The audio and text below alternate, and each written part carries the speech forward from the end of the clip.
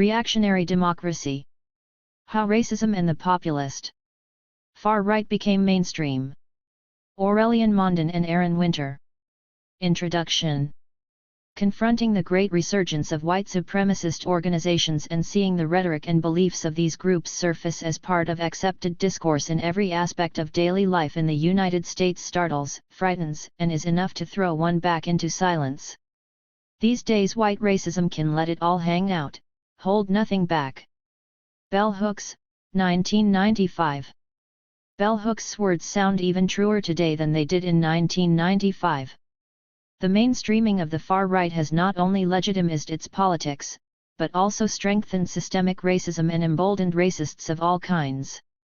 In recent years, the election of Donald Trump, the vote for Brexit and Marine Le Pen's accession to the second round of the French presidential election with over 30% of the vote have marked a new level in the resurgence and rise of far-right politics.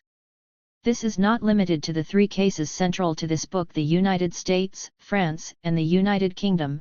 The Lega in Italy and the Freedom Party of Austria both entered governing coalitions on the back of strong electoral performances, even though both failed to hold on to power for long. The rightward turn of former mainstream parties in Central Europe also has compounded this effect among far-right parties vying for power in much of Europe. Despite its relatively high living standards, Scandinavia has not been spared this trend, and recently Spain, which had so far resisted it, has witnessed the rise of its own far-right party, Vox. Outside Europe and the United States, the far-right has also made gains with Jair Bolsonaro's victory in Brazil, and has continued to influence politics in Australia, for example. Far-right violence has also become increasingly common, from daily microaggressions and racist incidents to terrorist attacks such as the one in Christchurch on March 15, 2019, where 50 Muslims were killed. All this has led to the publication of countless books and articles about the far right, racism and, more recently, populism. Countless hours of news reports, opinion pieces, documentaries, and films have covered these events, discussing and analyzing the phenomenon more broadly. All of this, we argue, has contributed to the hyping of far-right ideas, and played a key role in their legitimization. Indeed, it is no longer outlandish to warn of the potential return of fascism. Point 1. This appears to have somewhat shattered the comfortable denial afforded by the spurious post-race narrative, which holds that racism is something of the past, defeated by the forces of liberalism and liberal democracy, and that it could only ever be found in individualized and pathologist pockets of the most extreme right. Of course, this was always little comfort to those at the sharp end of more covert, systemic racism, those left to face daily discrimination and oppression deeply rooted in our political system. Yet, things have worsened in recent times. We argue that the rise and mainstreaming of the far right not only distract us from existing systemic racism, but legitimize its cruder expressions by giving them platforms. This has served to place concerns about systemic racism further in the back of the liberal mind, as it focuses instead on the extreme and far right. We argue that liberal democracies have become consumed by a fight for survival against a threat they have themselves nurtured, to divert attention away from their inability to respond to the inequalities and growing number of historical crises fueled by capitalism and its innate conflict with liberal democratic ideals of liberty and equality. In this context, we ground our understanding of current events, specifically the mainstreaming of racism and the far right, in history and wider power structures. Contrary to the idea that progress is unidirectional or unavoidable, we argue here that what we witness today cannot be understood in a linear fashion whereby movements, ideas, and ideologies move gradually towards the end of history. Instead, we maintain that the history of racism and the far right, from their inception to the forms they take in the present, should be seen in the same way as other ideologies and social formations, in constant, messy, contested and adaptive evolution, and subject to wider social forces and contingencies. We explore how common sense and popular will, the will of the people, are constructed to defend certain ideas. This is not an exercise in pointing the finger at particular culprits, but, rather, an in-depth exploration of how power is constructed through processes and narratives. Yet, The larger aim of this book is to provide the necessary clarity and focus to understand this threat more holistically. At a time when we are beset by multiple crises, economic, social, environmental, we believe that it is essential that we do not become sidetracked by the forces of reaction. This can only lead to further harm being done to the more vulnerable and racialist groups they scapegoat and target in a strategy of distraction and deflection, and will delay actions that are urgently necessary to address these crises on a global scale, as they force us to return to narrow and destructive nationalist politics. To this end, we cannot rely on the mainstream as essentially virtuous and wait passively for things to fix themselves. It has become obvious that solutions will come at a clear cost and will demand radical change, something our current model, and the elite shaping it, have preferred to ignore and even prevent to protect their interests. While this book is aimed at a broad audience, we expect that many of those who will have the opportunity to read it will also have the space to think and act. To them we say, apathy is a political choice, and a reactionary one. Things do not have to be this way. This book builds on our research, bringing together the various strands of inquiry and analysis we have developed over the years. Our interdisciplinary background is not only a strength, but in fact essential to reaching a more complete understanding of the situation. Research on the far right and associated fields has grown tremendously in recent years, raising questions and concerns about our role as researchers in the coverage we provide to such ideas. That increasing attention has been paid to these parties, movements, and ideas is to be commended. They are not only a fact of social life, but also a threat to many. However, recent trends in academia, under the pressure of the neoliberalization of research, have led to a number of problematic developments. Claims that the study of politics and society can be conducted just like any other scientific research have led many to ignore their own standpoint, privilege, and accountability with respect to the matter they study. We do not believe that objectivity in research can be achieved. We do not hide the fact that we take sides. Racists and anti-racists are not equivalent, and we do not stand in the middle or above as objective bystanders. We recognize both our ideological standpoint and our privileged positions. We are clearly and unashamedly anti-racist researchers. Does that make us less objective researchers than those who uncritically state their objectivity in order to push reactionary agendas under the guise of science? Does that make us more biased than those who refuse to acknowledge their ideological standpoint or privilege, institutional, racial, and/or gendered? We do not think so. We also believe that access to public discourse and our ability shared by politicians and the media to shape it through our work comes with responsibility and accountability. Having said that, we do not claim to speak for everyone suffering from racism or the far right. Nor do we purport to speak for the left behind who have been used to justify the legitimization of racism and the far right as some sort of democratic wish.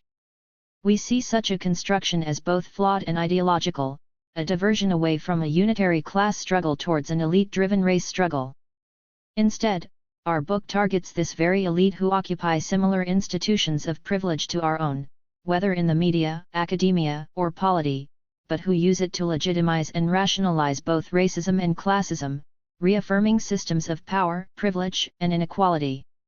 Instead of blaming the rise of poverty and alienation on immigrants or racialized others, or the rise of racism primarily on the working class, we turn our focus to those with the means to set the agenda and have their voices heard, their politics implemented, and their selfish and narrow interests defended.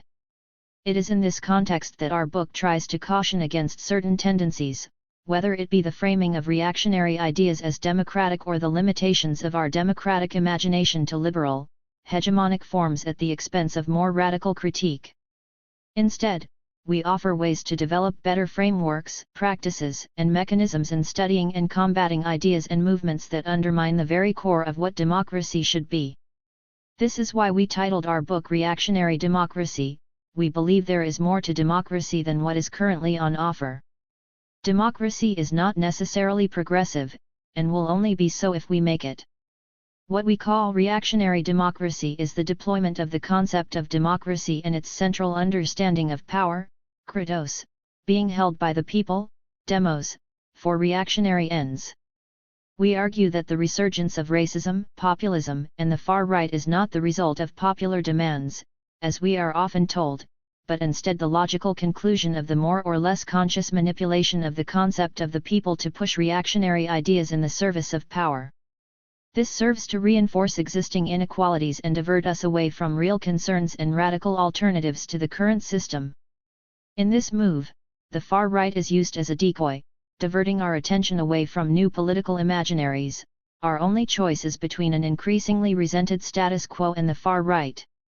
This, in turn, has legitimized the far right as an alternative, strengthening its hand and leading us into a vicious circle.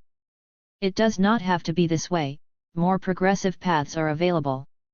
However, embarking upon them necessitates a careful and thorough deconstruction of the hegemonic discourse, what is understood as mere common sense in our politics, but we believe is currently preventing us from thinking beyond the liberal-populist dichotomy. This book therefore identifies discourse and discursive practices as central to any political project. Only by understanding how meaning is constructed and expressed, and how ideas are constructed as popular and common sense, can we develop a better understanding of the systemic forces underpinning the exploitative and discriminatory basis of the current system. This book seeks first of all to develop an analytical framework through which to understand the operation of racism in the current context. The first 2 chapters are dedicated to providing a comprehensive way to understand and combat racism in our contemporary societies.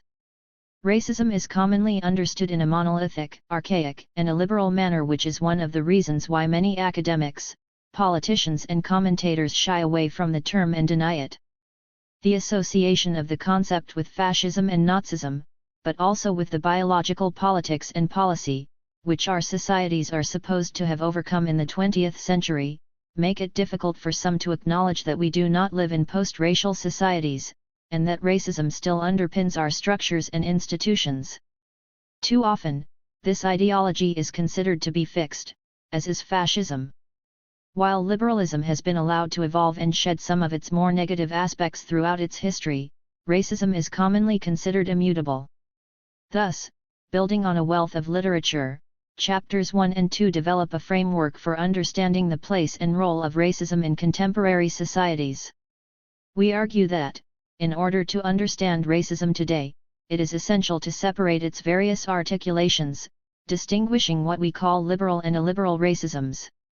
While the borders between the two are fuzzy, the existence of illiberal racism in opposition to liberal racism is essential to the perpetuation of a system built on discrimination and privilege, ensuring its mainstream acceptability.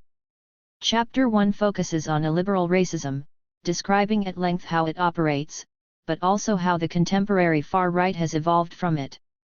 Chapter 2 turns to liberal racism. After providing a brief definition, we explain how it is legitimized through the perverted use of progressive struggles such as those for women's rights, LGBTQ and rights and free speech. Finally, we turn to some of those who have helped legitimize and mainstream this reactionary understanding of equal rights and liberty, illustrating how the process can take place. Chapter 3 turns to the issue of mainstreaming, exploring how racism has become increasingly common and potent in our public discourse. The chapter starts by providing a definition of mainstreaming.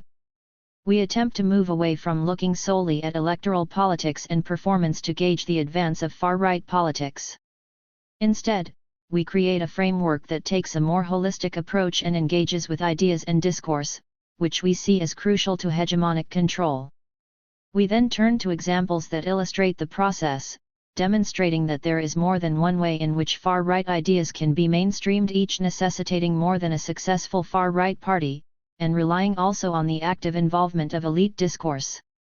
Finally, Chapter 4 seeks to challenge the narrative which blames the resurgence of the far right and racism on the people. In recent years, and particularly since the rise of populism as a concept ubiquitous in political analysis, it has become commonplace to hear that the rise of the far right is the result of popular demand, and that the elite, the media, academics, politicians are merely responding to democratic demands by veering to the right, and thereby providing huge platforms to these ideas and their proponents.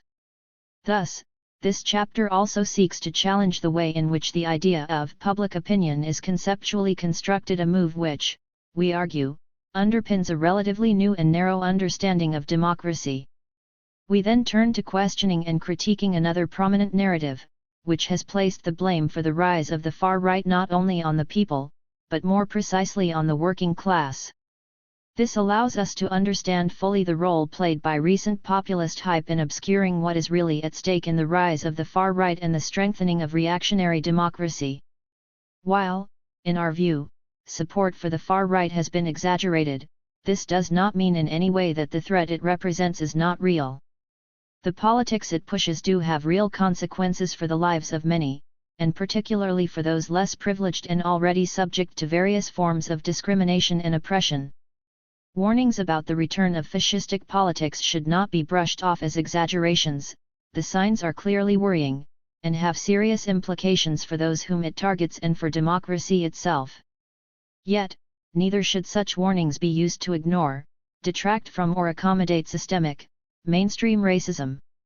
We argue that what we describe as populist hype has led to the legitimization of far-right ideas and their normalization, as shapers of public discourse have appropriated and repackaged them increasingly brazenly.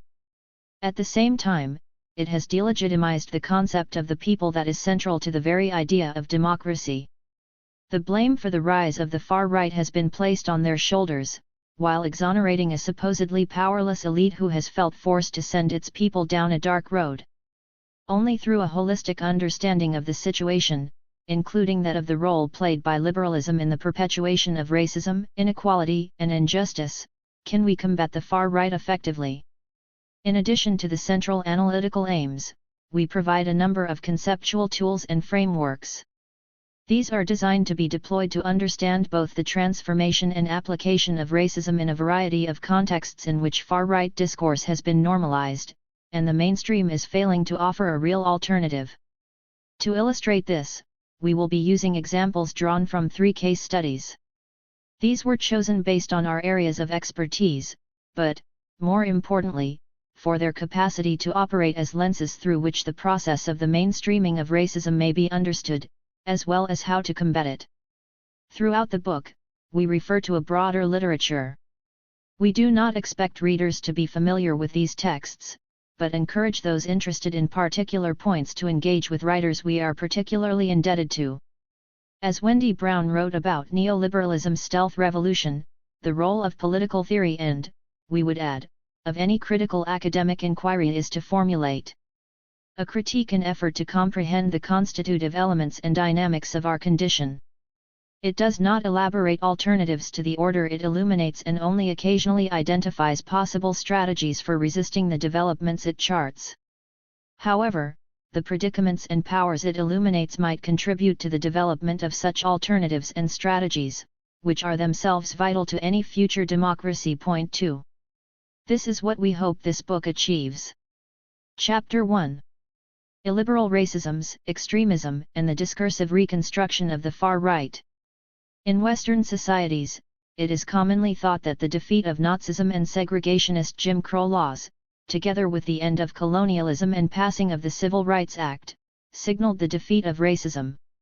These events are thought to represent the victory of the new, post-war or post-civil rights egalitarian liberal order, which would eventually inform the so-called post-racial narrative that emerged decisively with the end of apartheid and Nelson Mandela's election victory in 1994.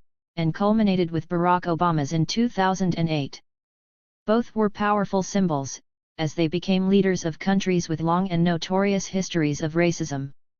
On the day after Obama's election, Richard Cohen wrote in the Washington Post, "It is not just that Obama is post-racial, so is the nation he is generationally primed to lead." Cohen quoted former President Lyndon B. Johnson, who had overseen the passing of the Civil Rights Act, declaring, "My fellow Americans, we have overcome." In an iconic editorial cartoon, Ryber Hansen showed Obama walking up to the White House past a downcast Klansman leaning on his cross, a pile of spent matches at his feet. 1. The idea that the United States had overcome racism with the election of Obama was not surprising, as the phenomenon remained deeply misunderstood. According to Eduardo Bonilla Silva and Victor Ray, most mainstream social analysis, and most Americans themselves, view racism as individual-level animosity or hatred towards people of color, associated primarily with its most explicit historical manifestations and representations, such as Archie Bunker-type rhetoric, Klan rallies, or overt racial behavior like hanging a noose from a tree. Point 2. This is similar to what Alana Lenton terms frozen racism. According to Lenton, frozen racism serves its concomitant motility because, by freezing so-called real racism in historical time, we allow discrimination and abuse to continue polyvalently under the guise of purportedly post-racial arguments about cultural incompatibility, secularism versus religion, or sovereignty and security. Point 3. The situation is similar in Europe, where Nazism and fascism are frequently referenced as a stain on its history, but also as part of a story of overcoming and defeating racism and hate. Of course, manifestations of crude racism remain a reality in the post-war and post-civil rights eras, but they are usually constructed as a remnant of the old order or a return of the repressed, out of time and out of line with the contemporary liberal order and consensus. As such, they are often used as examples of what is right and wrong, what we had in the bad old days, and what we should be grateful for in imperfect but ultimately post-racial times. This was the case, at least, until the most recent resurgence and manifestation of illiberal trends. We argue that it is precisely this liberal narrative which frames our times, constructing racism as illiberal, tied essentially to the past and extreme right. It is constructed as antithetical to our contemporary liberal democratic politics, and thus as concealing more acceptable and coded articulations of racism, central to the liberal system. The term articulation is used here to highlight not simply how these are types of racism, but the ways in which they act together and are expressed in society. However, before turning our attention to liberal racism, it is essential that we first examine the way illiberal racism has come to be posited as the continuation of traditional forms of racism, limiting our understanding of racist practice to exceptional and outdated modes of politics, beliefs, and social relations. Again, this is not to deny the historical and contemporary threat of the extreme right, but it is important to examine how it is often used to deny and diminish the significance of less overt, more deeply embedded systemic racisms. Racism, a brief history of a bad idea. To clarify what we mean by liberal and illiberal racisms, we must first provide a brief overview of what we will call here traditional racism. While the term is not perfect, we can differentiate it from the liberal and illiberal articulations central to our argument, even though it is linked closely to the former as a point of reference and core to the process of discursive reconstruction. We call it traditional as it is also widely considered in the mainstream as the canonical form of racism. First, it is crucial to recall that, while racism is a reality both for those who suffer and those who benefit from it, race is a human invention. Therefore, contrary to what is often claimed in traditional racist theories, it is neither natural nor immutable, and does not come down to us from time immemorial. While it is difficult to know exactly when racism emerged as an idea, and debates are ongoing in the field, what is clear is that it is a modern idea that is intricately linked to the advent of our contemporary world, notably through colonialism and the formation of the nation-state system. In popular culture and discourse, many tend to associate racist ideas and practices with particular evil periods, regimes, and practices in history, such as slavery, colonialism, Nazism, and the Holocaust, or Jim Crow segregation. But it is important to stress that traditional theories and articulations of racism, from which illiberal racism emerged, were not on the fringe or considered extreme. They were often produced by the scientific establishment and policies of the political elite, informing the management of racialized populations and their empires. Point 4. The concepts and theories were themselves racist, in that they presumed the authority of the white European, as racially superior, not only to define the other, racializing them as central to the process, but to dominate them based on the justification contained in their own ideas and constructions. The other was not a subject of knowledge or agent of action, but an object. For Michael Banton, physical differences between peoples have been observed throughout human history. All over the world people have developed words for delineating them. Race is a concept rooted in a particular culture and a particular period of history which brings with it suggestions about how these differences are to be explained. 5. The term race entered the English language in the 16th century to refer to family, lineage, and breed, and the term racism was first introduced to the Oxford English Dictionary in the early 1900s as a form of supremacy and superiority based on human differences. It defined racism as the theory that distinctive human characteristics and abilities are determined by race. It was synonymous with racialism, defined as the belief in the superiority of a particular race. The term only became widespread in the 1930s, when it was used to refer to the policies advocated and implemented by Nazi Germany. 6 Yet it would be mistaken to think of it as limited to these extreme cases. Historians and sociologists of race and racism have charted the origins and development of racism through the theorization of race and racial differences in Europe, and among the intellectual establishment, since the 16th century. 7 In his work, Banton identifies three useful paradigms through which race has been constructed historically, demonstrating the development of the concept, its racist rationale and implications, including the practices it justified as well as its power and its contingency. The first paradigm is that of race as descent.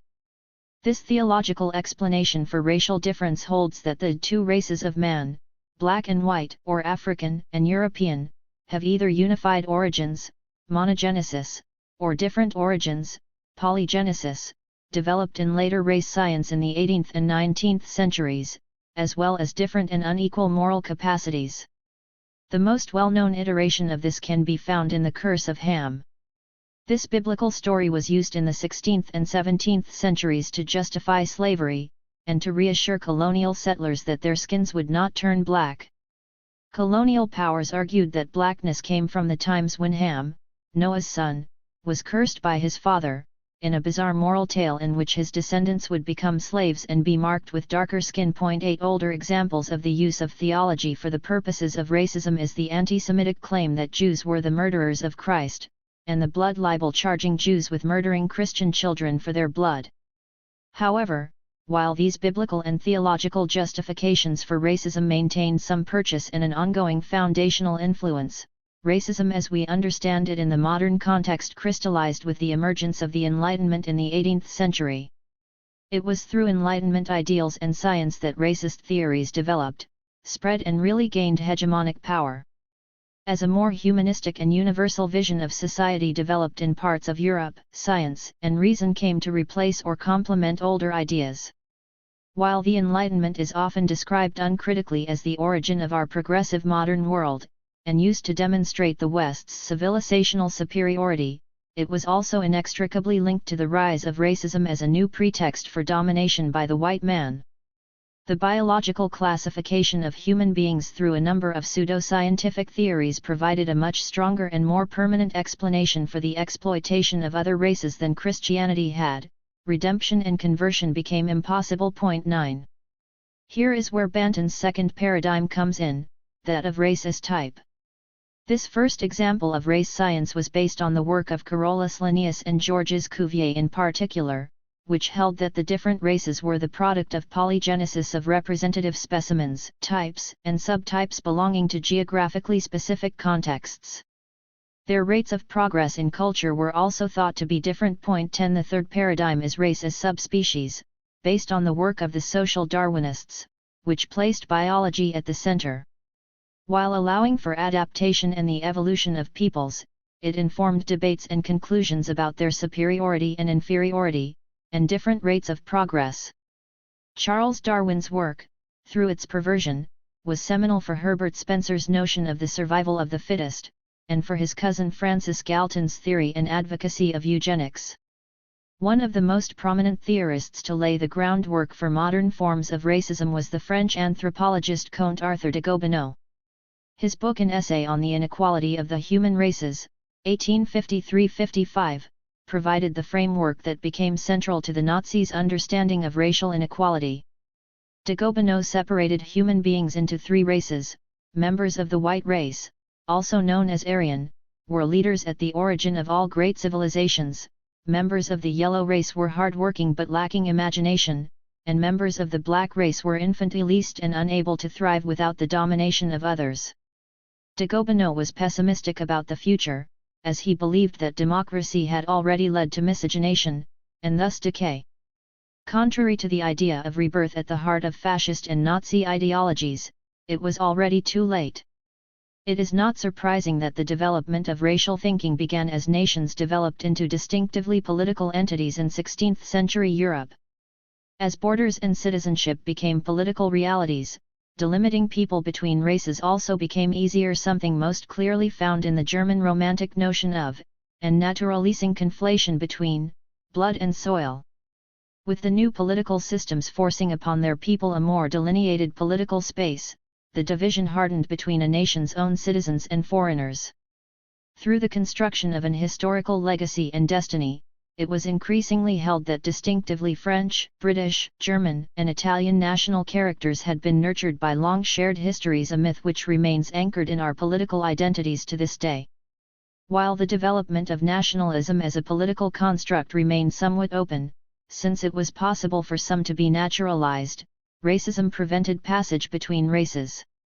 This proved particularly powerful as empire building led to a competition between European enlightened nations, as a civilizational bloc, to colonize, civilis, dominate and exploit those whom white Western racial constructs had positioned as inferior, primitive, and or savage. In time, it would also be deployed within Europe by the Nazis against internal enemies. Until the Second World War, these constructs and discourses were used openly to provide a logic for official, state-sanctioned practices that sought, in varying degrees, to exclude, dominate, separate, exploit and or eradicate the other. Examples of such practices include slavery, colonization, ghettoization, segregation, immigration bans, the color bar, ethnic cleansing and genocide. In the wake of Nazism and the Holocaust, in 1948 the Union would pass the Universal Declaration of Human Rights, guaranteeing that everyone is entitled to all the rights and freedoms set forth in this declaration, without distinction of any kind, such as race, color, sex, language, religion, political or other opinion, national or social origin, property, birth, or other status. 11. This would present a challenge to traditional racism, and to European colonialism and American segregation which continued. Following the passing of the U.S. Civil Rights Act, 1964, and Voting Rights Act, 1965, the International Convention on the Elimination of All Forms of Racial Discrimination condemned racism, defining it as any distinction, exclusion, restriction, or preference based on race, color, descent, or national or ethnic origin that has the purpose or effect of nullifying or impairing the recognition, enjoyment, or exercise, on an equal footing, of human rights and fundamental freedoms in the political, economic, social, cultural, or any other field of public life. 12. While many of these racist ideas and practices have since been cast aside, traditional forms of racism persist today, most clearly apparent in mimetic movements of neo-fascists, neo-Nazis, and Confederates in the United States, all of which continue to embrace these ideas uncritically. We have also witnessed the return in recent years of certain scientific assumptions and theories reminiscent of traditional racism. In the 1990s, debates about IQ and the bell curve started to re-emerge in academia. 13 They were widely rejected, but ever since, and particularly in the context of the current reactionary backlash, a growing movement has sought to return to this debate and eugenics and race science more broadly, to its position as an area worthy of study. 14 But this has taken place in a setting in which such ideas are no longer accepted by society at large. Instead, they occupy a space in apparent opposition both to power and social norms. Illiberal racism. Illiberal racism is grounded in the present, but is often identified and defined with reference to the past. It is thus intricately linked to traditional racism. It is described by its illiberal, absolutist or totalitarian character, and appears to be in conflict with the contemporary liberal social and political order, or at least with its self-perception and representation. Yet it occupies a place which is also different from that of traditional racism, as it is grounded in our world rather than in the one we have convinced ourselves we left behind after the end of the Second World War, decolonization, and desegregation in the United States. Illiberal racism, compared to the traditional racist ideas and movements it is derived from, has thus internalized this new context, even though it may not have accepted it entirely, as we can see in examples of Holocaust denial, which can occur in both mimetic movements and illiberal racism.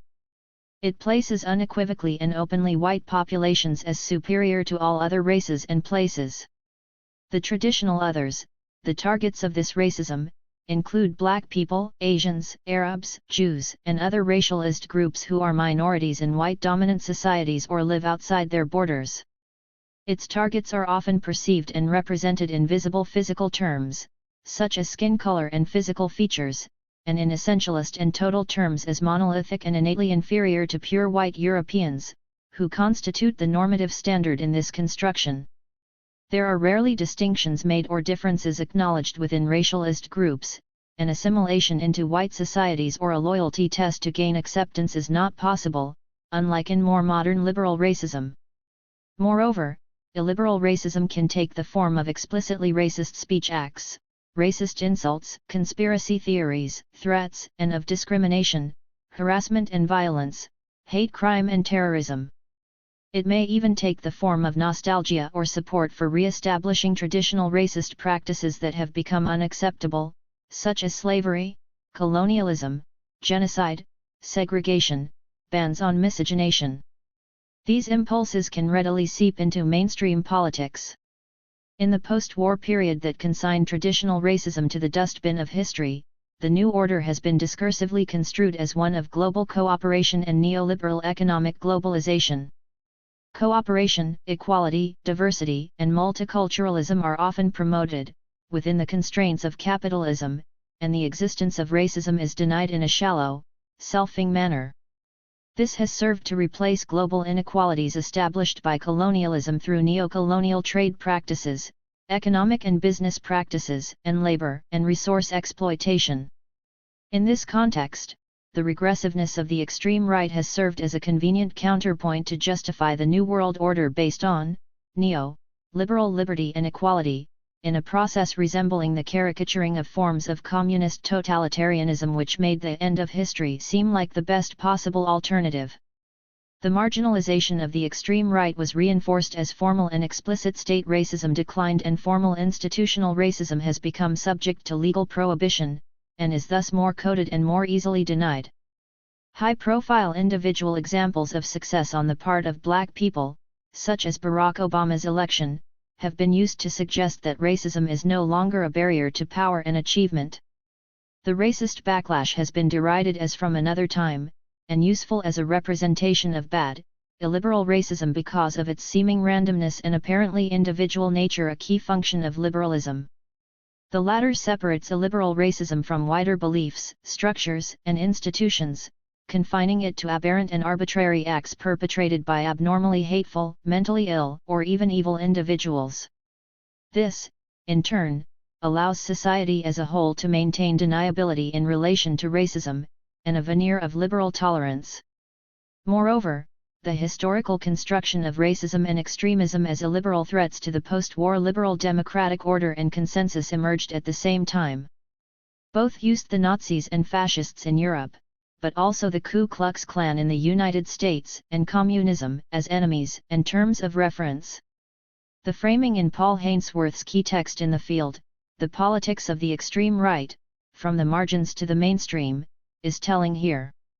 Historians and political commentators will look back upon a century of extremism, in which fascism and intolerance figured prominently, and to devastating effect. Total war, Holocaust, ethnic cleansing and scapegoating of the other have marked the past 100 years of Western civilization. The midpoint of the century, of course, witnessed the defeat of Nazi and fascist forces and signaled in the West the victory of liberal democratic ideas, rooted in pluralism, multipartyism, a renewed assertion of dignity of the individual and a respect for human rights. 15. With the Second World War and the defeat of Nazism, the West was redeemed and offered a blank slate, regardless of systemic racist practices that still persisted. The extreme right, the far right and illiberal racism. A brief terminological clarification is essential here.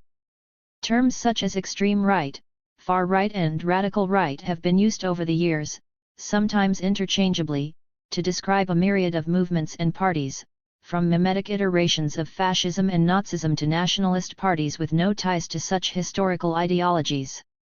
There is a lack of consensus, not only on the appropriate terminology, but also on which features should be used to define such a disparate ideological family.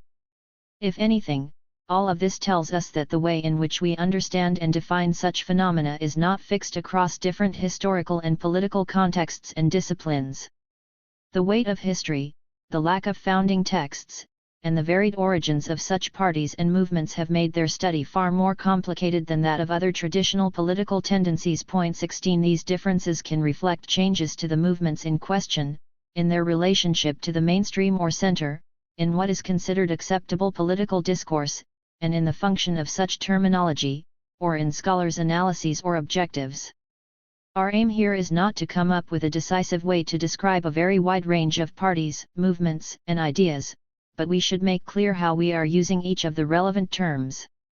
We use the term extreme right for those movements and activists who express illiberal articulations of racism and engage in violence, whether verbal or physical.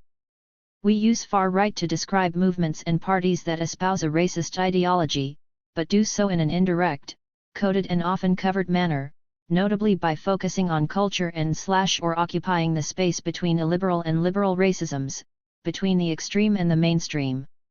Of course, this separation between mainstream, far and extreme right is a product of historical and ideological processes and constructions, but we believe that, for our purposes, it provides a particularly effective framework. The extreme and far right, between organization and individual. While the study of the extreme right tends to focus on organizations and movements, the late 20th and early 21st centuries have seen an increasing emphasis on the individual. This has contrasted with a persistent focus on Islam when terrorist attacks are carried out in its name, in which the perpetrator, however loose their adherence to or knowledge of the religion might be, is attached to a global threat, and to all of those who are, or are thought of as, Muslims. With the extreme right, on the other hand, there seems to have been a more or less conscious trend towards separating the individual crossing liberal boundaries, through terrorist attacks or clearly racist acts, from the organizations which support such politics but denounce their logical illiberal outcomes. While an in-depth study of extreme right terrorism is not the purpose of this book, it is essential to acknowledge that the apparently individualistic nature of extreme right attackers is often central to their framing as mere happenstance, rather than as a more widespread ideology representing a systemic or coordinated threat. This strengthens the polarized distinction between extreme, far and mainstream right. Violent actions are represented as aberrations, thus affirming post-racial narratives, while whiteness is represented as innocent in a context where Muslims are automatically labeled terrorists. The discourse individualizing acts of violence from the right is further complicated by populism and the mainstreaming of the far right. The way in which populism euphemizes and mainstreams racist far-right ideas as the will of the people also implicates the wider public in these ideas. This makes it difficult to maintain the discourse of individualization when an attack occurs and the perpetrator cites ideas about immigrants or Muslims that the media represents as populist and popular. Lines between extreme right, far right, mainstream, as well as illiberal and liberal, thereby become blurred. In recent years, the lone wolf trope has become increasingly popular to describe extreme right attacks, leading some commentators to lament the double standards within analyses of terrorism. 17 Attacks seemingly conducted in the name of Islam have generally come to be treated as automatically terroristic in nature, by both politicians and the media. Extreme right attacks, meanwhile, even those with clear and avowedly terroristic intent, have been portrayed as the acts of mad or bad individuals, or as freak incidents with no broader significance. Yet research has shown that the perpetrator is often linked to online and offline radical milieus and movements. 18 This was particularly obvious in the wake of the attack conducted by Anders Breivik. On July 22, 2011, a bomb placed in a van opposite a government building killed 8 people in the center of Oslo, before Breivik traveled to the island of Utøya, where he killed 69 teenagers participating in a Labour Party youth gathering. 19 While his attacks had been carefully planned, and his ideology thoroughly defined and documented in a 1,500-page manifesto citing a number of prominent figures from the global conservative, far and extreme right. He was widely described as a lone wolf, despite having been part of Norway's powerful far-right Progress Party for a number of years. Other examples of this lone wolf individualization include the case of Thomas Mayer, who murdered UK Labour MP Joe Cox on June 16, 2016, at the height of the EU referendum campaign. The fact that Mayer shouted "Britain first. This is for Britain. Britain will always come first," as he confronted, stabbed, and shot Cox, a Remain campaigner and champion of refugees, seemed to confirm the link to the referendum, and particularly to Brexit rhetoric. He was also linked to the extreme right. Britain First is also the name of an extreme right group, and he was found to have a range of white supremacist and neo-Nazi materials in his home.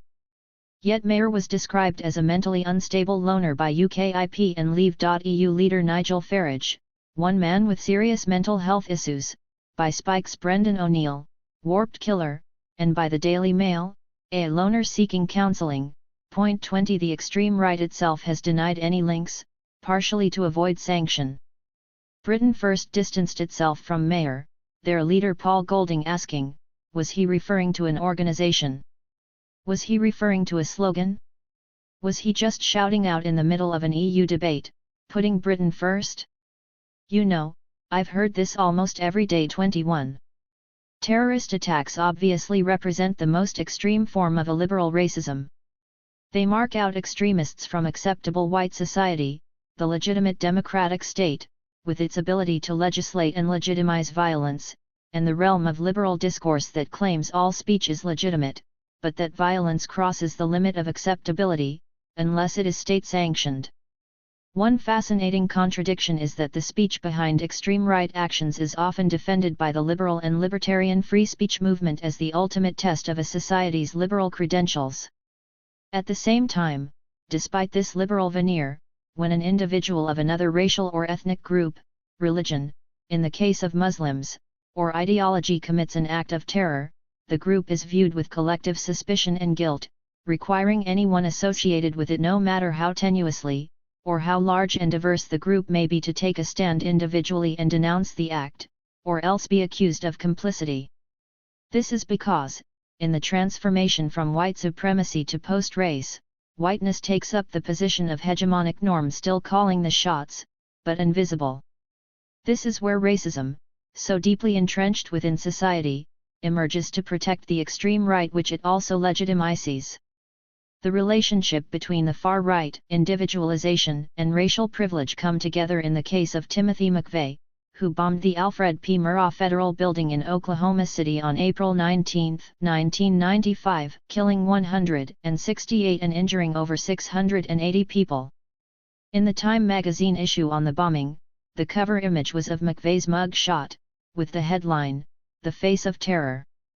In the related article, Elizabeth Glick argued that a sense of guilty introspection swept the country when the FBI released the sketches of the suspects, distinctly Caucasian John Does 1 and 2.22 in his essay Can Whiteness Speak?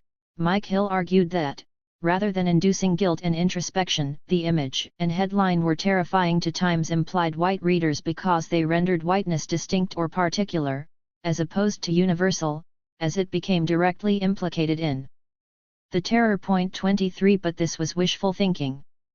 The hegemonic universalism that renders whiteness invisible and non-racialist, from its own perspective, is not challenged by the act of an individual, or even a suspicious pattern of individuals' behavior who happens to be aligned with a movement, because the opposite of white universalism is not particularism, but instead individualism. 24. Even in the post-9/11 era, Muslims seemed to be the sole focus of the American media, politicians, and security services, despite the fact that Eric Rudolph, an extreme right activist who had bombed Centennial Park at the high-profile Atlanta Olympics in 1996, as well as abortion clinics, was still on the run and committing attacks. 25.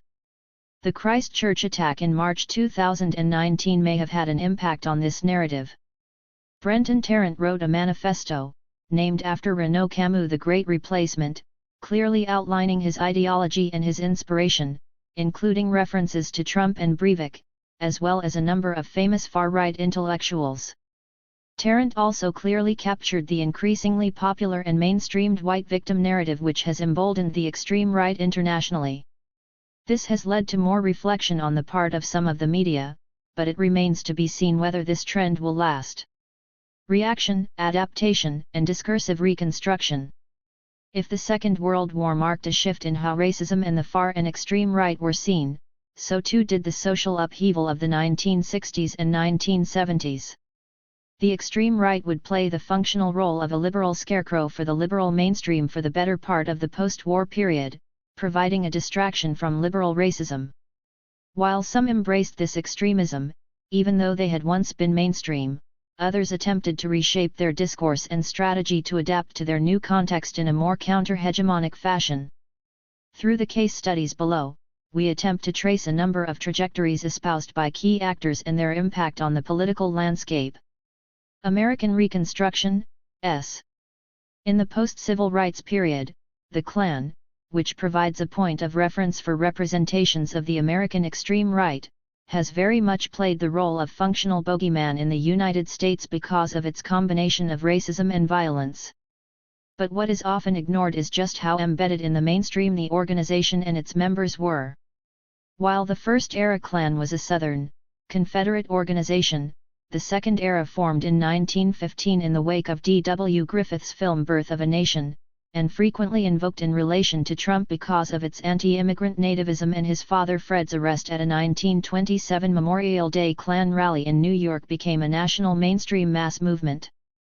At its peak, in 1925, it had up to 5 million members. 26 On August 8 that year, more than 50,000 members marched on Washington, D.C. 27 and Texas Klansman Earl Mayfield was elected to the Senate. Congress also passed the Klan-supported Anti-Immigrant Johnson-Reed Act of 1924-28 designed to keep out Southern and Eastern Europeans, particularly Italians and Jews, as well as Africans and those from the Middle East. It also barred Asian immigration. But the era most frequently invoked in post-racial narratives and representations was the Third, or Civil Rights era Klan. This era occurred between 1954 and 1969, and centered on white supremacist opposition to desegregation, civil rights, and voting rights in the South. The hegemonic racial, religious, and national identifications and commitments of the Klan can best be illustrated by the creed articulated in the American Klansman in 1952, which stated, "We recognize our relation to the government of the United States of America, the supremacy of its Constitution, the union of states thereunder, and the constitutional laws thereof, and we shall be ever devoted to the sublime principles of a pure Americanism and valiant in the defense of its ideals and institutions. We avow the distinction between the races of mankind as same has been decreed by the Creator, and shall ever be true in the faithful maintenance of white supremacy and will strenuously oppose any compromise thereof in any and all things." 29. Unlike the extremists they are seen as today, the Klan and its members were on the side of the political establishment and of law enforcement, defending and enforcing segregation and white supremacy. They exchanged support and protection, worked together, and had overlapping membership. When the buses of Freedom Riders arrived in Birmingham on May 14, 1961, Eugene Bull Connor, city commissioner in charge of the Birmingham police, provided no police protection, allowing the Klan to lie in wait and attack. The murders, on June 21, 1964, of civil rights activists James Earl Chaney, Andrew Goodman, and Michael Schwerner in Mississippi precipitated change. The perpetrators were members of the Klan and of law enforcement, including Neshoba County Sheriff Lawrence Rainey and Deputy Sheriff Cecil Price. This provided the impetus for both the passing of the Civil Rights Act and additional federal action. In response, and under pressure from President Johnson and Attorney General Robert Kennedy, the FBI established the COINTELPRO, Counterintelligence Program, White Hate Groups Program in 1964-30 designed to expose, disrupt, misdirect, discredit, or otherwise neutralize these organizations. 31 This recapitulated the use of COINTELPRO against alleged communists and civil rights activists since 1956, and the same approach would be repeated against the Black Panthers and the New Left. 32 Yet. Violence against voting rights activists in Selma, the recruitment of Klansmen by Dallas County Sheriff James Gardner Clark to prevent voter drives in 1964-65, and the murder of Viola Liuzzo in 1965 led Johnson to call for hearings of the House Un-American Activities Committee, HUAC, into the activities of the Klan. 33 The hearings and resulting report, the present-day Ku Klux Klan, condemned the group as terrorists and un-American. 34 The combined effects of the Civil Rights and Voting Rights Acts, COINTELPRO and the HUAC hearings, as well as popular opinion and changing times, forced the Klan into decline. They experienced a drop in membership from between 40,000 and 50,000 at their peak, between 1960 and 1967, 35 to fewer than 10,000 between 1967 and 1974. What is particularly significant here is that, while the Civil and Voting Rights Acts were designed to end aspects of institutional white supremacy and discrimination, social, political, and economic, the destruction of the Klan in this way allowed it to become symbolic of the end of racism, akin to an exorcism of an evil within the nation, as identified in post-racial narratives. This allowed Southern civil society to be redeemed and reconstructed, even though it did not mark the end of the extreme right. Many in the Klan saw this as evidence of both their persecution by the federal government and the final loss of white supremacy. In response, the organization retreated into the political wilderness, and underwent a split. From the mid-1970s, David Duke pursued a mainstreaming strategy, largely following his predecessor's nonviolent electoral tactics, and eventually running for office. His campaigns included a successful run for the Louisiana House of Representatives in 1989 and unsuccessful presidential primary campaigns in 1988 and 1992. He also established the National Association for the Advancement of White People, appropriating what he and other racists thought had worked for the NAACP and Black Americans in the Civil Rights era. This was also a response to their perceived loss of white power and need for advocacy, as if they were oppressed by a black, and Jewish, power structure. In the mainstream political sphere, Nixon, with his Southern strategy, would find an opportunity in the existing white supremacy and racist white resentment of the South. 36 But most of the Klan and the wider extreme right followed the more radical path articulated by Texas Klansman Louis Beam, Jr., in his call to arms, where ballots fail, bullets will prevail. 37 His position was a rejection of the Klan's mainstream tactics and objectives in favor of more violent and insurgent ones, which defined the organization's fifth era, running from the late 1970s to the 1990s. In a sense, this was a mainstream extreme right that became more extreme in response to its lost status. It was also during this period that former Klansman and Christian identity pastor Robert Miles issued his call for whites, allegedly having lost America, to form their own nation. If the Klan's creed of the Third Era demonstrated its hegemonic identifications and commitments, Beam's statement in the mid-1980s, at the peak of the Fifth Era, would explain his rationale for the repoliticization and increasing radicalization of the extreme right. According to Beam, political, economic, religious, and ethnic conditions in the United States have reached the point where patriots are faced with a choice of rebellion or departure. That this is indisputably the case, and further, that the sun has forever set on the American Republic of our forefathers, resulting in the necessity of such choice being made, is clear upon a collateral deduction that departure is a sound method of re-establishing a new constitutional republic. 38 The enemy was now the government just as much as racialist groups. 39 The extreme right itself also embraced new ideologies and forms, undergoing paramilitarization and Nazification. This was witnessed in Beam's call to arms, and formalized when the majority of local or state Klan groups or Klantons, including Duke's former Louisiana I, established supplementary armed paramilitary units. These included the Invisible Empire, established by Bill Wilkinson of the Louisiana Klan, the White Patriot Party, established by former Green Beret and American Nazi Party member Glenn Miller of the North Carolina Klan, and the Texas Emergency Reserve, established by Beam. The period also saw the formation of White Aryan Resistance, WAR, established by John and Tom Metzger of the California Klan, which embraced the neo-Nazi skinhead movement. At the same time, between 1977 and 1981 new organizations developed, to some extent replacing the Klan and the John Birch Society. Unlike their predecessors, they adhered to new counter-hegemonic un-American ideologies and identities. These organizations included the Christian identity groups Posse Comitatus, Aryan Nations, and the Order, which rejected Judeo-Christianity, embraced fascism, and mobilized to defend white farmers in the Midwest and Pacific Northwest, as opposed to the traditional South, against the state during the Reagan-era farm crisis. Aryan Nations also established annual Unite the Right-style Aryan World Congresses at their Idaho compound. They would become the organizational engine of Miles's white separatist plan, the Northwest Territorial Imperative. In addition, the National Alliance emerged from the American Nazi Party and its offshoot the Youth National Alliance in the 1970s. These groups dominated the 1980s and early 1990s, but were overshadowed by anti-government militias inspired by the government sieges at Aryan Nations associate Randy Weaver's home in Ruby Ridge, Idaho, 1992, and of the Branch Davidian compound in Waco, Texas, 1993.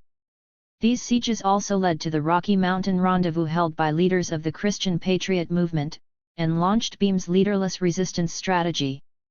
The era peaked with the bombing of the Murrah Federal Building by McVeigh and Terry Nichols in April 1995. The building was home to an office of the Bureau of Alcohol, Tobacco, and Firearms, ATF, which had led the raids on Ruby Ridge and Waco.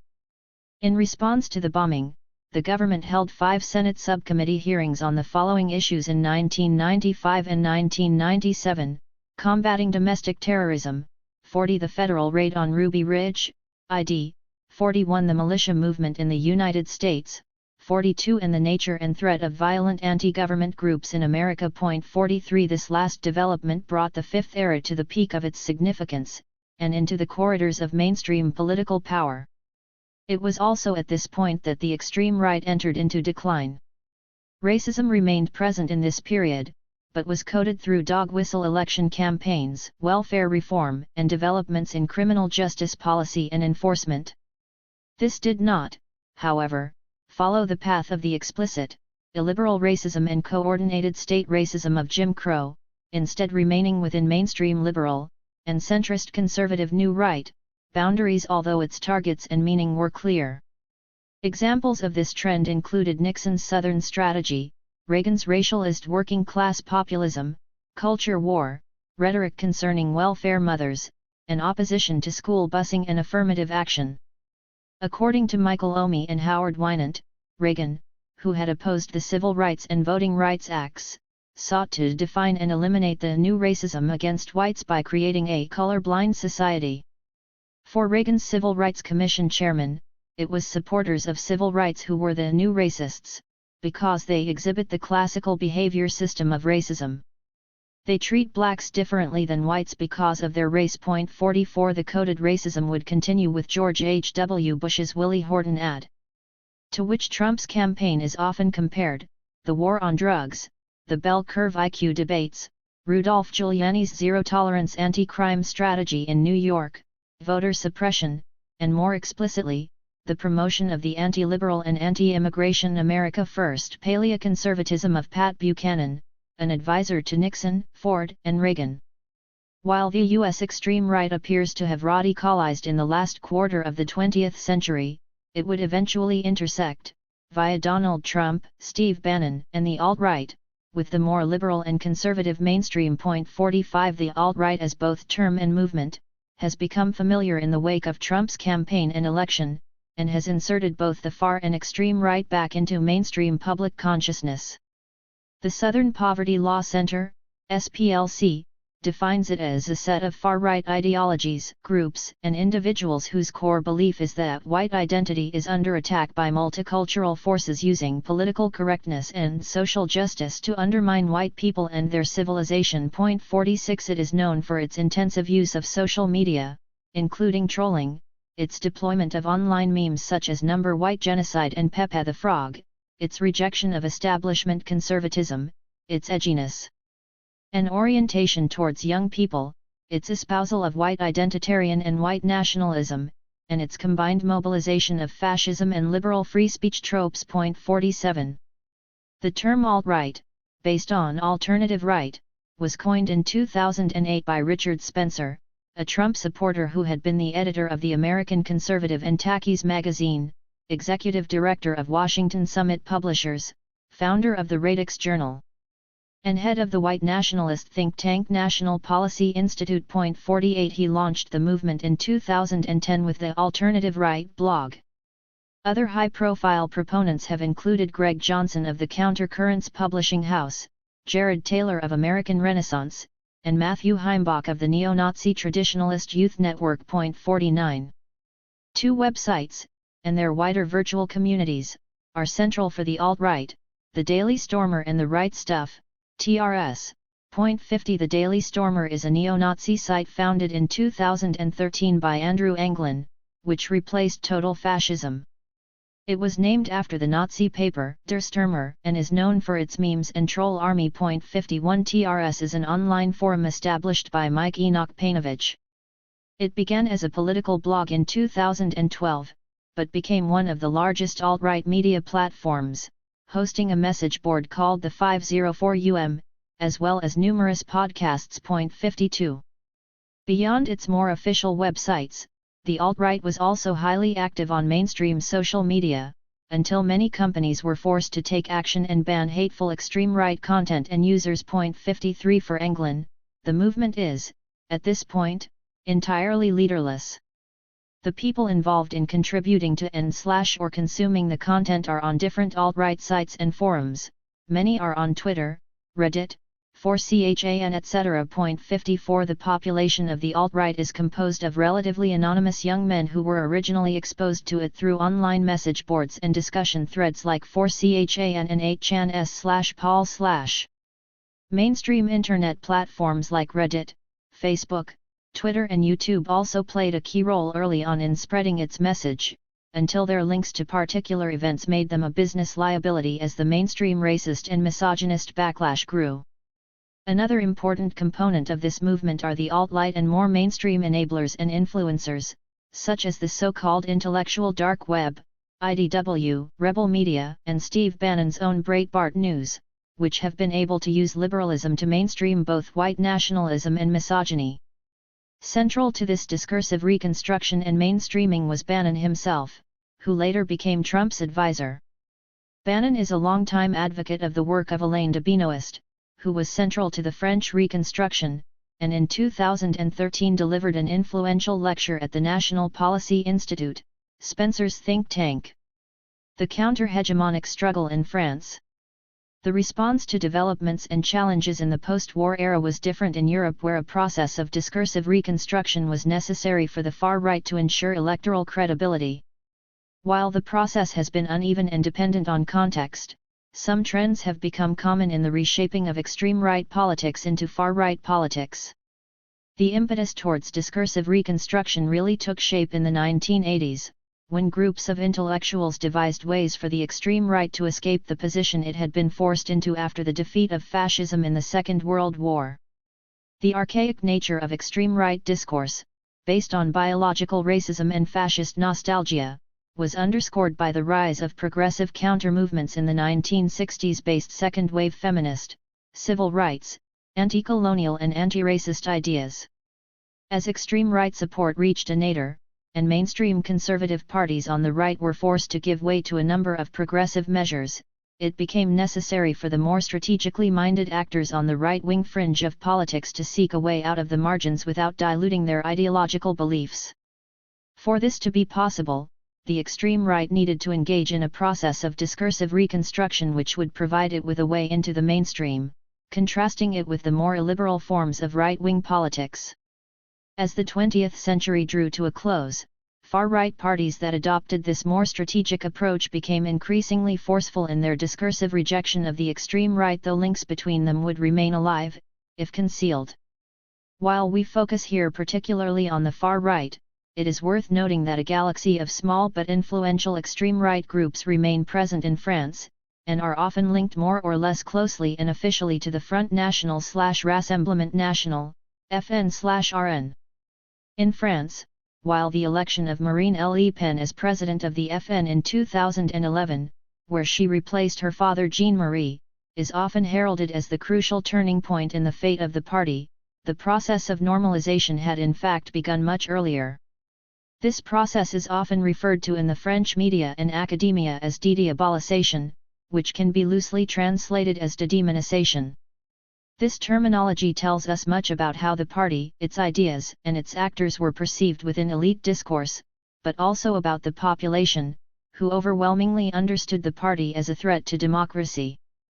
Jean-Marie Le Pen had been a central figure of the extreme right since the end of the Second World War. He became the youngest parliamentarian in the Fifth Republic when he joined the Pojadist movement in the 1950s.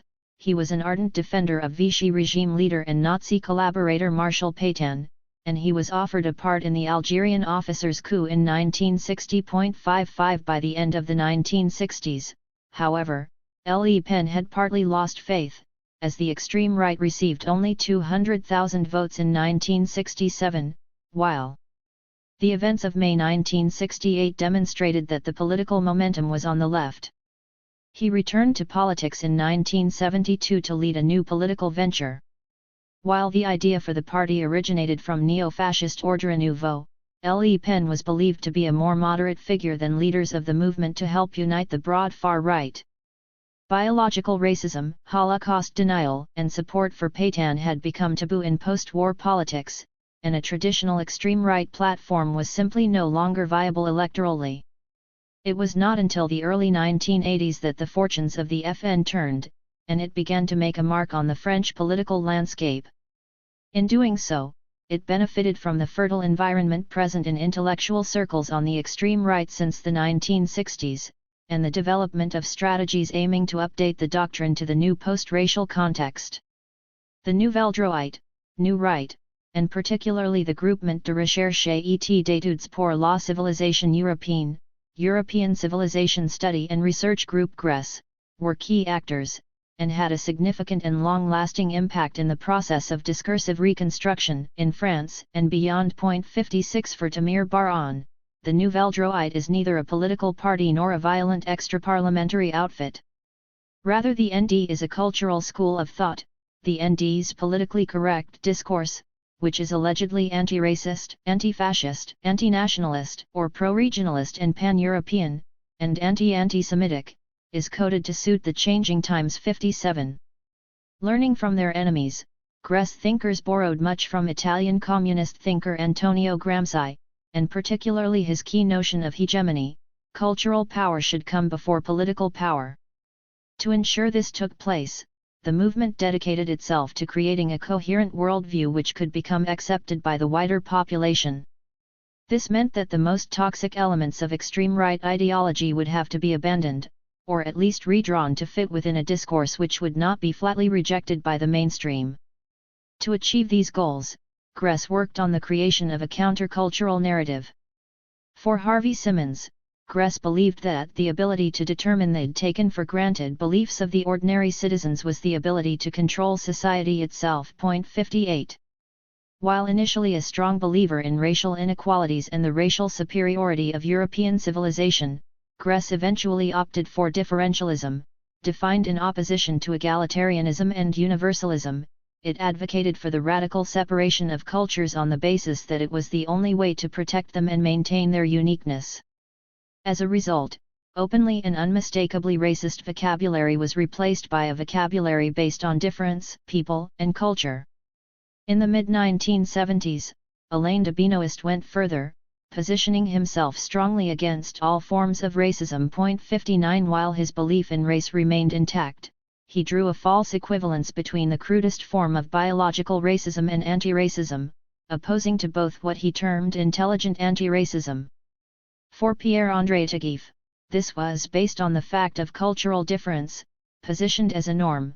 To be a good anti-racist, you must respect and protect all differences, inter-individual and inter-group.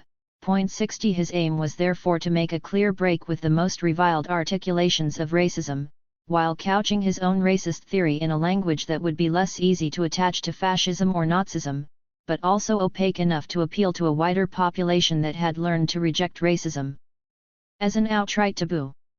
We can begin to discern here the foundations of the discourse of anti-white racism which has become prominent on the contemporary far right.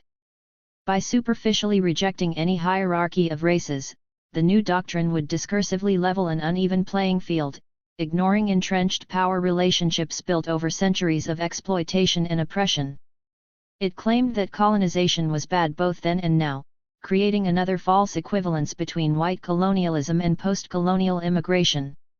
Durbinoists' condemnation of all racisms echoed the White Lives Matter movement, and many other elements of the contemporary far-right discourse on identity politics, including the idea of the self-hatred of the white elite and their culture of repentance. In Durbinoists' words, "I am for non-discrimination, for decolonization, for the right of people to govern for themselves. But on one condition, that this rule suffers no exception. If one is for decolonization, then one must be for reciprocal decolonization, that is to say against all forms of colonization, strategic, economic, cultural, artistic etc. One has the right to be for black power, but only if one is at the same time for white power, yellow power and red power. We can see ideologues demand respect for all races. Bar 1, ours, which by the way is also theirs, point 61. While Gress played a diffuse role on the discursive reconstruction of the FN, one of its offshoots played a more active one.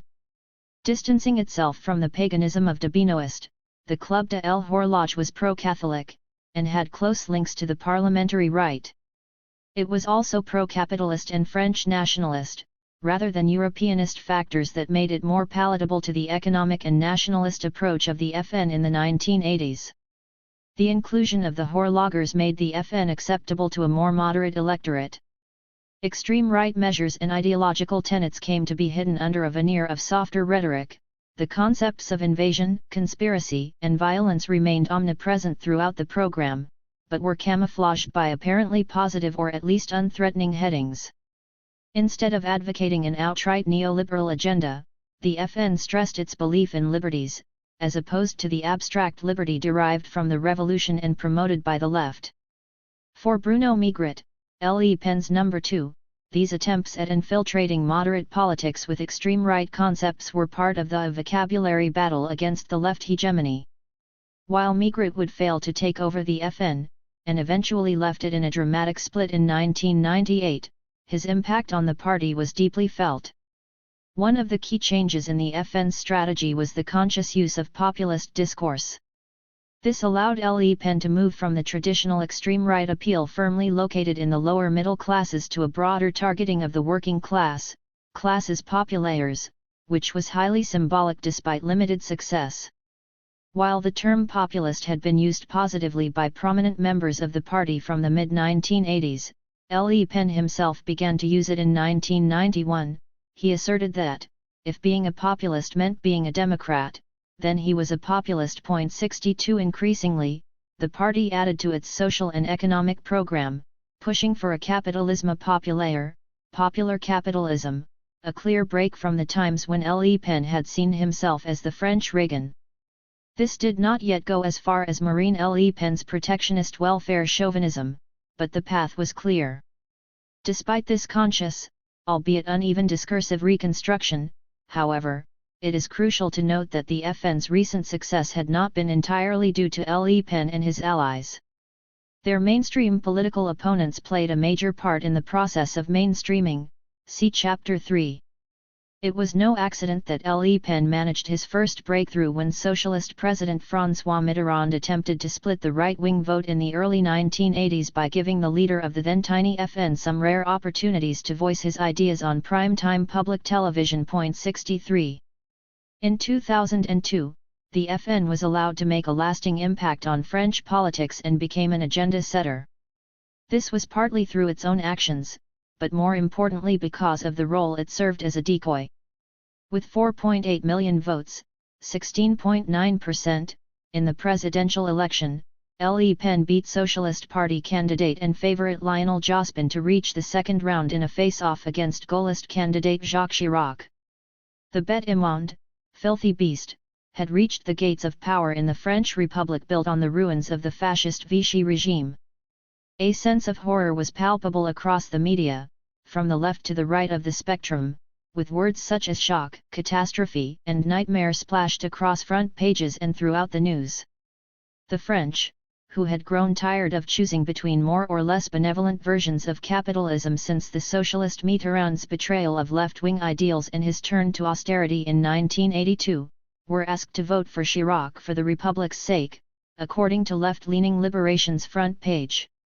L'Express encapsulated the union of the press against the FN, calling to vote for Chirac for France, for the Republic, for democracy. Le Monde too concluded that it was not so much Chirac, but the Republic being re-elected. The defeated candidates in the first round, from the Revolutionary Communist League to ultra-conservative Chassé, Péchy, Nature et Traditions, Hunting, Fishing, Nature and Traditions, pleaded with their voters to put a vote for Chirac in the second round. Only the Trotskyist Lutte ouvrière, Workers' Struggle, called for abstention. During the 2-week period between the two rounds, tens of thousands of people demonstrated against Le Pen on a daily basis, reaching over 1 million on May 1. On May 5, left-wing voters went to the ballot box wearing gloves, or with pegs on their noses, to vote for what had been thought unthinkable 2 weeks previously, a right-wing candidate embroiled in a series of corruption scandals. Chirac was re-elected with 82.2% of the vote. Popular magazine Paris Match's front page praised the hope triggered by Republican enthusiasm. To say no to Le Pen, the wounded Republic was ultimately victorious. In the media and elite discourse, echoed in the street by ordinary people, the threat seemed all too real. But this understanding of the situation was based on little more than emotion. Careful analysis of the context demonstrated not only that it was virtually impossible for Le Pen to win, but that the real cause of his qualification for the second round lay elsewhere. First, Le Pen's performance in 2002 was far from exceptional, as demonstrated by Table 1.1. In fact, the FN's lack of progress in growing its vote over a 14-year period is astounding, despite a high level of media coverage of both the party and its key issues. This very clear fact was entirely omitted in elite coverage in the aftermath of the election. The party's stagnation is particularly clear in terms of its share of the vote, with a modest increase of 500,000 at a time when the electorate was becoming larger. More importantly, if registered voters, including those who abstained, are taken into account, the FN was unable to appeal to more than 12% of the electorate at the time. Just as stark was Le Pen's ability to reach the second round on the basis of a 16.8% share of the vote, a result that would have put him fourth in the two previous elections. How can we explain Le Pen's ascent to the second round of the election, if not through rising support for far-right politics? The answer is to be found in the number of abstentions, the splintering of the vote by smaller parties, and the spread of post-democratic politics. The real news and the real concern for French democracy in 2002 was not so much that the FN reached the second round, but that the parties which had led France from the Second World War in their various iterations could no longer garner more than 12% of registered voters each. Indiana, the country's major electoral battle. While this trend was not new, as demonstrated in Figure 1.1, it reached a nadir in 2002, when the three main parties, Centre, Centre-left and Centre-right, received between them a similar number of votes in the first round to the number of abstentions. The FN was thus not the alternative to the system. Its electoral good fortune was a product of abstention, despair, and disillusionment. The election of Chirac in the second round with over 82% of the vote thus appeared all the more ridiculous. Figure 1.1 Presidential election voting trends. Governing parties include the centre-left and centre-right parties. Source: Minister of the Interior, France, www.intérieur.gov.fr. In the post-2002 panic, Le Pen's discourse was now firmly anchored in populist attacks on the mainstream elite, while immigration had become an unavoidable subject of discussion at the elite level. This exaggerated focus on the FN's breakthrough, and the widespread ignorance of the failure of mainstream politics to satisfy the electorate, led to skewed attempts to address the situation on the part of mainstream parties of both left and right, which accepted that the FN was indeed speaking for the people. This led to the 2007 election of Nicolas Sarkozy, who, having borrowed much of Le Pen's rhetoric, managed to deal a serious electoral blow to the FN.64. However, when Marine Le Pen was asked whether her father's severe defeat marked the end of his political career, she responded, "I don't think so. In any case, this is the victory of his ideas." In the 21st century, and even more so under the new leadership of Marine Le Pen, the party has continued to redefine its discourse, if not its ideology, in its ongoing effort to reclaim key concepts of the French national psyche. 65 This has proved particularly powerful as the FN has taken hold of the liberal racist narrative, a trend that became inevitable in French public discourse as mainstream parties failed to offer ways out of the various crises, both real and perceived, plaguing the country. Therefore, contrary to what is often claimed, the FN has not gone from strength to strength, but rather has benefited from its opponents' failures, and their opportunism when presented with convenient scapegoats. While the FN itself has remained something of a scapegoat, derided for its vague positioning between the extreme and far right, the illiberal and the liberal, the hijacking of its discourse by mainstream parties meant that the illiberal side of the FN has become less repulsive to many. As a result, its less palatable ideas have gained an increasing foothold in mainstream discourse, as the FN has been made into the only alternative to the status quo. Political opportunism, memory, and nostalgia in the UK. In the United Kingdom, the story is different again. The place occupied by the nation as the last remaining bulwark against Nazism and fascism during the Second World War has given a particular twist to the way the extreme and far right have organized ever since. The national narrative constructed around this idea, with all its inevitable simplification and glorification, has made it more difficult for the far right to separate itself from the extreme right and draw upon nostalgia than it has been in France and the United States. This was made particularly clear when Nick Griffin of the British National Party, BNP, tried to use Spitfires in one of his campaign posters, and faced near universal condemnation when he was automatically associated with the enemy of this national emblem of the fight against the Nazis. This is a similar tension to the more recent use of liberal free speech tropes to enable and mobilize fascist ideas and politics. This has meant that, rather than achieving a slow reconstruction, the UK far right has had to be more reactive and opportunistic in its approach. While Oswald Mosley remained a haunting figure on the extreme right, his influence was limited. In a way that resembles the formation of the FN, the National Front, NF, was created in 1967 to bring together three groups who stood at different points on the spectrum between the fascist and the non-fascist far right. 66 A year later, Tory maverick Enoch Powell gave his infamous Rivers of Blood speech, which the NF supported, hoping to bring into their ranks Tory supporters feeling disappointed by the lack of reaction from their leadership. This represented a clear attempt to gain more mainstream support, but it would have necessitated cutting ties with the more radical elements within the party, something the FN achieved successfully, at least formally, when Le Pen broke free from the neo-fascist Ordre Nouveau. It was John Tyndall who, having returned from being expelled from the party, led it to its major breakthrough in the 1973 West Bromwich by-election, where it received 16% of the vote. For David Renton, Tyndall understood that the front needed to modernize if it was to appeal to supporters of the Monday Club and other conservatives. He was equally determined that this process should not change the NF's basic character. 67 This success proved short-lived.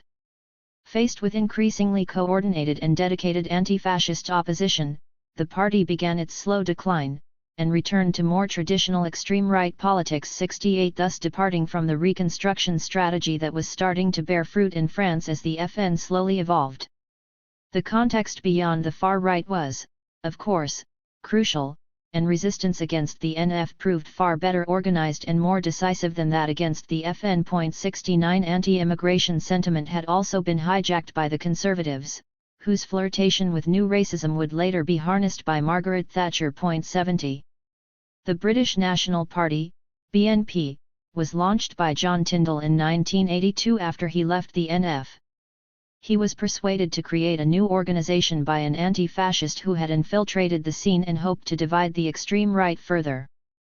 Building on the success of reconstructed far-right parties on the continent that had moved from biological racism to more cultural forms, some factions within the party pushed for more radical discursive reconstruction in the 1990s, a demand resisted by Tyndall. In 1999, Nick Griffin was elected leader of the party, and attempted to move it away from the fringes and build a more acceptable image. Whereas the FN had begun its discursive reconstruction in the 1980s, and its leadership soon adhered to the cause, albeit unwillingly, the BNP had to attempt the radical reshaping of the discourse of a party still haunted by Tyndall's intransigence. The context was fertile for such a move, as 9/11 allowed the party to move decisively from biological to cultural racism, focusing on Islam and Muslims as the new enemy. This led to some success in the 2000s, as the party gained a number of councillors, and eventually, in the 2009 European election, garnered almost 1 million votes.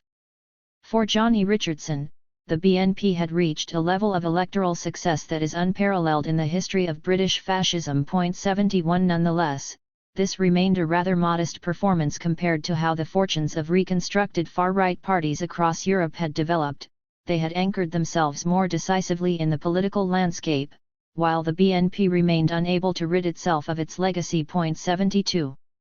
In the early 2000s, a new party was on the rise that would allow for a more successful mainstreaming of far-right ideas in the British context, the UK Independence Party, UKIP. Aware of the importance of legacy in the British political sphere, UKIP refused to enter into an alliance with the BNP in the early 2000s. 73 UKIP's lack of ties to the traditional extreme right has allowed supporters of a more reconstructionist approach to claim that this marked the end of extreme right politics altogether. As Brendan O'Neill argued in The Spectator in 2016, there is a great disparity between the hand-wringing over hate crime and what Britain is actually like. The open racism even I can remember in the 1980s has all but vanished. The likes of the BNP and EDL have withered due to lack of interest. 74 In this context, it was no surprise that Nigel Farage was even able to claim that he had acted as a bulwark against the extreme right. I destroyed the British National Party. We had a far-right party in this country who genuinely were anti-Jew, anti-black, all of those things, and I came along, and said to their voters, if you're holding your nose and voting for this party as a protest, don't come and vote for me. I'm not against anybody, I just want us to start putting British people first, and I, almost single-handedly, destroyed the far right in British politics. 75. However, the rise of UKIP as a force to contend with on the far right in the UK was all but certain. Founded by academics in 1993, the party began as a single-issue Eurosceptic party. Unlike many successful far-right parties on the continent, or to previous attempts to reinvent the far right in the UK, UKIP began as a conservative force, built on conservative foundations, and was clearly unaligned with the BNP or NF at first. In fact, much in the history of UKIP is reminiscent of the formation of the Alternative für Deutschland, Alternative for Germany. The absence of links with the historic far right allowed the party to start from a less marginal place.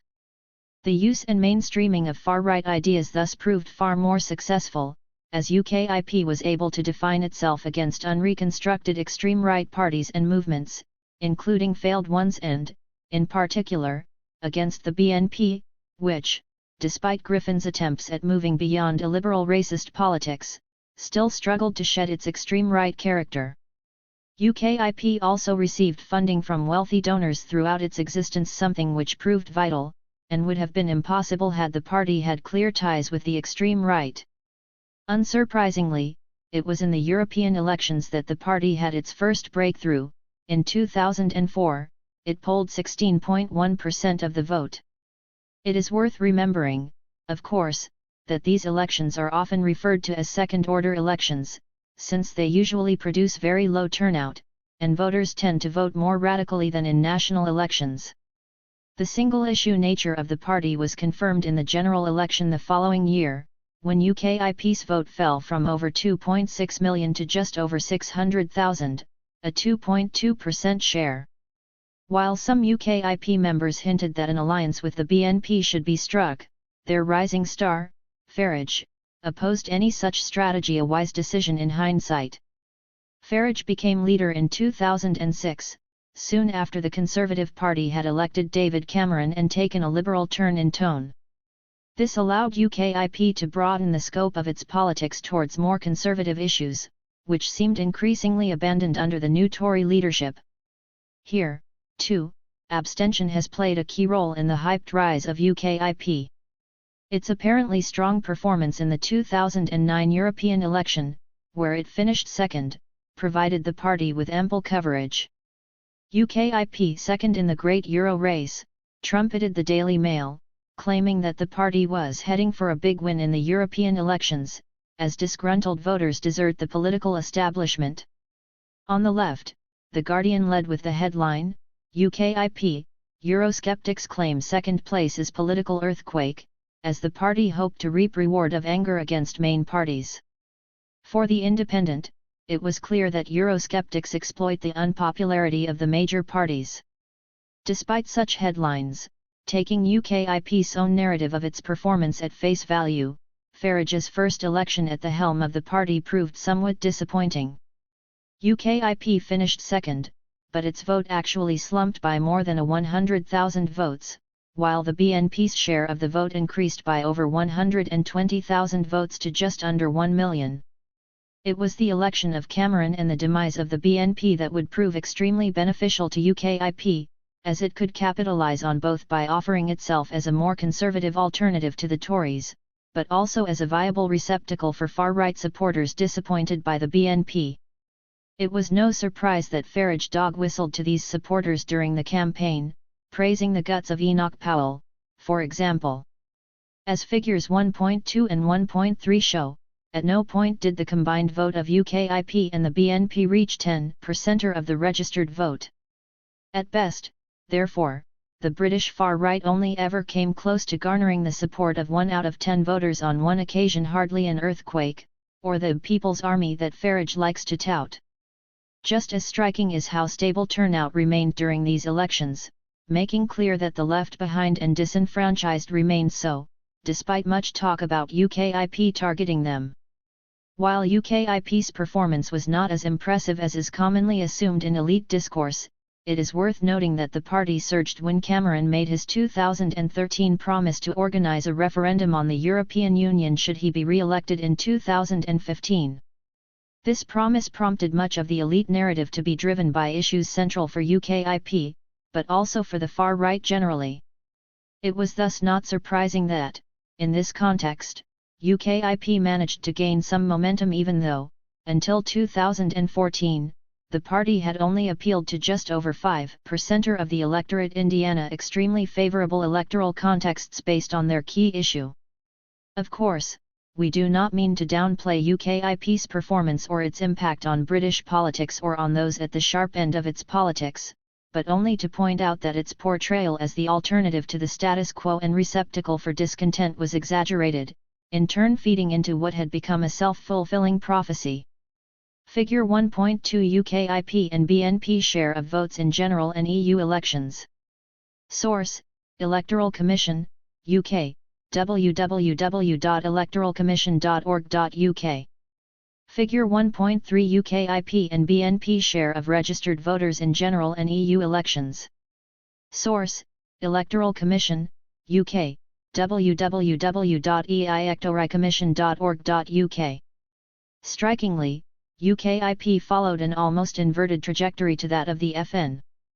UKIP moved beyond traditional Euroscepticism, found in large swathes of the Conservative Party, adding a more targeted fear of the other, in the form of Brussels as the elitist enemy and the immigrant as the colonizer. While its 2015 manifesto clearly shied away from traditional far-right discourse, the party's media strategy during the 2014 and 2015 campaigns made it clear that UKIP's issue with immigration was not just about space. 76 In fact, numerous incidents during 2014 and 2015 highlighted that UKIP's discourse evoked that of the reconstructed far right across Europe, and at times even of the extreme right. Farage himself was often on the front line, rendering UKIP's denunciations of rogue candidates unconvincing. During UKIP's 2014 spring conference, Farage declared that in scores of our cities and market towns, this country in a short space of time has frankly become unrecognizable, and that this is not the kind of community we want to leave to our children and grandchildren, demonstrating clearly the threat posed by an outsider to an imagined national identity. 77 4 days before the European elections, having already declared on LBC that he would be concerned if a group of Romanian men were to move next door to him. 78 Farage insisted that any normal and fair-minded person would have a perfect right to be concerned in such circumstances. 79 This added to a series of other gaffes, culminating in racist outbursts from Godfrey Bloom, Carrie Smith, and Roxanne Duncan, among others, as well as the departure of prominent supporters over UKIP's lurch to the far right. For its original founder, Alan Sked, the party had become a Frankenstein's monster. Borrowing further from other European far-right parties, UKIP has also surfed the wave of Islamophobia, most notably when Farage attempted to capitalize on the tragic attack on Charlie Hebdo in France, declaring, "We have got no-go zones across most of the big French cities." But UKIP, and Farage in particular, managed to use the less reconstructed far-right and the illiberal extreme right to their advantage. UKIP's juxtaposition with the BNP in the early years of its rise allowed Farage to compare his party positively to one whose roots lay in the extreme right, and whose illiberal outbursts were far more damaging. With the liberal turn of the Tories, he was able to position himself between the reviled extreme right, denounced as racist, and the mainstream, increasingly portrayed as an out-of-touch elite as the main parties continued to converge and austerity began to bite. This position allowed him to deflect attacks such as those uttered by Cameron in 2006, when he described the party as a sort of a bunch of fruitcakes and loonies and closet racists mostly. As the UKIP threat grew stronger and its success was hyped, Farage was allowed to play a defining role in the EU referendum campaign, making his far-right agenda based on opposition to immigration a key part of the narrative. As demonstrated by Martin Moore and Gordon Ramsay's extensive survey of the media coverage of the referendum, while the economy was the most heavily covered issue, coverage of immigration more than tripled over the course of the campaign, rising faster than any other political issue, and became the most prominent referendum issue, based on the number of times it led newspaper print front pages. The impact of UKIP, which echoed the discourse of the right-wing tabloids, could be felt as coverage of the effects of immigration was overwhelmingly negative. Migrants were blamed for many of Britain's economic and social problems, most notably for putting unsustainable pressure on public services, and specific nationalities were singled out. 80. It was in this context that the UK has witnessed the resurgence of the extreme right, particularly in the person of English Defence League, EDL, founder Stephen Yaxley Lennon, also known as Tommy Robinson. As the climate became increasingly polarised and far-right issues were mainstreamed, Robinson's utterances in the late 2010s were no longer as shocking to elite discourse as they had been a decade earlier, when he had delivered them from within the confines of the most extreme right.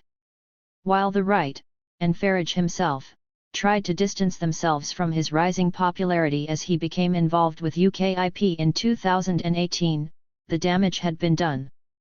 Before his conviction in 2019, which stopped his ascension, Robinson occupied a place he could have only dreamed of a mere year beforehand.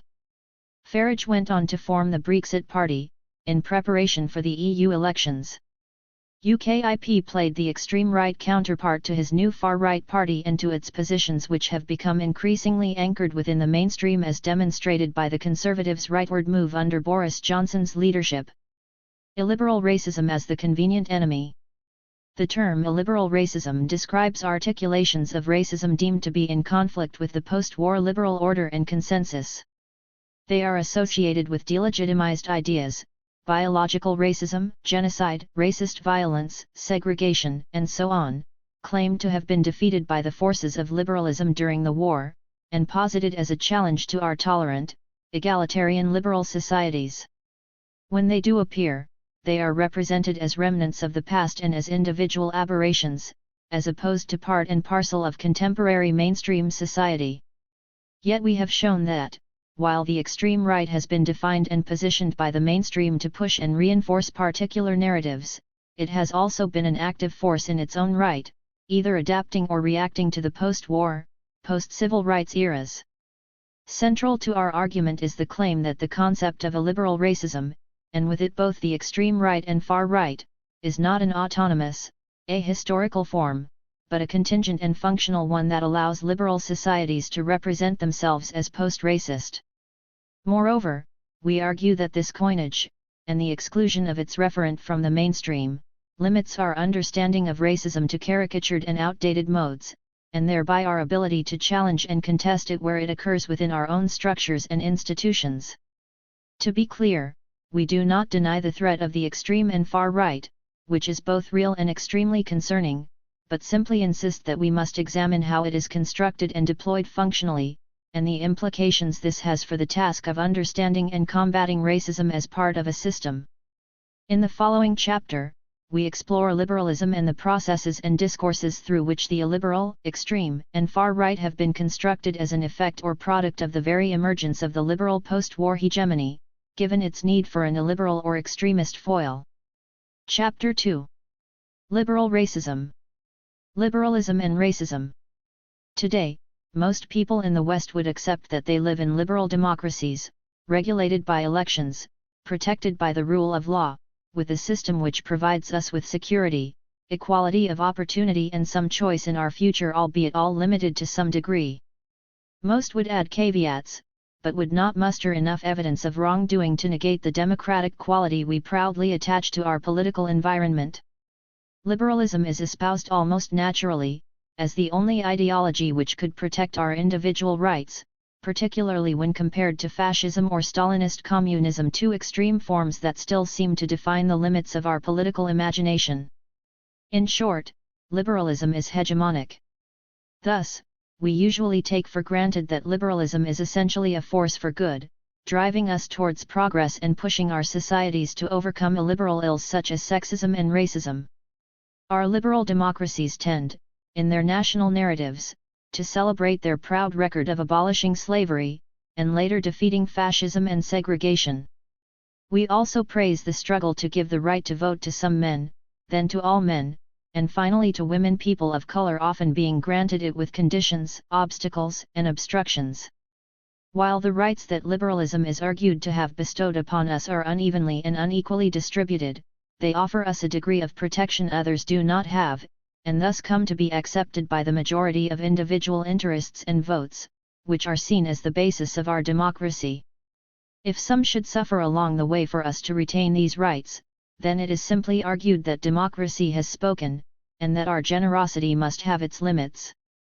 While this chapter focuses on liberalism, it is not a thorough overview of liberal traditions.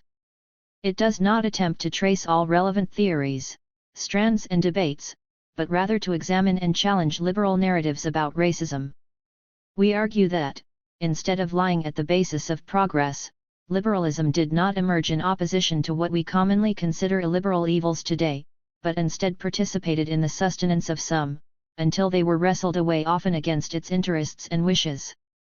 We also argue that liberal ideals have been used to legitimize reactionary ideas today. This does not mean that liberalism has not improved the fate of many people, and it certainly provided room for emancipation unseen beforehand. Yet, much of the progress achieved in the past 200 years was rarely a result of mainstream liberals' own volition, but rather against their will, when they were forced by external events or politics to adapt. This can be seen most obviously in the case of slavery, which was part and parcel of the early liberal outlook.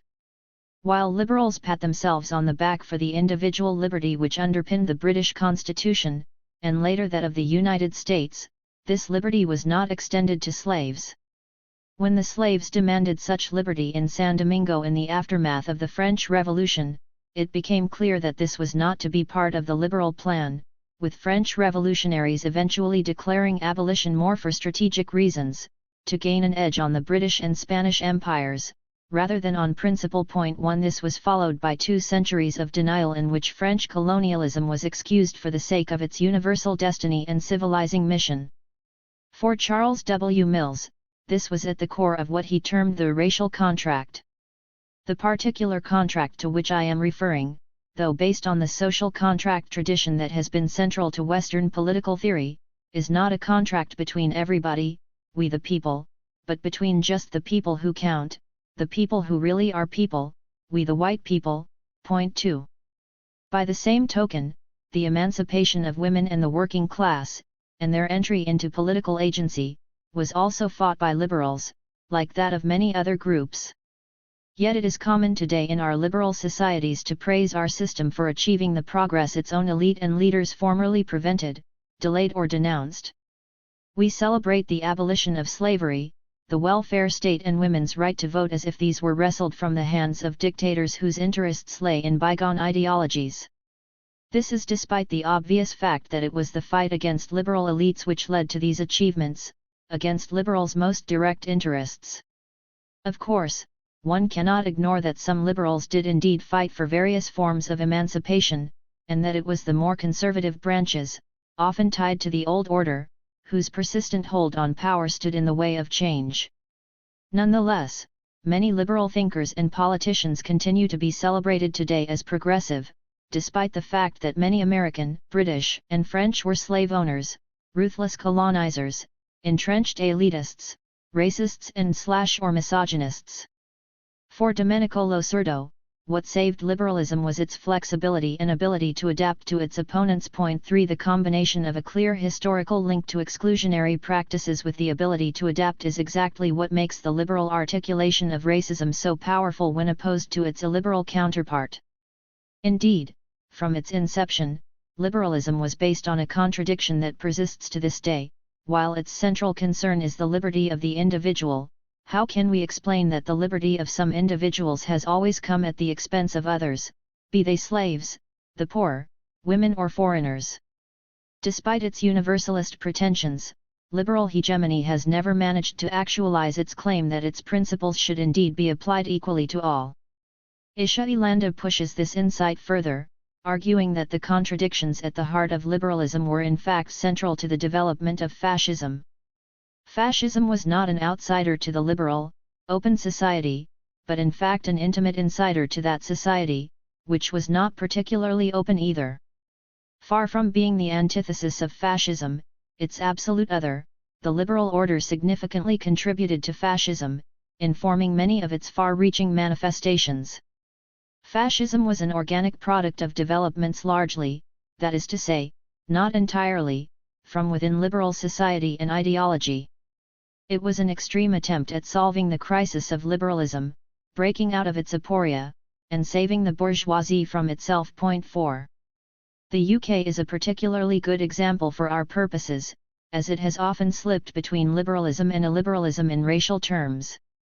Historically, it has branded itself as victor over the slave trade and liberator of slaves through the Slave Trade Act 1807 and the Slavery Abolition Act of 1833, respectively.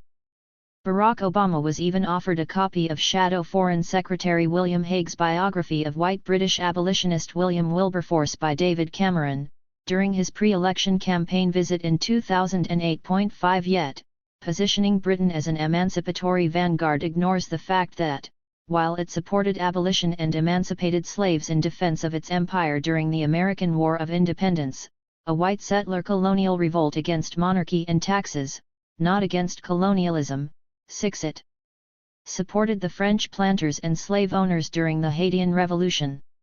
It would later also side, for economic reasons, with the slave-holding Confederacy.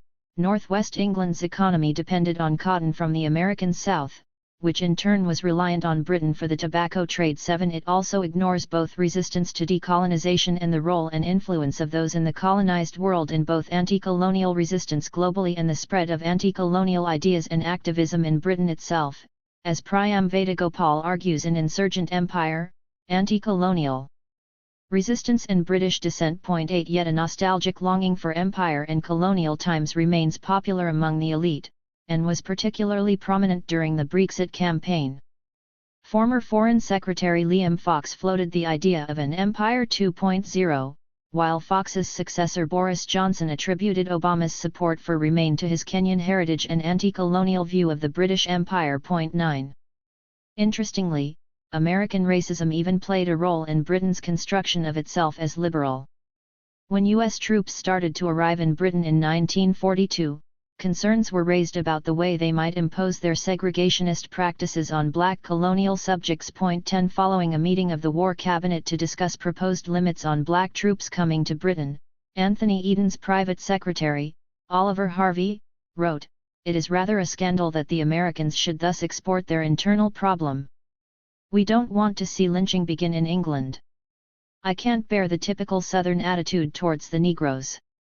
It is a great ulcer on the American civilization and makes nonsense of half their claims." 11. The notes from this cabinet meeting were circulated by the War Office in November 1942, and found their way into the article The Color Problem as the American Sees It, in the December 5 issue of the Army's Journal, Current Affairs. 12. It noted, "The color problem is one of the most difficult of all internal American questions. We have nothing in any way remotely approaching it in our own homeland." 13. Colonial and domestic racism were thus unacknowledged, and already the problem of racism was pinned onto another whose racist practices could be seen or represented as more obvious and illiberal, and could serve as a distraction. Ironically, following the war, America pressured Britain to abandon its empire in the cause of winning the battle over Nazi racism and fascism, but took the opportunity to establish its own neo-colonial hegemony. In this context, black soldiers returned to Jim Crow America as the state increased pressure on the left and on civil rights activists as liberal democracy turned illiberal during the Red Scare and McCarthyism. Inconsistencies and contradictions of this kind, which underpin liberalism, rest on powerful mechanisms of displacement, denial, or selective ignorance. The focus on particular narratives and myths in our public discourse feeds into constructions of national identity.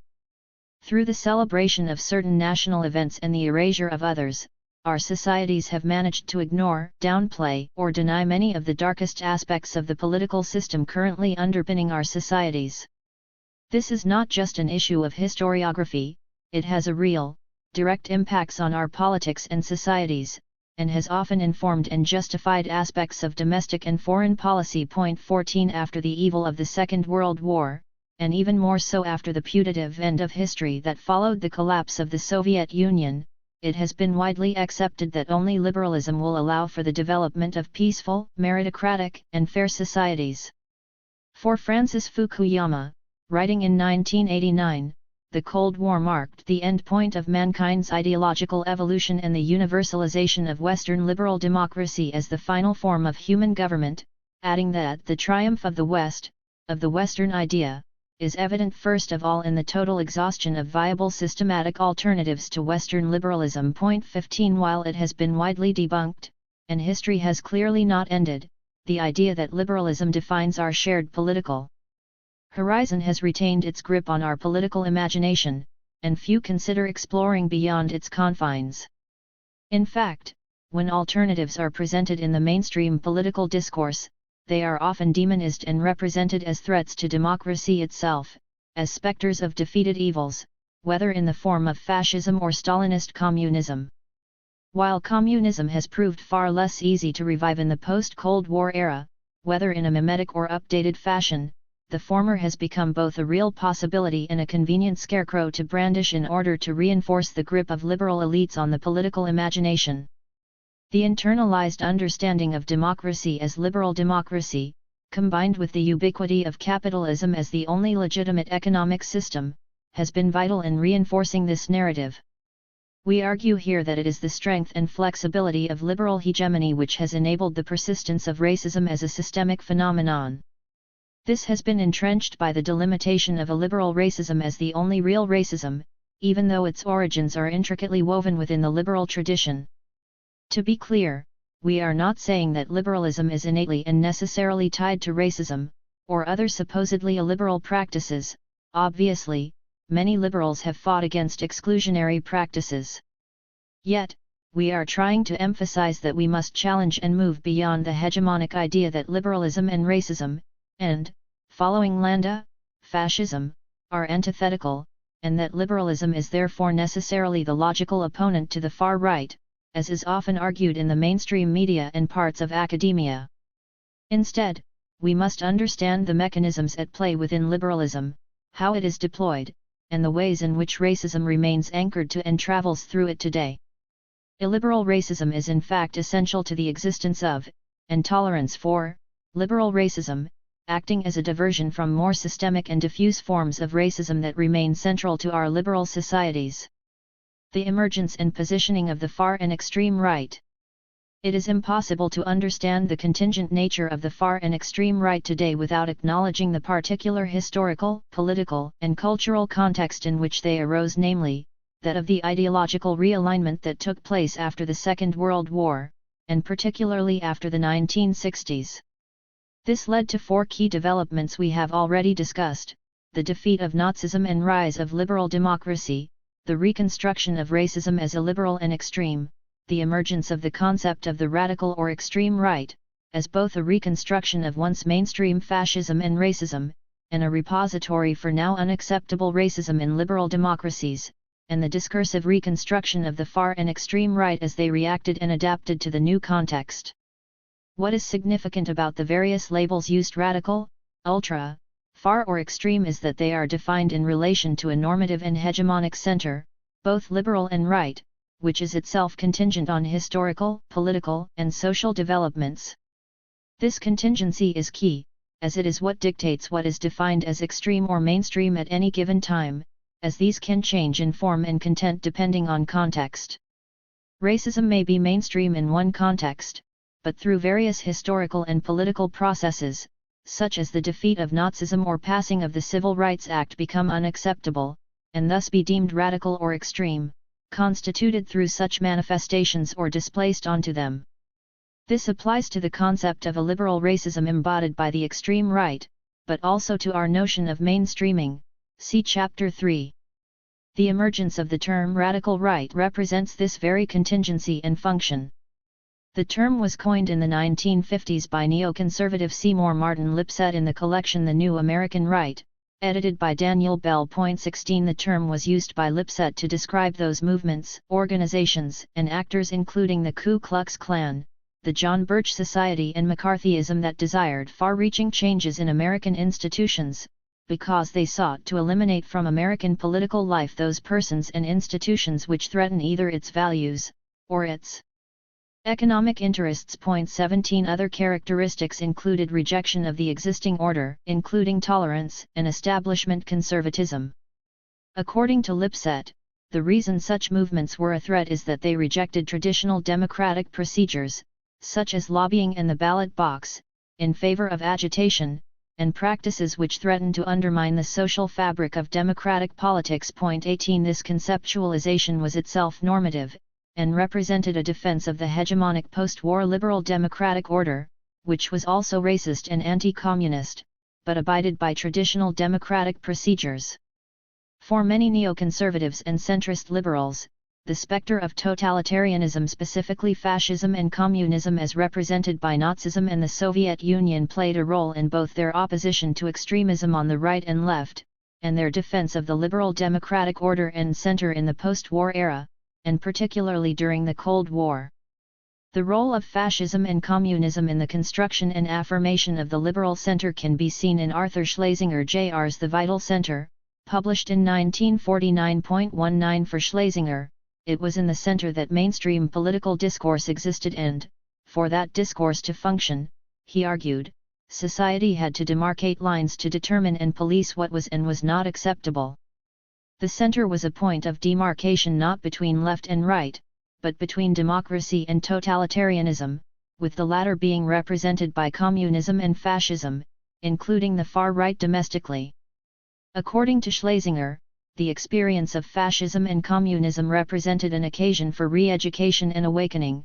The consequence of this historical re-education has been an unconditional rejection of totalitarianism and a reassertion of the ultimate integrity of the individual.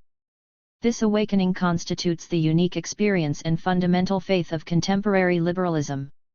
This faith has been and will continue to be under attack from the far right and the far left. In 1970, Lipset and Earl Ropp published The Politics of Unreason, Right-Wing Extremism in America, 1790–1970.21. Following on from the former's work on the radical right in the 1950s, and responding to Richard Hofstadter's work on the paranoid style. 22. This book represented an attempt to psychopathologize and delegitimize the extremes as lacking the reason and rationality of the political discourse of the mainstream democratic system, its procedures and values, and thus illegitimate. These were not merely scholarly definitions. According to Sarah Diamond, the typology was not neutral. Radical and extremist are pejorative terms. They reveal their originators' sympathy for the political status quo but elucidate little else. The radical extremist frame limits the honest study of those few who fit the description. It implies that movements so designated operate outside normal political processes and ought not to be taken seriously, which is generally not the case. 23. Furthermore, such movements can be directly linked to the very processes by which the mainstream state cracked down on so-called radicals on both right and left from the 1950s to the 1970s, in a manner that demonized, delegitimized, and repressed dissent, affirming the rational center and liberal democracy. According to Chip Berlat, such frameworks and labels, and the analysis which accompanies them, represent counter-subversion and pluralist extremist models. 24. Or what Diamond terms the radical extremist frame. 25. For Berlat, the counter-subversion model originates in state intelligence circles, particularly the FBI's counterintelligence program, COINTELPRO, formed in 1956, to undermine the left and civil rights movement, and later taking on the Klan, the Black Panthers and the revolutionary left. It applies the label to oppositional or counter-hegemonic political activists in order to delegitimize them, representing them as dangerous subversives, thereby justifying state surveillance, censorship, and suppression. 26. This model, informed by radical right theorists, not only serves to marginalize, pathologize and repress such activists and movements, but also asserts the primacy and hegemony of the center or status quo, negating any overlap between them, particularly with respect to the racism and anti-communism that also exist in the mainstream. Liberal racism. The contingent construction of the hegemonic center opposed to all forms of totalitarianism, and to the racism exhibited on the extreme right, has enabled the celebration of racial progress and ignorance or even denial of the forms of racism which persist and have deep roots in liberalism. As Albert Memmi wrote, there is a strange enigma associated with the problem of racism. No one, or almost no one, wishes to see themselves as racist. Still, racism persists, real and tenacious. 27. Racism is the other. While there is wide acknowledgement that racism persists, its denunciation is usually limited to what we call a liberal racism. Racism is reduced to exception and happenstance. Extreme and individual manifestations represent the last echoes and ripples of a bygone era in what is assumed to be post-racial societies. It is no surprise, therefore, that most mainstream social analysis, and the majority of Americans, view racism as individual-level animosity or hatred towards people of color, associated primarily with its most explicit and historical manifestations. 28. For Eduardo Bonilla Silva, whites have developed powerful explanations which have ultimately become justifications for contemporary racial inequality that exculpate them from any responsibility for the status of people of color. Whereas Jim Crow racism explained blacks' social standing as the result of their biological and moral inferiority, colorblind racism avoids such fragile arguments. Instead, whites rationalize minorities' contemporary status as the product of market dynamics, naturally occurring phenomena, and blacks' imputed cultural limitations. 29. Bonilla Silva has highlighted 4 frames of reference within which to understand colorblind racism, how it operates, and the ways in which it takes hold: abstract liberalism, naturalization, cultural racism, and minimization of racism. Point 30. Abstract liberalism is an abstract approach to explaining racial matters based on the belief that all people are now equal in terms of rights and opportunities. 31. This allows us to celebrate racial progress as a liberal achievement, through examples of individual achievement deemed representative or universalist. White people can righteously claim that barriers have been lifted and the onus is now on the liberal individual to make their own life, thus ignoring the many structural and systemic discriminations still in place. For Tim Wise, Obama's election did not signify the post-racial death of racism, but the usurpation of racism 1.0, the old-fashioned bigotry, that, in its most extreme moments has precipitated racist murder, lynching, and terror by racism 2.0, a form that allows for and even celebrates the achievements of individual persons of color. 32. Naturalization refers to racial phenomena being explained by allegedly natural causes. Segregation is natural, and people of the same race naturally gravitate towards each other. Cultural racism shifts the blame for the inferior standing of minorities onto their supposed cultural predisposition, laziness, and so on.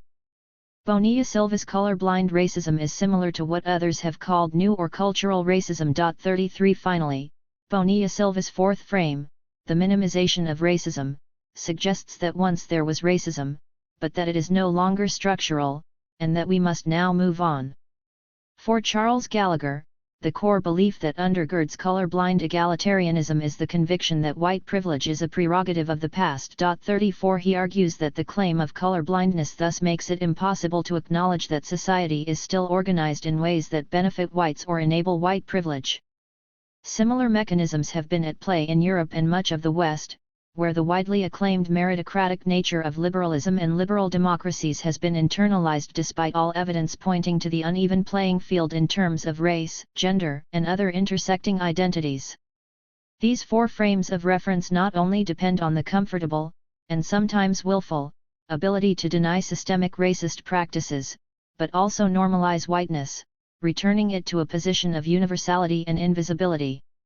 As Alana Lenton and Gavin Titley note, in the post-racial state, racelessness is now equated with racial neutrality, which in turn is interpreted as whiteness. 35. The violent hegemony of whiteness and the terror it conjures for many is thus concealed.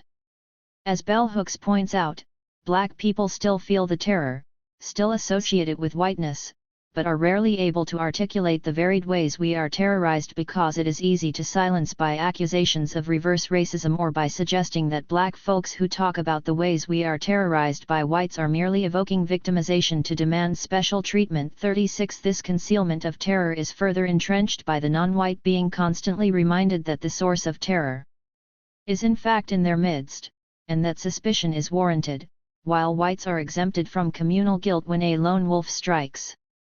For Rennie Edolodge, the problem is that whiteness is not seen as other colors, neutral as white. 37. This obscures the simple and well-evidenced fact that being born white comes with a number of privileges. This does not mean that white people cannot suffer from various ills, from poverty, or even face discrimination, but it will not be because of their whiteness, and being white will place them in a more favorable situation than people of color structurally. It does not mean that they have not worked hard to get where they are, but that they did not suffer from the barriers placed in the way of others, simply because of their race, or gender, or any other identity category that departs from the dominant and norm.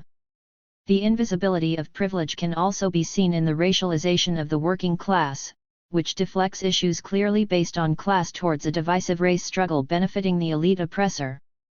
This is particularly relevant for our purposes in relation to liberal racism. We are taught early on to believe that there is indeed no such thing as innate privilege, that it was abolished by Enlightenment ideals, more or less peacefully, more or less quickly, and that we are all born free and equal. 38 Certainly, there remain illiberal racists whom we denounce as a society, but they are the other. Yet it is clear that the odds are not even. As Peggy McIntosh noted in 1988, whites are carefully taught not to recognize white privilege, as males are taught not to recognize male privilege. 39 As Zeus Leonardo argues, while most privileged people may be oblivious to the fact, they nonetheless participate daily in the reproduction of the oppressive system they benefit from. 40. Bonilla Silva argues that color-blind racism has re-articulated elements of traditional liberalism, work ethic, reward by merit, equal opportunity, individualism, etc., for racially illiberal goals. 41 However, we believe that this goes further, and that other, supposedly core liberal values, outlined below, have in fact served a very liberal agenda, rather than an illiberal one that was also central to the fight against the values now used to justify the stigmatization and exclusion of the new other. The LGBTQ and community, workers and women were for a long time denied equal rights, the granting of which was believed to threaten the good liberal order.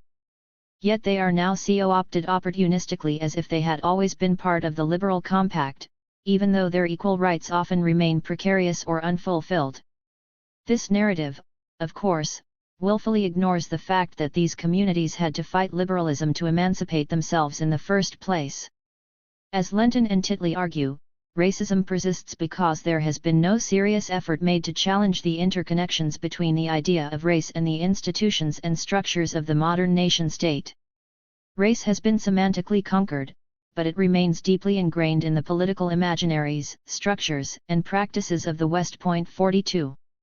The post-racial becomes subject to what Titley refers to as debatability, that is, the incessant, recursive attention as to what counts as racism and who gets to define it. 43 For Lenton, it is linked specifically to the function of frozen racism.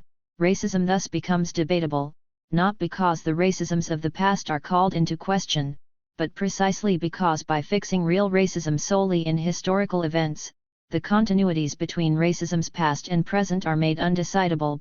44. For Bonilla Silva, this debatability often occurs through sincere fictions of color blindness, underpinned by and filtered through one or more of the four frames, which act as powerful tools of denial of deep systemic inequalities in terms of work, wealth, education, life expectancy, and pretty much any other area of social life. If the problem is acknowledged, the blame is shifted squarely onto the shoulders of the victims of what is clear systemic discrimination. One of Bonilla Silva's sincere fictions is that most whites today believe that if blacks and other minorities would just stop thinking about the past, work hard, and complain less, particularly about racial discrimination, then we could all get along. 45 We see this in the frequent appropriation by conservative and libertarian commentators of Martin Luther King Jr.'s line, "I have a dream that my 4 little children will one day live in a nation where they will not be judged by the color of their skin but by the content of their character." This turns King's claim on its head, placing the blame for racism on black people, as they apparently refuse to let go of the past, identity politics, racialist thinking, and even hatred of white people. This can also be seen in the All Lives Matter response to Black Lives Matter, as if the latter excludes others as opposed to highlighting a racist disparity in police killings, which appear to matter less than flawed liberal notions of inclusion and universalism. While whiteness is presented as universal, neutral, and benevolent, this appearance can be tested by accusations of racial inequality and racism. What is ironic here, but powerful in its effect, is that whiteness structures the West, but that the post-racial allows for denial, and even a claim of lost privilege. Thus, whiteness simultaneously serves as both neutral arbiter of racism and target of offense and attack that must be defended, yet never as the source or structure of racism and/or power. In that sense, whiteness cannot be acknowledged or recognized unless it is articulated as powerless and victimized. For Mary Song, what the post-racial does is create a false logic, or even culture, of racial equivalence. A key manifestation of this culture of racial equivalence is the growing number of allegations of reverse racism against ethnic minority people and race-conscious policies. 46 We see this in both mainstream liberal backlash discourses and far and extreme right white nationalist and identitarian white victim discourses. The responses to Black Lives Matter are again illustrative of this point. All Lives Matter is the liberal, post-racial, color-blind response, White Lives Matter is the extreme right one. Another response is Blue Lives Matter, encapsulating the state's response, and giving its name to the U.S. Blue Lives Matter Act of 2016, which extended the definition of hate crimes to include offenses against police officers. 47. Despite claims that the United States is a post-racial society, that the UK is a multicultural society, and France does not see race because of the universalist nature of the Republic, evidence shows that racism remains deeply embedded and ongoing. According to Stanford's Center on Poverty and Inequality State of the Union report for 2017, profound racial and ethnic inequalities still remain in terms of employment, health, and housing in the United States. 48. The report was issued following Trump's campaign and election, which claimed and was often taken at its word to represent the white working class left behind, and mobilized broader white resentment, victimization narratives, and claims of reverse racism. The Stanford report shows that 1 in 4 Black people, 1 in 4 Native Americans and 1 in 5 Hispanic people were classified as poor. By contrast, only 1 in 10 whites and 1 in 10 Asians were poor, while median earnings for Black males were 32% or lower than for whites. The earning gap between white and Hispanic men had grown from 29 to 42% or between 1970 and 2010. The employment rate for Black men had been between 11 and 15 percentage points lower than that for whites since January 2000. Black and Hispanic people were also more likely to live in poorer neighborhoods than white people with working class incomes. 49. This was in addition to the high level of racial profiling and killings of Black people by the police, as well as mass incarceration, in response to which Black Lives Matter had mobilized. According to a review by the British Equality and Human Rights Commission, which looked at employment, housing, pay and criminal justice, there is a very worrying combination of a post-Brexit rise in hate crime and long-term systemic unfairness and race inequality, which it described as entrenched. 50. The review was published in August 2016, at the height of the Brexit campaign, with its rhetoric about the white working class and native, read, white, British people being marginalized and victimized by immigration, multiculturalism, and political correctness. According to the report, 35.7% of members of ethnic minorities were more likely to live in poverty, compared with 17.2% of whites, while Pakistani, Bangladeshi and Black adults were more likely to live in substandard accommodation than whites. Unemployment rates were higher for ethnic minorities, at 12.9%, compared with 6.3% for whites. Black workers with degrees earned 23.1% less on average than whites. In terms of criminal justice, rates of prosecution and sentencing were 3 times as high for Black than for white people. 51. Moreover, according to the Runnymede Trust/Class Minority Report, Race and Class in Post-Brexit Britain, Socio-Economic Inequality and Related Problems, Poverty, Lack of Social Mobility, Low Wages, Poor Housing, Limited Institutional Representation, represented as problems of the white working class left behind in the context of Brexit, cut across racial groups, with racial and ethnic minorities suffering the brunt of austerity politics. 52. Which, according to Leah Bassel and Akwujo Emejolu's research on Britain and France, have a disproportionate effect on women of color. 53. Systemic racism and discrimination are more difficult to gauge in France because of the lack of official statistics on race and ethnicity, among other markers. Yet, a number of reports have demonstrated similar trends to those found in the United States and the UK. 54. This tendency has been further entrenched by a turn to a reactionary and militant understanding of laicite, secularism, which has strongly undermined the freedom of Muslim communities and other racialized minorities, but also by the impact of recent terrorist attacks and the normalization of the state of emergency. The hijacking of emancipatory struggles for reactionary ends. While targets of a liberal racism are defined by the construction and assertion of their non-belonging to a particular racialized group, be it a race, nationality, or ethnic grouping, targets of liberal racism are defined, at least discursively, in terms of their non-belonging to our liberal societies and their rules based on human rights and the legacy of the Enlightenment. Such a constructed separation is built on foundations just as shaky as those that underpin illiberal racism, but the key difference is that they are hegemonic in our societies, that is, accepted uncritically by most. Liberal racism is currently mostly aimed at the Muslim other, ed., although it is easy to see how it might soon target others. Building on a vast body of literature, we understand the term Islamophobia not literally to mean fear, but as a form of racism. 55 It is a construct, and the Muslim signifier is one which does not come from the individual Muslim in a subjective manner, but is defined by the onlooker in a position of power and imposed onto people through various types of generalization, misperception, and stigmatization, such as the so-called secular and anti-terrorist laws, but also through the media coverage of Islam. 56. As highlighted by David Theo Goldberg, Islam is taken in the dominant European imaginary to represent a collection of lacks, of freedom, of a disposition of scientific inquiry, of civility and manners, of love of life, of human worth, of equal respect for women and gay people. 57 Of course, this kind of racism is not entirely new or original. As Enzo Traverso notes, European nationalisms are structured today through Islamophobia, as they were by anti-Semitism in the first half of the 20th century. 58 This has occurred for a number of reasons, but most notably because the liberal racism we see today is predicated on the overcoming of a liberal racism associated with Nazism and fascism, for which anti-Semitism is a model and signifier. This has resulted in the weaponization of philo-Semitism, often articulated as pro-Israel Zionism, against Muslims because of assumptions about their politics and prejudices, rather than reflecting sincere opposition to anti-Semitism and racism. One of the ways liberal racism has set itself apart from illiberal racism is in its apparent support for movements which would usually be opposed by the latter.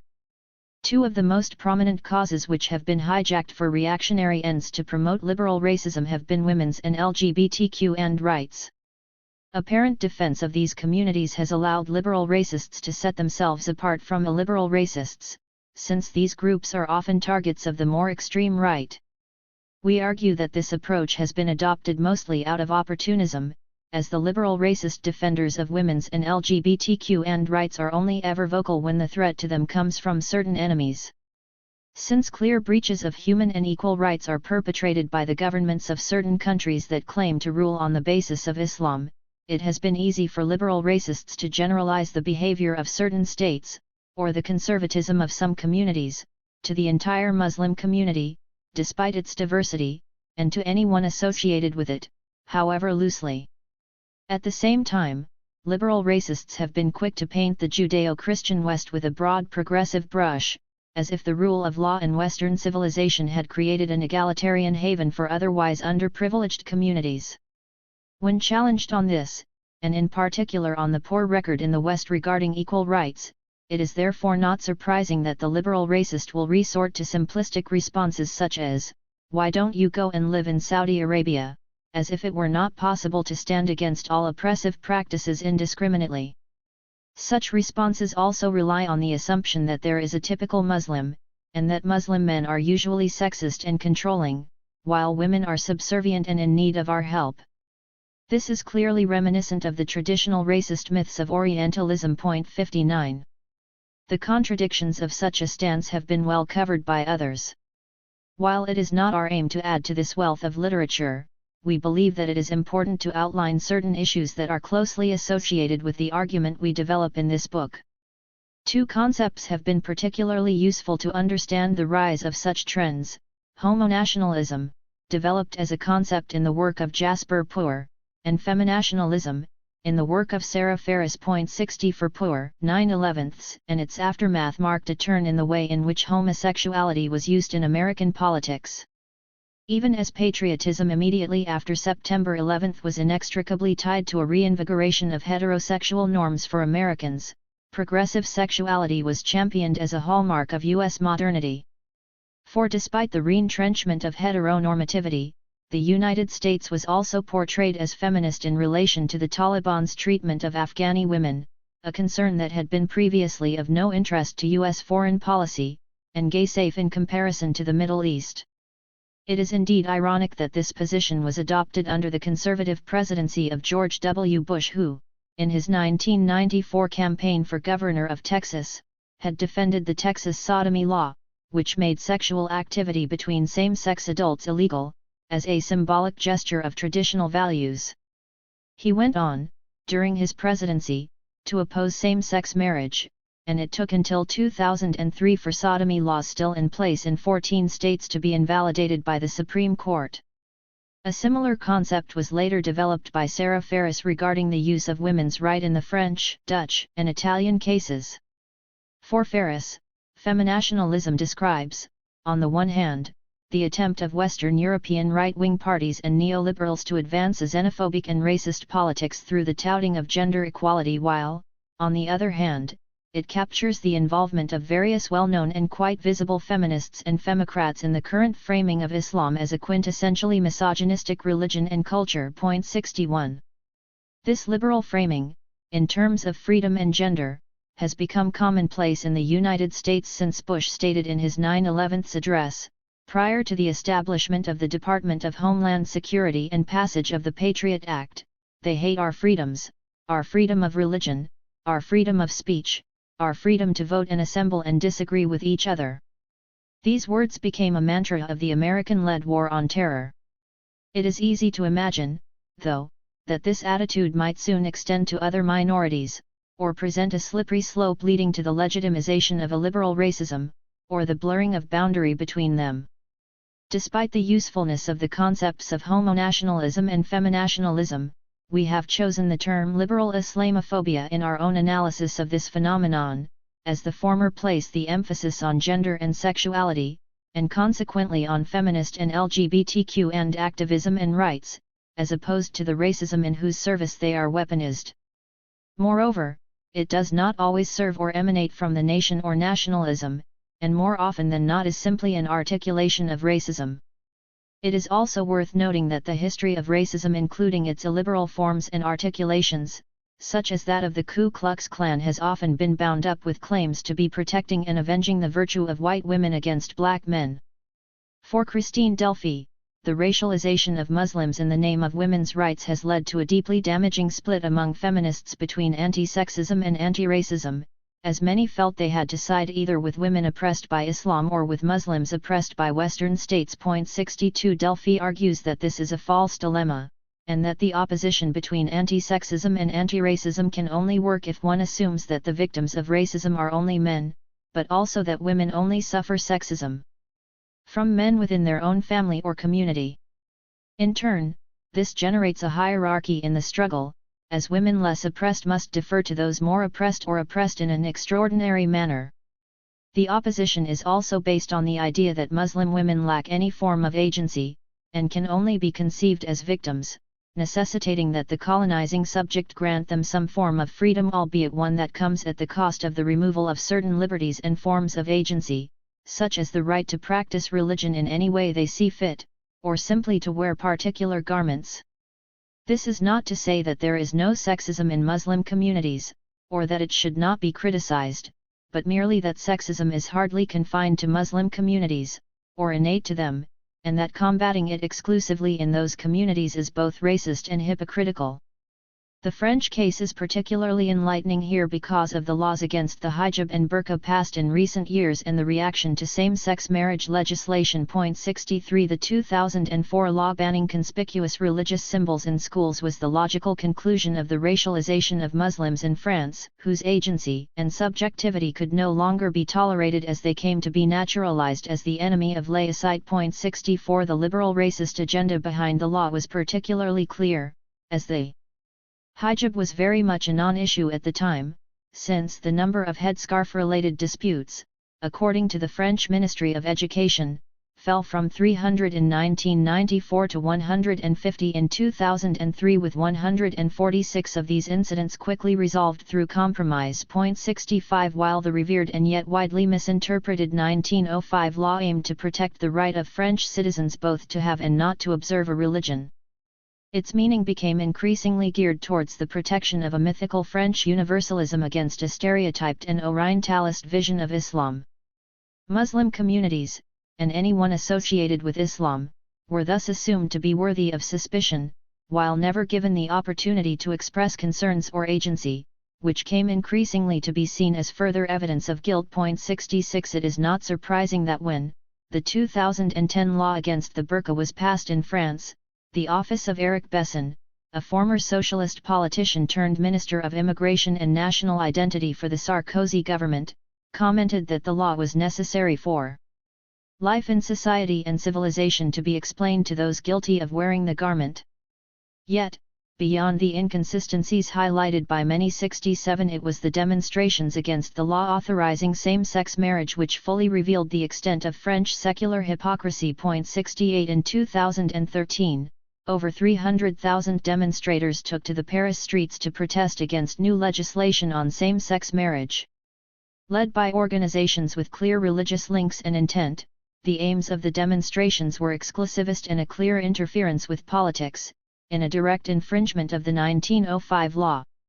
Beyond its visible presence in the streets, this radical understanding of society based on a religious vision of the family infiltrated the National Assembly, gaining the support of prominent figures, in contrast with women and girls wearing the hijab or burqa, who were argued to pose a threat to the survival of the secular republic.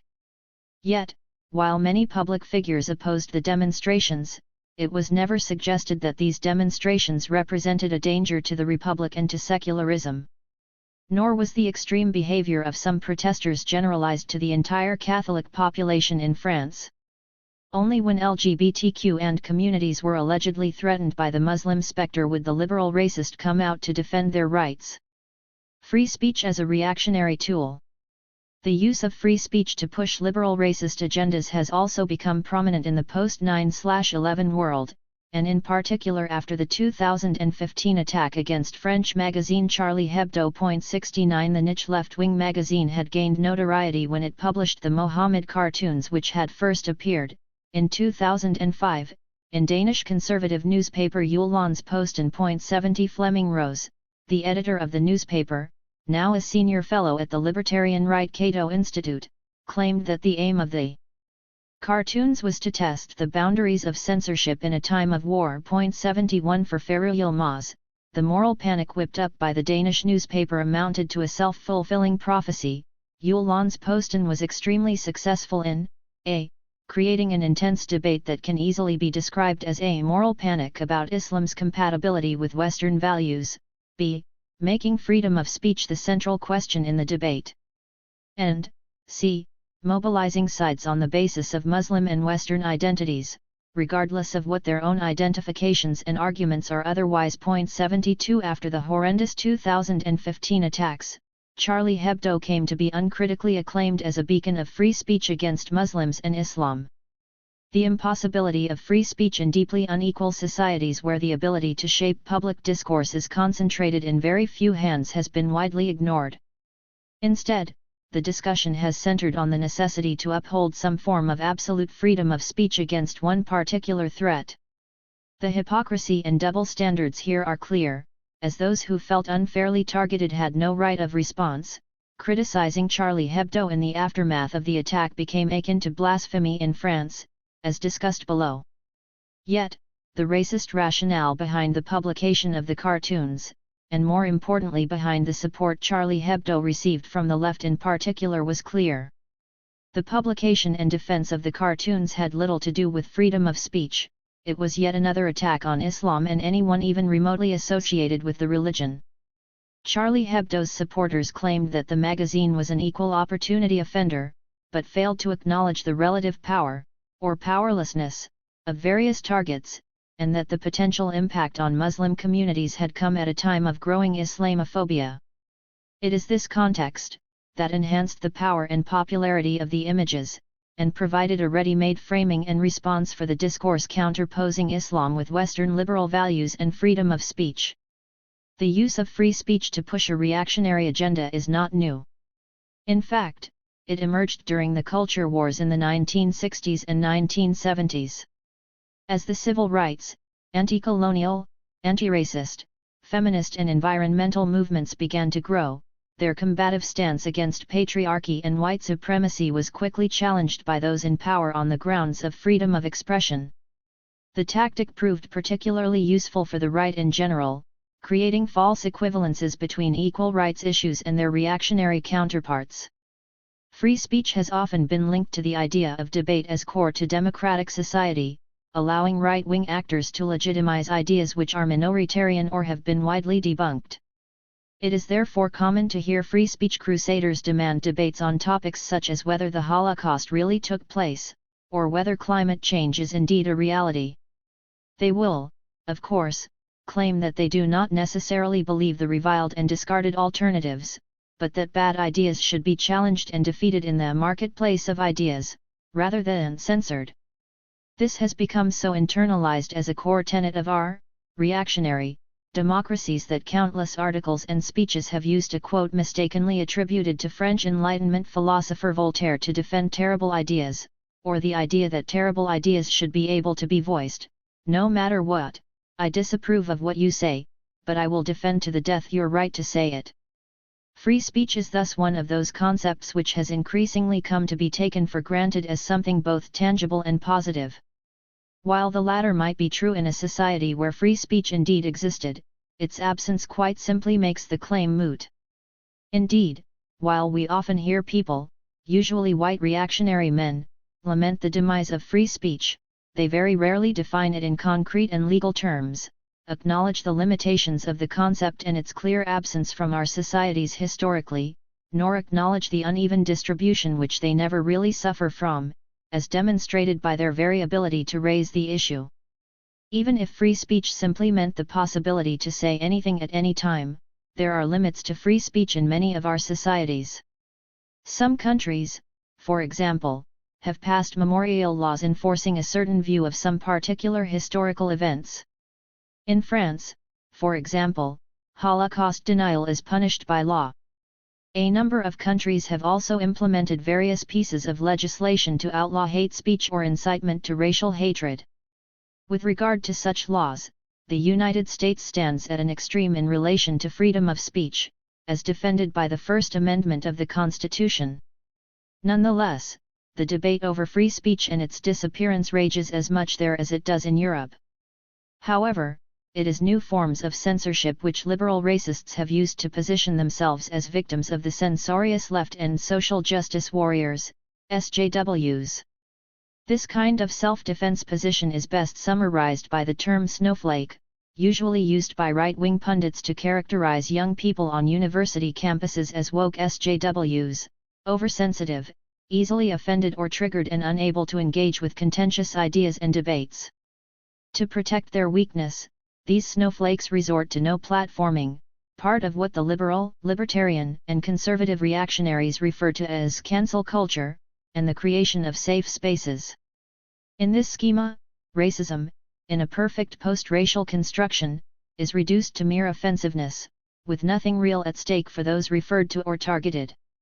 Ironically, those using this derogatory term not only deny their own privilege, but also often fail to see that they are the real snowflakes, unable to accept that their ideas are simply not welcome or supported, rather than censored.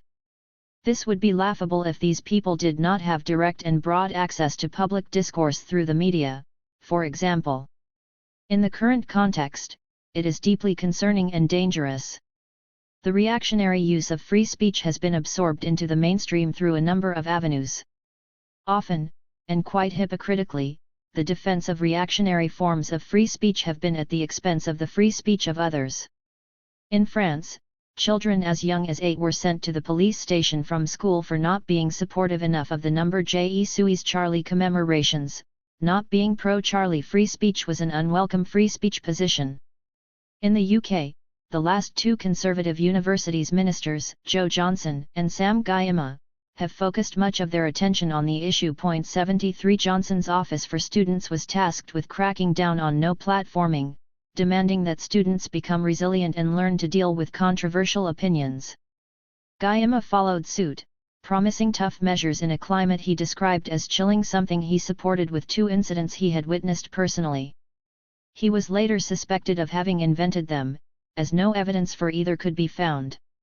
In 2018, the centre-right think tank Policy Exchange organised a discussion on whether there was an ideological monoculture at British universities, as if this was a key concern in contemporary Britain. 74 In the discussion, Eric Kaufmann argued that there was a dark underbelly of far-left academics styling themselves anti-fascists allied with radical students, and that it was a pernicious movement that we somehow need to control.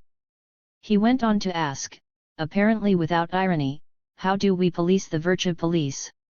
It is therefore not surprising that, when some academics decided to launch a peer-reviewed journal which would publish articles anonymously, reactionary free speech crusaders threw in their support.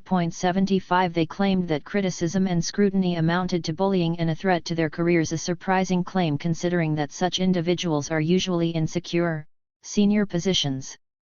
This is a typical line of argument, whereby the free speech crusader demands free speech only to push reactionary ideas, crying for help and a safe space when someone criticizes their ideas, or demands some form of equal treatment, usually someone with far less access to public platforms. Once again, the irony escapes the reactionary, whose aim is not to create a solid argument or defend an even playing field where speech was indeed free and equal, but rather to troll and push reactionary ideas into the spotlight, whatever the cost. Legitimizers. The increased acceptance and visibility of liberal racism, particularly through its use against Muslim communities and those perceived to be Muslim, has led to a radicalization of reactionary discourses, but also to their further legitimization by mainstream actors. Under the auspices of traditional and classical liberal values and concepts, most notably free speech, we have witnessed a backlash predicated on a supposed post-racial equivalence that views criticisms of power and privilege, in the form of anti-racism and identity politics, as opposed to the Enlightenment and to universal values, and even anti-white racism, in the form of reverse racism. Related to this, while women's rights have been deployed in the cause of liberal Islamophobia, the reactionary backlash which makes a liberal case against identity politics and intersectionality is often anti-feminist, particularly where Muslims are not a factor. This overlaps with white nationalism and the extreme right's racism and misogyny, demonstrating that the borders between the liberal and illiberal are fuzzy, and that both ultimately operate within the same reactionary paradigm. This new stage in the culture wars has brought back into public discourse a number of ideas which many thought had been discarded for good. Yet, it is their status and use of the liberal racist apparatus which has allowed reactionary figures to bring into the mainstream ideas traditionally found on the far right. These actors have often built a following away from their traditional milieu in academia or journalism by pandering to far-right movements and supporters, framing themselves as the voice of the left behind. While it is their elitist credentials and background which have often allowed them access to the many mainstream platforms necessary to spreading their ideas, they usually claim that they are on the side of the voiceless. As Marina Hyde pointedly noted, like the rest of the gang, Jordan Peterson apparently imagines himself locked out of the mainstream media, despite having sold 2M books and being interviewed every 10 minutes by actual international media outlets. I can't help feeling that Jordan is locked out of the mainstream media in the same way that Justin Bieber is locked out of pop music. 76. The gang Hyde refers to is the growing cohort of academics, pundits, and pseudo-intellectuals who have found a lucrative business in their self-portrayal as politically incorrect thought leaders. They can be found within the IDW in the United States, the growing libertarian right and libertarian far right in the UK, and traditional reactionary intellectual circles in France. They position themselves against what they claim to be a politically correct, woke, left-wing, social justice establishment that promotes feminism, LGBTQ and rights, anti-racism, multiculturalism, identity politics and cultural relativism, and often see themselves as defenders of the Enlightenment, universalism, rationality, equality of opportunity, as opposed to outcome, and the achievements and worth of Western civilization. This business model has grown tremendously in recent years. It has brought together a number of academics, politicians, and pundits who appear to have given up on seeking respect from their peers, turning instead to the far right who give them cheap admiration in exchange for status legitimization. Away from scrutiny, they have received support from the broad far right, which has been only too happy to support people with respectable backgrounds and positions. Far from being marginalist, they have also been supported by extremely poor publishing and journalistic practices, and by the complacency of many of their colleagues, who, while they generally oppose their ideas and practices, have feared their role as gatekeepers and shied away from public condemnation. They have thus been given powerful platforms to spread their widely discredited and unethical ideas, while those who are critical can usually only express their concerns on much smaller platforms, as discussed further in the case studies below. Nonetheless, we are told by these self-appointed free speech crusaders that they stand alone in their fight against the thought police plaguing academia and the media. Political correctness has gone mad and cultural Marxism is everywhere. 77 Of course, far from being courageous or representative of the views of a conveniently silent majority, see Chapter 4, their agenda is not only harmful but also cowardly, inasmuch as it targets minority communities already suffering from various forms of discriminations. To project shadows beyond their lucrative publishing deals, they have benefited from terrible media practices which have given them countless platforms to push their views. This has emboldened them, and some have become increasingly bold in their approach, their racism occupying an ever fuzzier space between the liberal and the illiberal. The following case studies are in no way exhaustive, but represent a selection from within the broader trends that form the basis for our argument.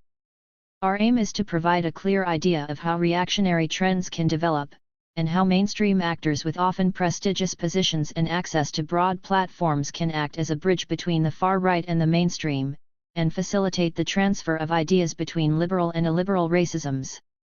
Whether they themselves hold far-right views or legitimize them consciously or not is irrelevant.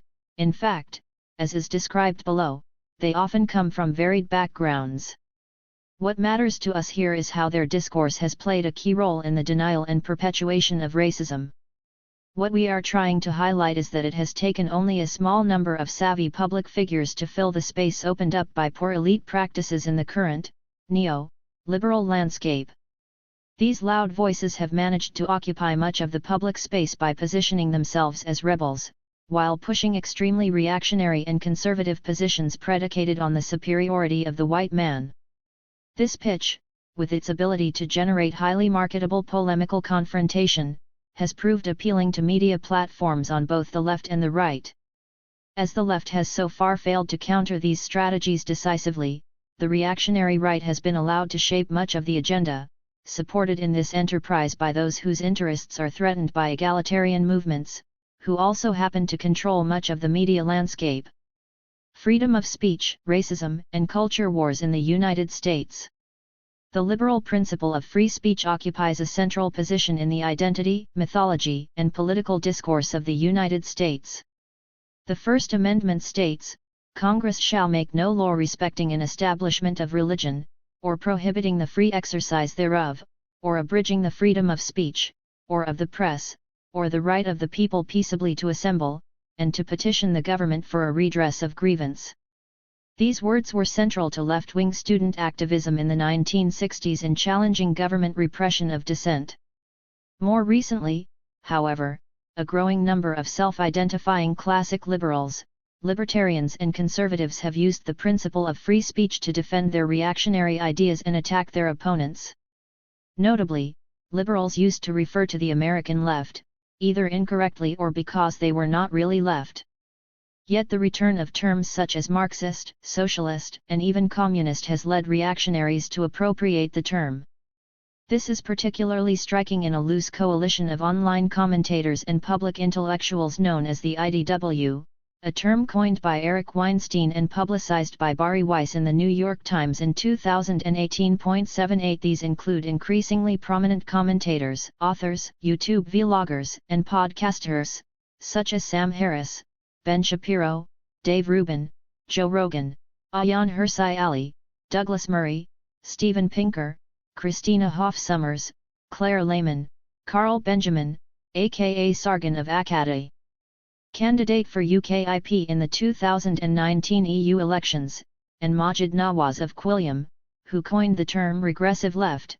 Academics including Jordan Peterson, Jonathan Haidt, Eric, and Brett Weinstein. 79 Like his brother Eric, biology professor Brett Weinstein, who identifies as left-wing and progressive, played an important role in the IDW and wider intellectual backlash.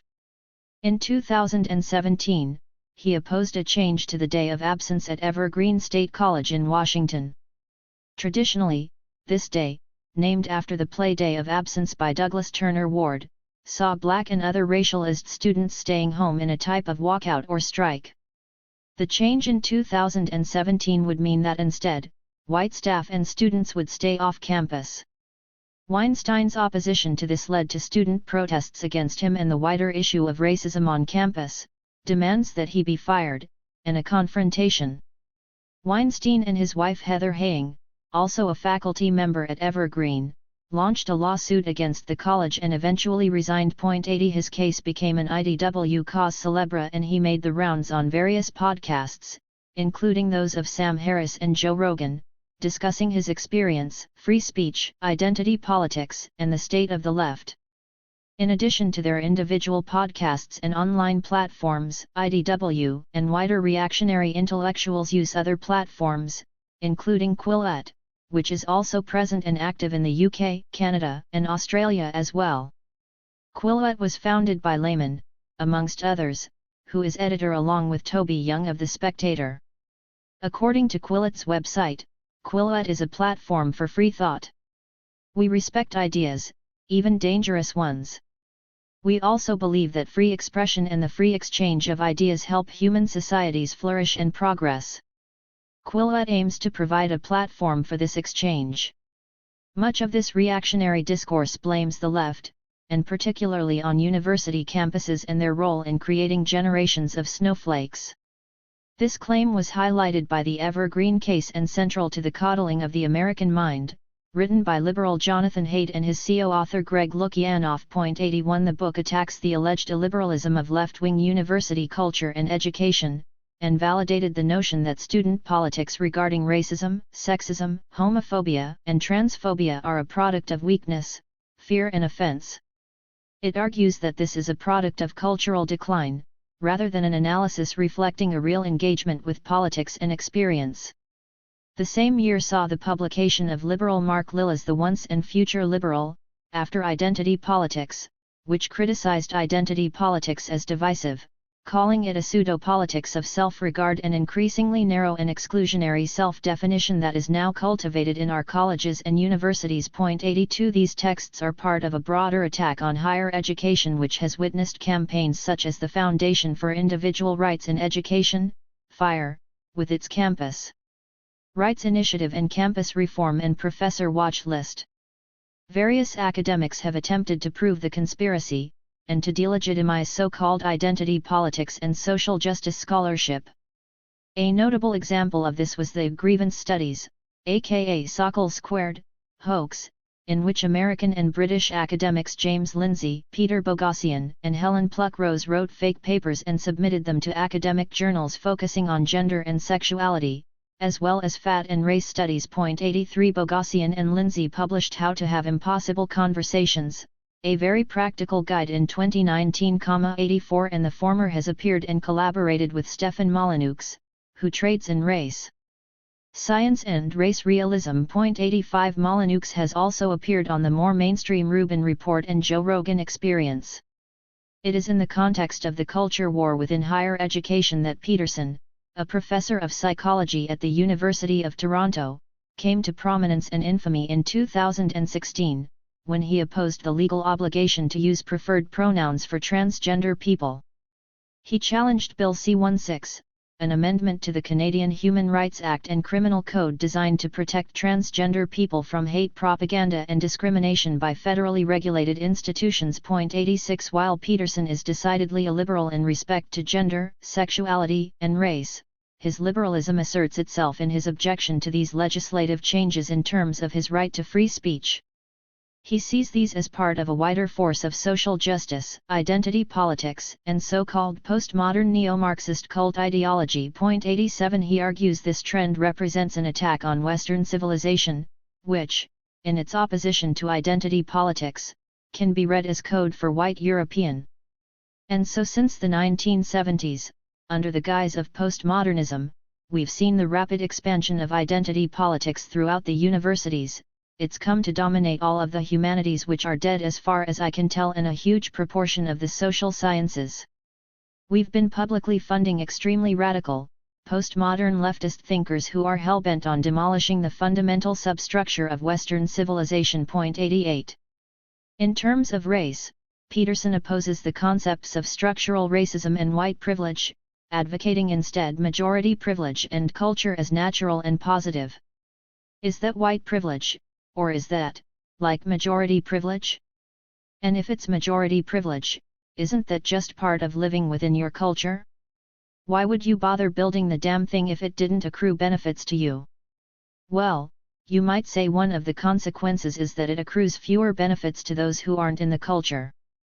Yeah, but you can't immediately associate that with race. 89.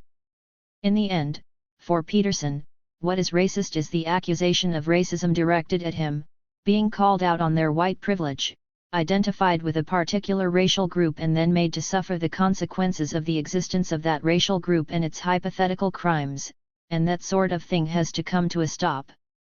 It's racist in its extreme. 90. The most well-recognized liberal within this trend is Sam Harris, a popular science and philosophy writer, new atheist and co-author, with Majid Nawaz, of Islam and the Future of Tolerance, a dialogue. For Harris, the left is too quick to take offense, and when it comes to discussing race, there's a culture of censorship and identity politics and a kind of addiction to being outraged and a resort to outrage in place of reasoned argument, especially among young people, that is making it impossible to have productive conversations on important topics. 91. Instead of offering evidence to support his claims, however, he assumes his own allegations to validate themselves, like many in the IDW. The fact that I've been worried about speaking about these issues in public was also bothering me. In fact, the implications of speaking about race in particular caused me to cancel a book contract I had last year. 92. Nothing better exemplifies the liberal and conservative discourses about racism being in the past, and the individualization of both racism and responsibility, as well as black people being blamed for their failure to get over it, than this contribution from former Breitbart contributor, Daily Wire editor and podcaster Ben Shapiro. So I want to go briefly through a couple of the intersectional hierarchy groups, people who feel that they are victims in American society, and explain why you are not, in fact, a victim, why you need to take control of your own life and become an adult. How about the idea that if you are black in America, there's a white supremacist hierarchy that is keeping you down? Of course. Slavery, Jim Crow. Awful, evil treatment at the hands of awful, evil people. We all get that. But that's not what we're talking about. Now we're talking about now. You cannot fix past injustices with current injustices. The only way to fix past injustices is with individual freedom. That's it. 93. Shapiro is the author of the 2004 book Brainwashed: How Universities Indoctrinate America's Youth, which helped lay the groundwork not only for his media career, but also for the current backlash, particularly in its focus on universities. This was followed by, among others, the book Bullies: How the Left's Culture of Fear and Intimidation Silences Americans, 2013, and his celebration and defense of the West, The Right Side of History: How Reason and Moral Purpose Made the West Great, 2019. 94. While Shapiro is an avowed conservative, Dave Rubin, presenter of the Rubin Report, had originally given the movement its progressive legitimacy as a reformed left progressive who had seen the light. One of the difficulties with using the term liberalism is that, in the US, liberal has historically been used by the right to describe those allegedly on the left. In some cases, it has also been used by liberals who thought they were on the left to describe themselves. In the context of the backlash we are exploring here, it is a term used both by the right and by liberals, Lilla, Rubin, and John Gray, to attack the left for having allegedly abandoned the liberalism they regard as having defined it in favor of an illiberal turn, particularly on free speech. In the case of Rubin, his politics were initially centrist as opposed to left-wing. In reference to trigger warnings and no platforming, with a nod to colorblind politics, Rubin announced, "I can no longer call myself a progressive. I don't really call myself a Democrat either. I'm a classical liberal, a free thinker, and as much as I don't like to admit it, defending my liberal values has suddenly become a conservative position. So, if you think people should be able to say what they think without being punished for it, that people should be judged by their behavior, not their skin color, and that people should be able to live the way that they want to live, without government interference, then there's not much left on the left for you. 95. The IDW overlaps with alt-right figures such as Yiannopoulos, Steve Bannon, and Breitbart generally, with Rebel Media, now Rebel News, Canadian Stefan Molyneux, Lauren Southern, and Gavin McInnes of the Proud Boys, and with the illiberal alt-right more broadly. Yiannopoulos made his name trolling video game reviewers who challenged the sexism and racism in games and gamer culture during the Gamergate controversy of 2014. He eventually branched out as an anti-feminist, anti-trans, anti-Muslim free speech activist, deploying these positions, as well as his gay identity and black boyfriend, as signifiers for liberalism. In 2017, he launched his Dangerous Faggot tour across U.S. universities, including the highly symbolic Berkeley campus, which resulted in counter-protests and violence that he attributed to the left. While many of these figures claim to be classical liberals, they usually gravitate around libertarian, conservative, and even the far right. The situation is different with Bill Maher, host of HBO's Real Time, who has been a key figure in the legitimization of racism among liberals in the wider population, particularly in the form of Islamophobia. Both he and Harris are proponents of what has been called the new liberal Islamophobia in the media. 96. In fact, a 2014 debate between Sam Harris and Ben Affleck on Real Time, where Affleck accused the other two of Islamophobia, was an important turning point that informed the emergence and mobilization of the IDW and the wider reactionary backlash. According to Maher, Islam is the only religion that acts like the mafia that will fucking kill you if you say the wrong thing. If vast numbers of Muslims across the world believe, and they do, that humans deserve to die for merely holding a different idea or drawing a cartoon or writing a book or eloping with the wrong person, not only does the Muslim world have something in common with ISIS, it has too much in common with ISIS. 97. Maher has been extremely successful at separating anti-Muslim sentiment from the right, instead focusing his critique of Islam on issues of free speech, women's and LGBTQ and rights, although often it would be limited to lesbian or gay rights. In response to accusations of Islamophobia following the Harris and Affleck debate, Maher proclaimed in his defense, "We're liberals. We're liberals. We're not crazy teabaggers." 98. In addition to making Islamophobia acceptable to liberals and alienating the right, despite their Islamophobia, Maher has also attacked liberals for their lack of opposition to Islam. It amazes me how here in America we go nuts over the tiniest violations of these values while gross atrocities are ignored across the world. To count yourself as a liberal, you have to stand up for liberal principles, free speech, separation of church and state, freedom to practice any religion or no religion without the threat of violence, respect for minorities including homosexuals, equality for women. 99. In the wake of Trumpism, Salon's Jeffrey Taylor called for people to follow Bill Maher's lead, not Donald Trump. There's a way to critique ideology behind religion without resorting to hate, ignoring the fact that both targeted the same group, that the liberal version made Islamophobia acceptable, and that Maher would play host to Yiannopoulos and Bannon. 100. It is worth noting that in 2019, Trump's own son Donald Jr. would try to get in on the action with the publication of Triggered, How the Left Thrives on Hate and Wants to Silence Us. 101. While those associated with the IDW sees themselves as an intellectual vanguard, most notably, Peterson on gender, hate on free speech, Harris on Islam, a separate trend has helped to provide sociological validation for the white nationalism of the Trump era.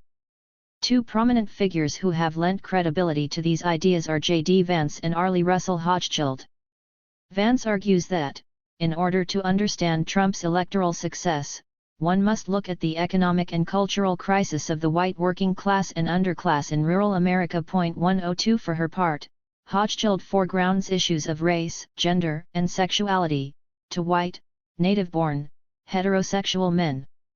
Trump offered a solution to the dilemma they had long faced as the left-behinds of the 1960s and 1970s celebration of other identities. 103 As Gurminder Bambra has observed, methodological whiteness has distorted social scientific analysis of Brexit and the Trump phenomenon. The politics of both campaigns was also echoed in those social scientific analyses that sought to focus on the legitimate claims of the left behind or those who had come to see themselves as strangers in their own land, as Hochschild phrases it, both racialized as white. 104 This, we argue, represents an acceptance and legitimization of the narrative and political claim of loss, disenfranchisement, and victimization, but also of entitlement. In turn, it legitimizes the white nationalism and racism underpinning and flowing from it. This trend in academia is not new. As Mike Hill suggested in 2004, recent scholarship on race has increasingly turned to the historical pressures now besetting the fiction Americans still insist on calling the white race. In doing so, it has marked the same attention to whiteness that made it possible for American Renaissance's men to echo, if not exactly endorse, the reckless claim that whiteness in the United States is effectively leaving the country. 105. France's reactionary intellectual class. France has a long history of reactionary thinkers. From Arthur de Gobineau to Charles Maurras and Édouard Drumont, French intellectuals played a key role in shaping and legitimizing racist theories, many taking an active part in the political arena, whether through their writing or organizations. While this tradition of reactionary intellectualism has often been eclipsed by the equally strong history of radical and revolutionary intellectuals, who seem to have prevailed in the public imagination, it has been argued that May 1968 had a dramatic impact on the status of the French intellectual. Despite often being seen as marking a left-wing moment, the aftermath of this movement and the slow demise of the communist hypothesis in its Soviet form led to the end of the prominent role enjoyed by engaged intellectuals on the left. This did not signal the end of intellectuals altogether. The French media continues to give them a prominent place, many being household names.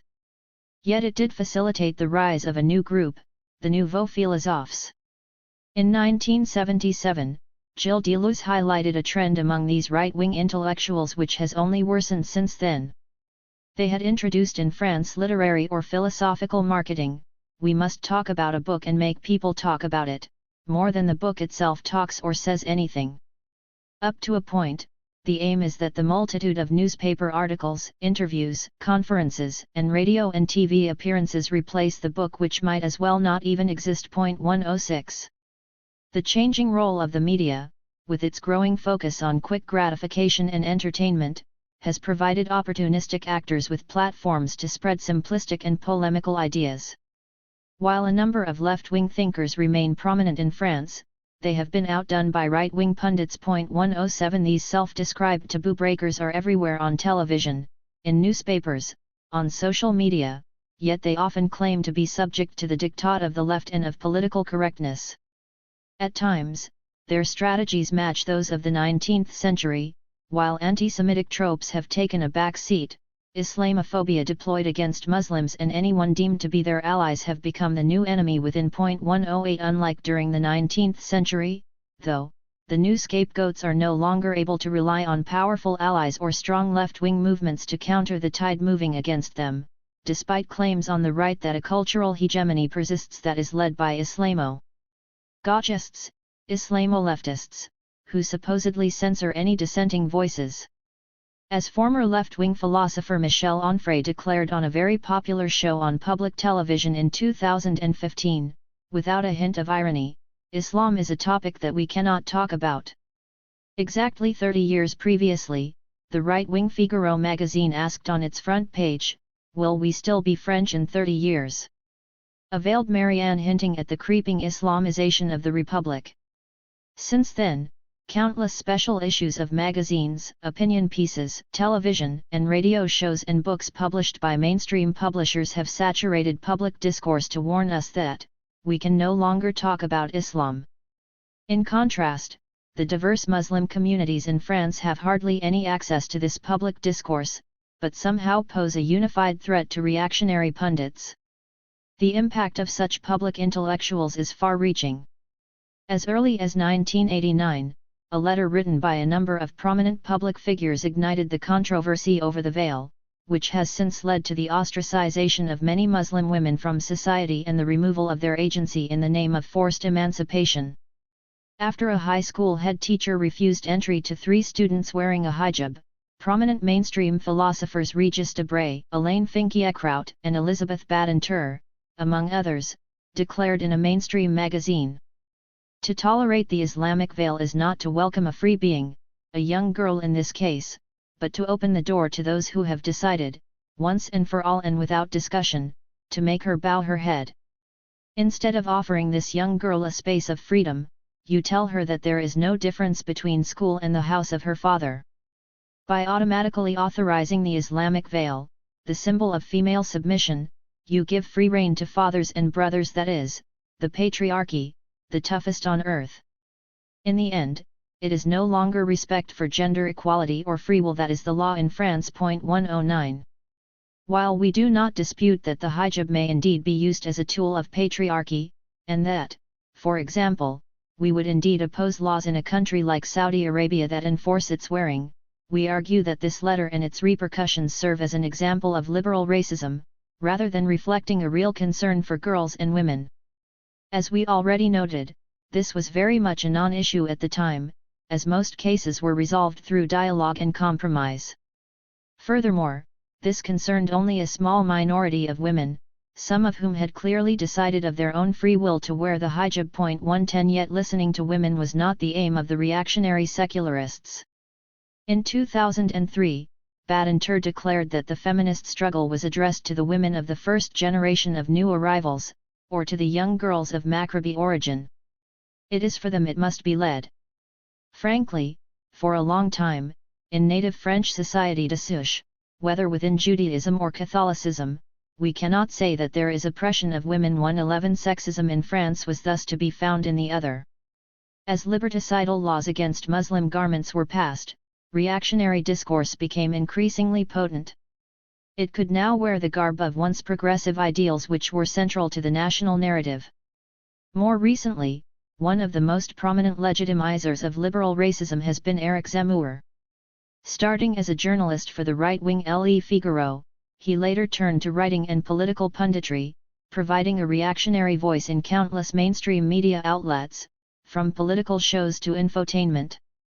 Benefiting from Zemmour's shocking ideas and unapologetic style, producers have provided him with platforms that few commentators could access. Eventually, some publicly declared that they regretted having given so much airtime to him and his ideas, but this was too little, too late. Zemmour's reactionary positions were hardly concealed and in fact developed openly in a number of books. In 2006, he published Le Premier Sexy, a response to Simone de Beauvoir's Le Deuxième Sexy, in which he developed a masculinist argument that has become commonplace today on the far right. For Zemmour, feminism and homosexuality have emasculated the West, which has since been overtaken by a virile other, the Muslim man. We can see here that, while Islam acts as the liberal racist decoy, the ideological basis of the book is distinctly illiberal. It is despite such racist and sexist arguments that Zemmour has gained increased prominence in recent years. In late 2014, he published The French Suicide, a 500-page book which tracks the slow demise of France in a fashion reminiscent of traditional far-right theories and strategies, suggesting the need for rebirth. 112 May 1968 is blamed for having destroyed authority and led to self-hatred. While it was well received by the right-wing press, the book was criticized for pushing an agenda close to that of the Front National, which did not prevent hundreds of thousands of copies of the book to be sold. Academics were quick to point out the many mistakes it contained. Its most telling reactionary component was probably its chapter about Robert Paxton, the American historian who played a major part in the early 1970s in proving beyond doubt that the Vichy government had collaborated willingly and ideologically with Nazi Germany. This was a defining moment in French history and historiography. It forced the French to take a more honest look at their country's role in the Second World War, and dealt a decisive blow to the idea that evil was confined to a particular place and time, Nazi Germany. Reviving widely discarded theories casting General de Gaulle as the sword to Marshal Pétain's shield, Zemmour argued that the Vichy regime had protected the French Jewish population. A similar argument has commonly been deployed in France by the right, in particular with regard to colonialism and the so-called culture of repentance, which prevents us from moving forward. Unsurprisingly, part of Zemmour's book pervades shoddy demographic statistics, exaggerating or misreading data on immigration and its growth. 113 In 2018, Zemmour was found guilty of inciting religious hatred, having declared on television while launching a new book that Muslim people in France should choose between Islam and France, among other common Islamophobic tropes. In his view and that of his supporters, Zemmour had merely been using his freedom of speech. At the 2019 European elections, he was offered the opportunity to lead the Rassemblement National, formerly Front National, list, though he declined, feeling that he had more power outside party politics. Zemmour was again found guilty in September 2019 of incitation to religious hatred and offered a spot on a prominent news show on C News a month later, only for this one to no longer be broadcast live after 2 weeks of faux pas, dérapages, on topics as diverse as Vichy, Bashar al-Assad, and Zemmour's belief that homosexuals should sleep with the other sex if they want children. 114. In this context, the borders have become increasingly fuzzy between liberal and illiberal racism. Extreme right intellectuals such as Renaud Camus have since gained access to more mainstream platforms, most notably in the wake of the Christchurch attack, whose perpetrator, Brenton Tarrant, made use of Camus' Great Replacement theory in the title of his manifesto. The French case demonstrates that the most vociferous reactionary intellectuals not only complain constantly of being silenced by the hegemonic left, but can also benefit from countless media outlets, whether as a product of ratings opportunism or ideological complicity. 115 Of course, one could argue that we have the media we deserve, that its contents reflect what the public thinks or wants. Yet in our view this is a convenient excuse for those overseeing public discourse to escape their responsibility for the spread of reactionary ideas. The fuzzy borders between free speech and racism in the UK. In recent years, the UK has also seen the rise of a number of liberal, libertarian, and conservative actors and organisations pushing reactionary agendas on the pretext of defending free speech and opposing political correctness. While most also complain of censorship and left-wing cultural hegemony, even invoking the idea of a thought police, they have, as in France and the United States, been afforded powerful platforms by the media, both public and private. This has become particularly pronounced since the terrorist attacks of July 7, 2005, and even more so in the wake of the 2016 Brexit referendum. Islam, immigration, and multiculturalism are now easy targets. As in the United States, university campuses have also been increasingly targeted by organizations such as Spiked. And it's Free Speech Now, Free Speech University rankings, and Down with Campus censorship campaigns, and by the Academy of Ideas and its Battle of Ideas conferences and Debating Matters competition for students. 116 On both sides of the Atlantic, racism is consciously quarantined in the past, while anti-racism is not only no longer needed, but actually reactionary, since there is no such thing as racism in our societies. In some cases, racists, as well as transphobes, are defended and championed as necessary to ensure a commitment to classical liberalism and democracy. Their platforming becomes a test of the claim that we live in liberal democracies. Spiked, a libertarian website allegedly partly funded by the Koch brothers, has claimed hate speech is free speech, and called for free speech for all, even neo-Nazis. While this is usually posited as a libertarian stance, we argue that it is reactionary. In our current context, it is almost always far and extreme right ideas which are used to test the limits of free speech, while more progressive causes suffering from a lack of coverage or voice are constantly and conveniently ignored, or even attacked. 117. One of the first mainstream voices to blur the borders between the liberal and illiberal was journalist David Goodhart. In 2004, he was already arguing that multiculturalism had made the UK too diverse. 118 10 years later, Goodhart was arguing that it was urgent to move on from political correctness, something he articulated in the Political Quarterly, a prominent academic publication, clearly demonstrating the censoriousness of academia towards right-wing perspectives. Political correctness had gone mad. Racist views in Britain are less common and less acceptable than ever before, yet the word racism pervades the national conversation. 119 Making use of an increasingly common strategy deployed by mainstream pundits, intellectuals, and academics attempting to push reactionary agendas, Goodhart claimed that he was simply speaking for the silent majority, to describe as racist what many ordinary citizens regard as reasonable anxieties about rapid change is simply wrong, and a cause of great resentment. The denunciation of racism was creating more racism, and it was thus time to stop and take these anxieties seriously, that is, to concede to them without reservation. It is worth citing Goodhart's article at length here, as it provides a vivid example of the way a liberal racism serves to justify its liberal counterpart. So what exactly is proper racism? It is irrational hostility based on race, usually accompanied by a belief in the superiority or inferiority of certain races. Today, the most common form of racism is based around the idea of stereotyping. As I have argued, we all operate with more or less conscious stereotypes much of the time, but a racist stereotype is a distinctive type premised on the assumption of fixed, and usually negative, racial characteristics. Racism and racist stereotyping, as described above, is either literally illegal or at least illegitimate in British society, unacceptable to Nigel Farage as well as anti-racist activists.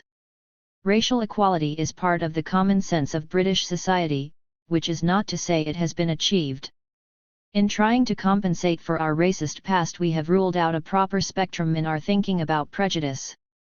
We need words to describe mild forms of prejudice and stereotyping words that do not, like racism, conjure up images of slavery, the Holocaust, or black men being beaten up in police vans. 120. This preceded the release of The Road to Somewhere, 2017, which purported to explain the populist revolt and the future of politics. For Goodhart, mass immigration threatened social solidarity for the somewheres, those with roots in local communities, in opposition to the rootless, socially liberal, middle class, cosmopolitan anywheres. 121. Of course, such ideas are far from original, having been peddled by nationalist and far-right theorists for many years. In fact, they are not only reminiscent of Enoch Powell, but also of theories developed in the late 19th century on the soil and the dead, which played a key part in the development of racist theories. As we discuss in Chapter 4, assumptions made on the basis of somewheres and anywheres are based on a skewed reading of data, and on nostalgic simplifications that pit the forgotten provincial left behind against affluent, liberal city dwellers.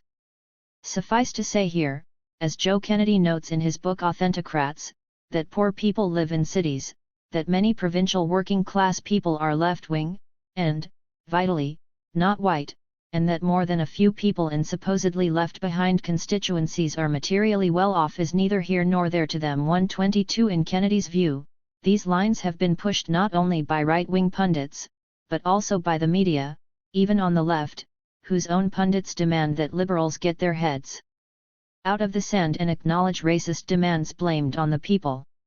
Following in Goodhart's footsteps, a number of academics and pundits have begun to tap into such reactionary postures. These academics have secured countless media appearances by simply taking positions contrary to those of most academics and experts, whether on Brexit, free speech, immigration, or even climate change. A striking example of this was the organization of a debate titled "Is Rising Ethnic Diversity a Threat to the West?" The question was posited as necessary in addressing the rise of the far right, as opposed to reproducing its language and terms of reference, thus giving it more airtime. The concept of the West seemed to be accepted uncritically assumed to be ethnically homogeneous, and specifically white. The title also suggested that ethnic diversity was rising in a concerning manner, and framed as a threat. This automatically placed some of the most vulnerable minorities under a spotlight that affirmed racist fears, potentially legitimizing and emboldening those who nursed them. 123. The debate was sponsored jointly by Unheard and the Academy of Ideas, often criticized for testing the limits of free speech with predominantly right-wing ideas as test cases. Claire Fox, founder of the Academy of Ideas, a former member of the Revolutionary Communist Party and successful candidate for Nigel Farage's Brexit Party in the 2019 EU elections, is a regular panelist on BBC Radio 4's Moral Maze and the author of I Still Find That Offensive. The latter is an attack on no platforming, safe spaces, trigger warnings and what she calls Generation Snowflake, reducing protests against speakers to oversensitivity. 124 The other four speakers have similar profiles, in that they speak from positions of power and have all been embroiled in the legitimization of liberal racist ideas in the past. 125 Matthew Goodwin and Eric Kaufman both hold prestigious professorships in political science, at the University of Kent and Birkbeck, University of London, respectively. While they have not reached the celebrity status as free speech martyrs enjoyed by their North American counterparts, it was telling when Kaufman lightheartedly joked on Twitter whether they would become the next incarnation of the Sam Harris/Jordan Peterson roadshow. It was no surprise that this debate took place as both were releasing books with prominent publishers, Goodwin and Roger Eatwell's National Populism, Alan Lane, and Kaufman's White Shift, Populism, Immigration, and the Future of White Majorities, Pelican, came out on the same day, both at bargain prices and with wide distribution. The books pushed similar narratives, entrenching the idea of reactionary democracy in pseudo-scientific academic prose. The rise of the far right is a democratic rebellion emerging from the left behind, and it is only natural that white natives feel threatened by change. As we demonstrate in the following chapters, these books not only hype the phenomenon and demonize the working class through racist assumptions, but participate in the legitimization of the ideas central to the far right, thus playing a key part in potentially increasing its reach. Providing legitimacy through their status to politics which have for long been marginalist, these books are couched in objective, scientific terms, pitting the professors against the many writers who claim to be impartial but who also find it hard to avoid being influenced by their own sympathy for liberal and left-wing politics. 126. In an article promoting his book, Kaufman argued in the New Statesman that pandering to latent racist tendencies within white populations was essential to prevent an illiberal turn. When whites can't express their sense of ethnic loss, they turn to the seemingly more respectable alternatives of demonizing Muslims, criticizing immigrants who live in minority neighborhoods, or voting for Brexit, a result of diverting concerns over ethnic change into hatred of the acceptably white EU. Few things have contributed more to today's populist blowback than the demographic blind spot in Western political thought. 127. A similar argument is made by liberal philosopher John Gray, who links the rise of populists and the far right to the alleged lack of majority control over their key issue of immigration. He argues that the far right will continue its advance across Europe for as long as key policies such as immigration remain removed from majority control. 128. This is also a critique of classical liberalism and its limitations at the current populist juncture that simultaneously assumes the majority are racist, accepts the far right's declared rationale for its mobilization, blackmails parties and governments to act under threat of insurgency, and calls for the mainstreaming of racism and the far right. It is also worth noting that Kaufman's central claim in White Shift, about white population decline and whites being overtaken demographically, treads closely to typically far-right concepts such as the Great Replacement. National populism's central claims are along similar lines and based on selective use of data and sources, which ignores much of the literature on the topic which would refute its core argument. 129 in the book, racism is limited to the most illiberal acts, something that has been criticized by experts in the field. The creation of new terms by the authors in a field famous for its thorough typological and terminological argumentation further demonstrates a clear ideological attempt to change the narrative. This legitimizes these movements through euphemization, national populism instead of radical right, far right, racism, and so on, but also exaggerates their weight. 130 For example, the authors coin the term hyper-ethnic change to describe what the West is currently going through, basing their claims on selective demographic surveys and an ignorance of any counterpoint to their ideological claims. 131 This is similar to something that Kaufman had already advanced in a report for policy. Exchange entitled Racial Self-Interest is Not Racism. 132 The title itself should have set alarm bells ringing in what is usually considered a center-right think tank, but in the current climate they apparently regarded this leading tagline as appropriate. Building on Goodhart's work, Kaufman argues that it is crucial to avoid using charges of racism to sideline discussions of ethno-demographic interests in relation to issues such as opposition to immigration. While this leaves space for the denunciation of the most egregious forms of racism, illiberal articulations, it creates suspicion regarding those less obvious ones, creating ready-made excuses and victimization narratives to conceal more liberal ones. However, here again, we can see that the borders are fuzzy and can move rapidly. When Noah Carl was dismissed from St. Edmund's College at the University of Cambridge following serious concerns raised regarding his research on race and intelligence as well as his attendance to the London Conference on Intelligence, which was accused to platform eugenics, both Kaufman and Goodwin came to his defense, denouncing mob rule and attacks on free speech. 133. These are only a few examples of actors who have used their status and access to public platforms to apply a veneer of legitimacy to far-right ideas, whether for ideological or opportunistic reasons, consciously or not. Conclusion: fuzzy borders. Liberal racism is based on the premise that it is not racism. In this narrative, racism has been conquered thanks to liberalism or is framed as illiberal, pathological, and individual. However, as demonstrated throughout this chapter, the borders between illiberal and liberal racism are fuzzy, and the mask often slips. As we have seen, liberalism is no stranger to racism, whether historically or systemically, but there are also many instances in which illiberalism has been mainstreamed by liberal individuals and organizations. We argue that this takes place through a three-step process. 1. The promotion and platforming of racist, illiberal, extreme ideas and actors, even as just a test case, and the creation of false equivalences between racist and anti-racist positions. 2. The emboldening of the far right. 3. The legitimization and mainstreaming of far-right ideas and of far-right itself.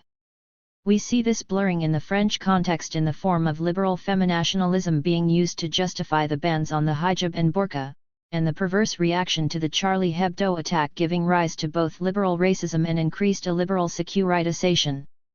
In the United States, liberal Islamophobia has legitimized a Muslim travel ban, hate crimes, and far-right violence. For example, Milo Yiannopoulos' free speech activism, characterized by Islamophobia, and his platform at Breitbart allowed him to move between the mainstream media, the IDW, alt-right and alt-right, but also provided him with a variety of prominent international platforms and invitations.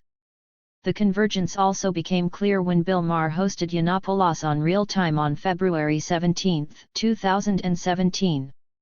The two bonded, despite their different opinions on Trump, over their shared Islamophobia. In the interview, Yiannopoulos complimented Maher, saying, "You're sound on Islam, unlike most people on your show," to which Maher responded, "Yes, that's true." 134 Another example is that of Charles Murray, co-author of The Bell Curve, who has been championed by the IDW and alt-right as a fellow victim or martyr of political correctness and SJWs. His supporters argued that this was confirmed when his speech at Middlebury College in May 2017 was violently protested and shut down by students. 135 The attempt to resuscitate Murray's career and reputation is also linked to an attempt to revive a liberal race and gender science and positivism, as exemplified by the London Conference on Intelligence, secretly held at University College London, and attended by Toby Young and Noah Carl amongst others. 136 This is usually done in order to naturalize inequalities in opposition to Marxism, social constructionism, feminism, critical race theory and postmodernism and so-called SJWs. 137 This trend is represented and advocated particularly by Jordan Peterson, a psychologist, and Sam Harris, a neuroscientist who hosted Murray on his podcast. It exposes the illiberalism underpinning their shared liberal pretense. In the UK, we saw former Prime Minister David Cameron's muscular liberalism leading the attack on multiculturalism. 138 And his government launched the illiberal Go Home vans targeting immigrants. This occurred under the watch of Home Secretary Theresa May, who as PM, called for the creation of an illiberal hostile environment for immigrants and refugees, something we discuss further in Chapter 3.139. In this chapter, we have demonstrated that racism can be articulated in various ways, and that it can sometimes recruit clearly liberal, or even progressive discourses. Yet we argue that these are two sides of the same coin, rather than opposed or acting independently. It is only because illiberal racism can be denounced and easily recognized by the mainstream that the mainstream can justify its own articulation of racism. How can we be racist when we denounce the real racists? This limitation of racism to illiberal acts and discourses has been extremely prevalent in mainstream elite discourse, and has precipitated a misunderstanding of the ways in which racism continues to reign systemically, and of the ways in which it can be adapted discursively. We argue that this ignorance has in turn facilitated the return of illiberal racist discourses, and fueled more obvious racist acts, such as the Christchurch attack, whose perpetrator had clearly been influenced by both liberal and illiberal racist discourses, as demonstrated by his manifesto. Since the mainstream has failed to tackle the racism in its midst, it has been possible for the reconstructed far right, with the help of its opportunistic mainstream elite allies, to harness liberal racism to push an increasingly radical agenda. It is thus not surprising that the mask often slips, and that liberal racism can quickly turn illiberal. Indeed, actors themselves sometimes appear to be caught unaware, as during the so-called debate on rising ethnic diversity as a threat to the West. While it was very quickly recognized amongst colleagues as demonstrated in the public letter signed by over 200 experts that the terms of the debate echoed racist assumptions, whether consciously or not, it was telling that it took such public pressure for the title to be changed. 140 Goodwin and Kaufman later complained while they are all for robust debate, more than 200 experts in the field voicing concerns amounted to a brand of anti-intellectualism. This response was published in Quillette and generated a number of extremely violent comments against signatories to the Open Democracy Letter. 141. It is to this process of mainstreaming that we will now turn, as we illustrate more precisely how racism navigates between the extreme and the mainstream. Chapter 3. Mainstreaming the far right or radicalizing the mainstream? A new normal? The mainstream's fluid position. So far, we have looked at the way racism and the extreme and far right have evolved in the late 20th and early 21st century.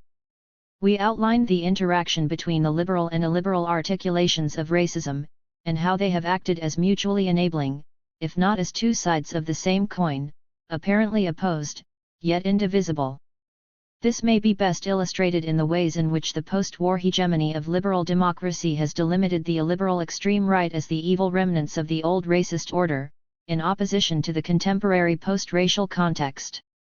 This has led to the marginalization of racism and the extreme right in their more traditional forms, but also to the evolution of the discourse on the far right, with racism now hidden behind liberal themes such as free speech and gender and LGBTQ and rights. In the end, we argue, this has paved the way for the eventual mainstreaming of racism and the far right, but also for the radicalization of the mainstream itself. In this chapter, our aim is to outline the process which has allowed racism to gain legitimacy, and eventually, enter the mainstream. We do not argue that racism ever disappeared, or even that it was relegated to the margins of society, but only that its most obvious forms had been marginalized and whitewashed within public discourse. It had become absent from our imaginary, except in its extreme forms used to reassure us that we are indeed post-racial. The mainstream and mainstreaming.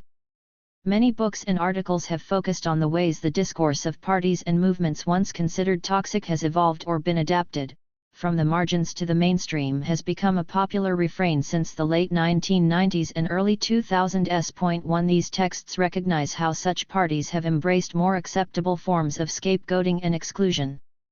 However, such analyses not only often maintain the traditional hegemonic logic that these elements represent a threat to liberal democracy, but also internalize a limiting framework in defense of the status quo. For example, it is fascinating to see how the term racism has become almost absent from studies of the far right in political science.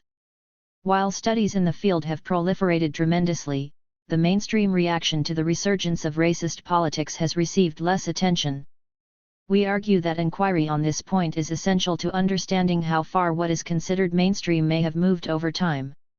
This raises the issue of the hegemonic status and contingent nature of the concept of mainstream, as well as whether the distinction between the mainstream and far right that so much of the post-war and especially post-1960s narrative has depended upon remains valid and necessary. While the concepts of mainstream and mainstreaming have become commonplace, they have seldom been defined by experts on the topic. For example, in the introduction to the edited collection The Politics of the Extreme Right, From the Margins to the Mainstream, Paul Hainsworth provides an excellent definition of the extreme right, as well as a clear outline of its resurgence after a period of defeat and decline in the post-war period, with a particular focus on electoral support. Point 2. The concept and process of mainstreaming remains far less well developed, however. Defining the mainstream is itself a challenge, because of its contingency, as a descriptive and normative term, and its status as a functional floating signifier. It may refer to elements of society and politics, the government, media, parties, policies, or discourses, or simply reflect the subjective positioning of experts.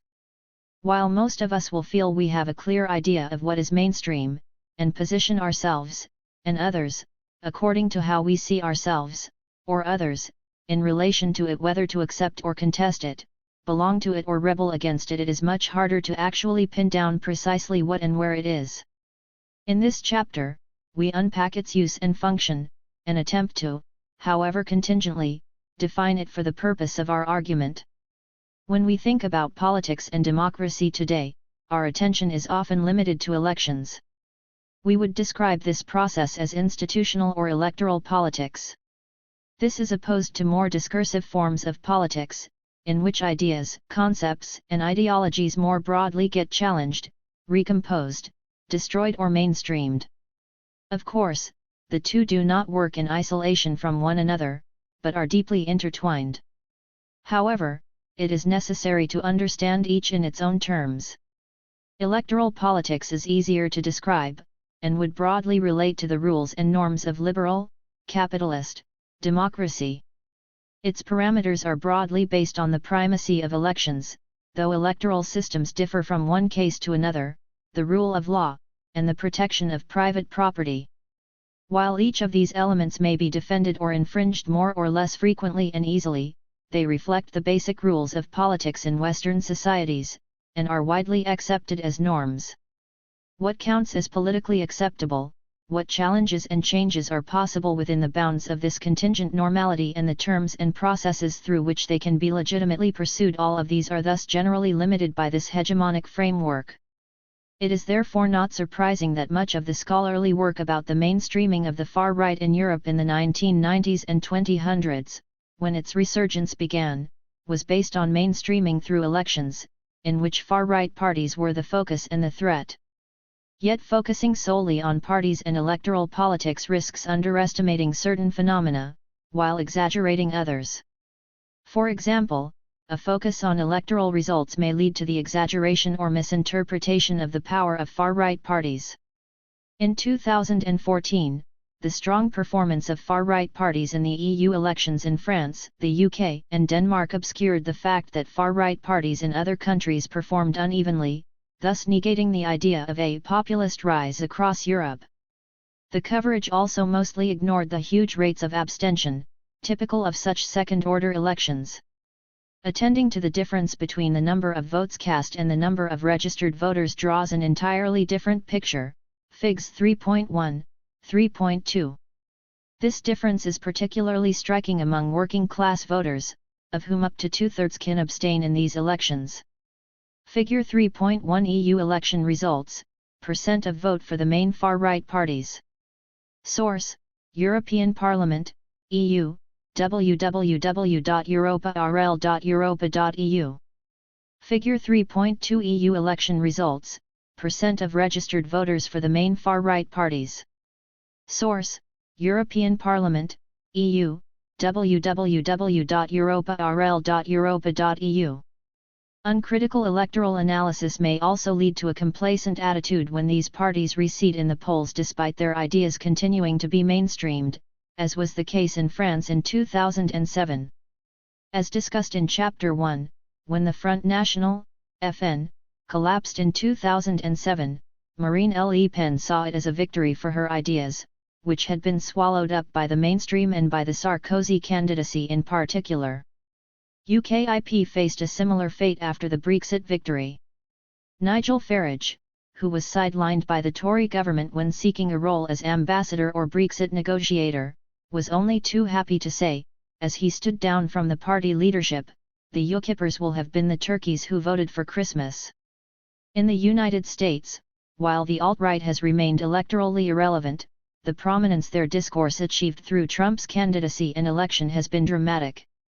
White nationalist figures such as Richard Spencer and Jason Kessler gained mainstream media platforms, including on liberal NPR, in the latter's case.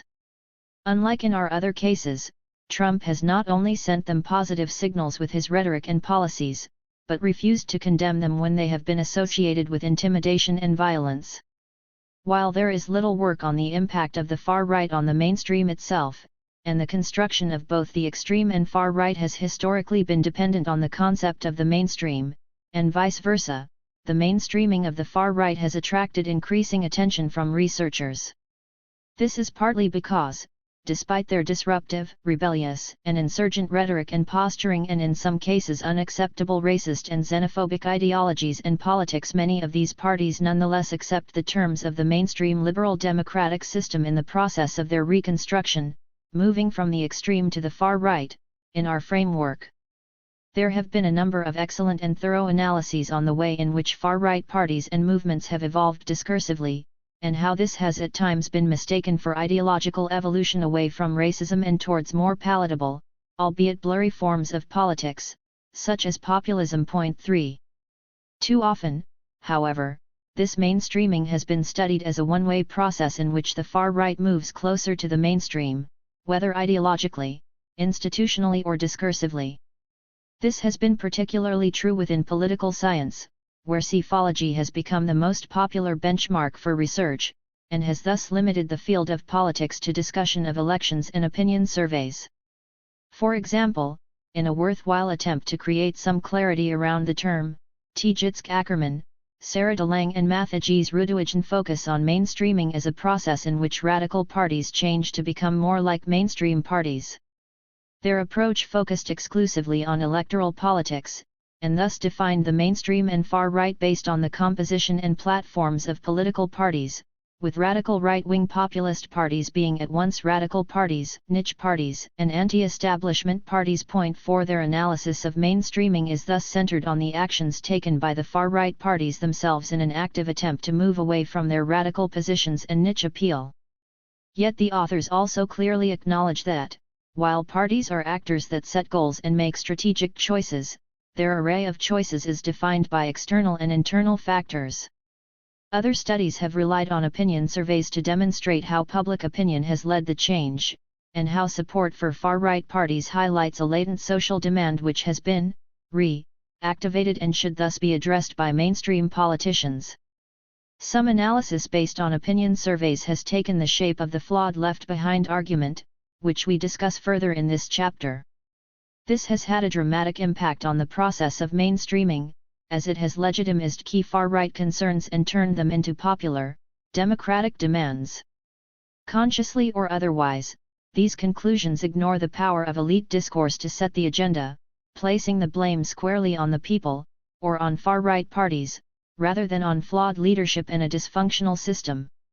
However, before turning to issues regarding our current democratic predicament, we should remember that mainstreaming is indeed very much a two-way process, and that it cannot take place with the far right as its sole agent.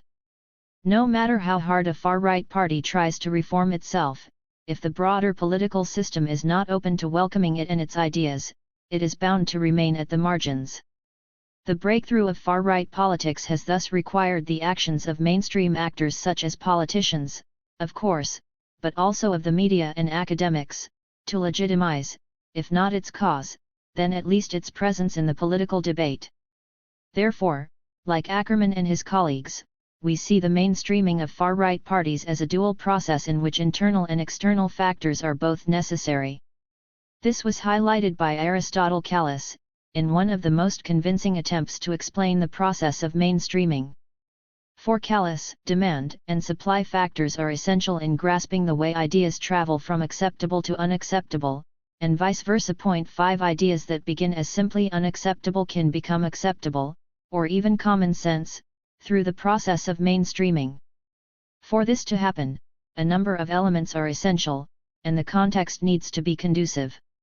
This can take place through a bottom-up process in which a critical mass can alter established beliefs and change the landscape more or less radically, bringing social groups, and demands associated with particular groups, into the mainstream and rendering their newly acquired rights as something natural or normal. This same effect can take place through a top-down process, in which the agenda is set by the elite. A sense of crisis and urgency is essential for ideas to make their way into the mainstream, as they require a derogation from prevailing norms. For the far right, this is almost always related to perceived pressure created by an other, whether this takes the form of internal elements, including citizens who happen to be Muslims, Jews, or second or third generation immigrants, or external ones, such as refugees, asylum seekers, and immigrants. As Callis notes, our current predicament is reminiscent of the mainstreaming of extreme right ideas in the 1920s and 1930s, when certain groups were othered amid a deep economic crisis so as to deflect from systemic failures. Claims of self-defense were therefore deployed, initially to legitimize the discussion of othering, and then, once these discussions had been mainstreamed, to implement policies to enact it. The derogation of mainstream norms is then presented as an undesirable but necessary shift of both language and praxis, or of language and then praxis, without directly attacking the normative validity of the fundamental principles of non-discrimination and respect for minorities. This particular kind of license to hate has a powerful altering effect on the individual and collective states of cognitive dissonance. 6.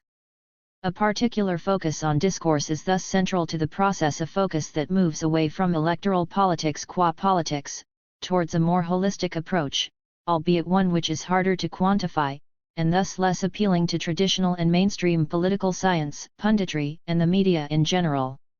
Yet the mainstreaming of far-right ideas is just as important as the mainstreaming of far-right parties themselves, if not more so. To understand the way in which these ideas evolve, and how their position can change depending on context, a few key elements must be outlined. While they may seem obvious, they are too often taken for granted in our public discourse, preventing us from challenging what lies at the root of our current predicament. The mainstreaming of the far right is not new. The measure for mainstreaming has often been predicated on the specter of Nazism. In the post-war period, with Nazism's crimes widely exposed and universally denounced, the extreme right and its ideas became irremediably linked and thus unacceptable in mainstream society and politics. It has since become common sense that we would not let this happen again. However, even before the Nazis, we had already witnessed the mainstreaming of once reviled extreme right politics. As discussed in Chapter 2, in 1915, the Ku Klux Klan, though destroyed by the Post-Civil War Enforcement Act or Ku Klux Klan Act of 1871, managed to re-emerge and over the next 10 years played a central role in the mainstream anti-immigrant nativist period. This included the passing of the aforementioned Klan-supported 1924 Johnson-Reed Act, before the Klan was marginalized in the wake of revelations about crime and violence. This occurred again with the Klan's revival and mainstreaming in the Third Era in the 1950s and 60s. In this era, they defended racist laws and institutions and occupied positions in mainstream civil society, law enforcement, and politics before being pursued and defeated by the FBI COINTELPRO and HUAC. For U.S. Attorney General Nicholas Katzenbach, there was a unique difficulty in gathering information on fundamentally lawless activities which have the sanction of local law enforcement agencies, political officials, and a substantial segment of the white population. 7. This mainstream pushing of the Klan to the margins would also inform David Duke's mainstreaming electoral strategy in the 1970s to 1990s. In France, back in 1984, when the FN was hardly on the radar, French Socialist Prime Minister Laurent Fabius declared that the FN was asking the right questions, but offering the wrong answers, while Chirac, future president and savior of the Republic against Le Pen in 2002, complained in a public meeting about the noise and the smell of African families in 1991. In 1978, Margaret Thatcher, then in opposition, declared on television that people are really rather afraid that this country might be swamped by people with a different culture, something Daniel Trilling saw as birth of a myth in British politics, that Margaret Thatcher stole the far-right's thunder by addressing the tricky subject of immigration. 8 Flirting with anti-immigration or openly racist rhetoric is not entirely new, and mainstream politicians have done so for decades, despite these politics and ideas being marginalized and debunked countless times. The mainstream is constructed, contingent and fluid. It is also dependent on what we contrast with it as extreme, which is also constructed, contingent and fluid. These are not ontologically nor historically fixed phenomena, and the widespread tendency to see them as such is both uncritical and ahistorical. What is mainstream or extreme at one point in time does not have to remain so. The mainstream is itself a normative, hegemonic concept which imbues a particular ideological configuration or system with authority to operate as a given, or to naturalize itself as the best option essential to the government or regulation of society, politics, and the economy. Mainstream parties play a particularly important role in our democracies, where elections have often come to be equated with politics. As a result, whatever deviates from the parameters of the mainstream, even if it was once mainstream or would one day become mainstream, can be designated extreme. The repositioning of the Klan corresponded to the liberal construction of the extreme and radical right that was explored in the work of Seymour Martin Lipset and Earl Ropp, such as in The Politics of Unreason, and still informs designations and assumptions about the opposition between the extreme and mainstream today.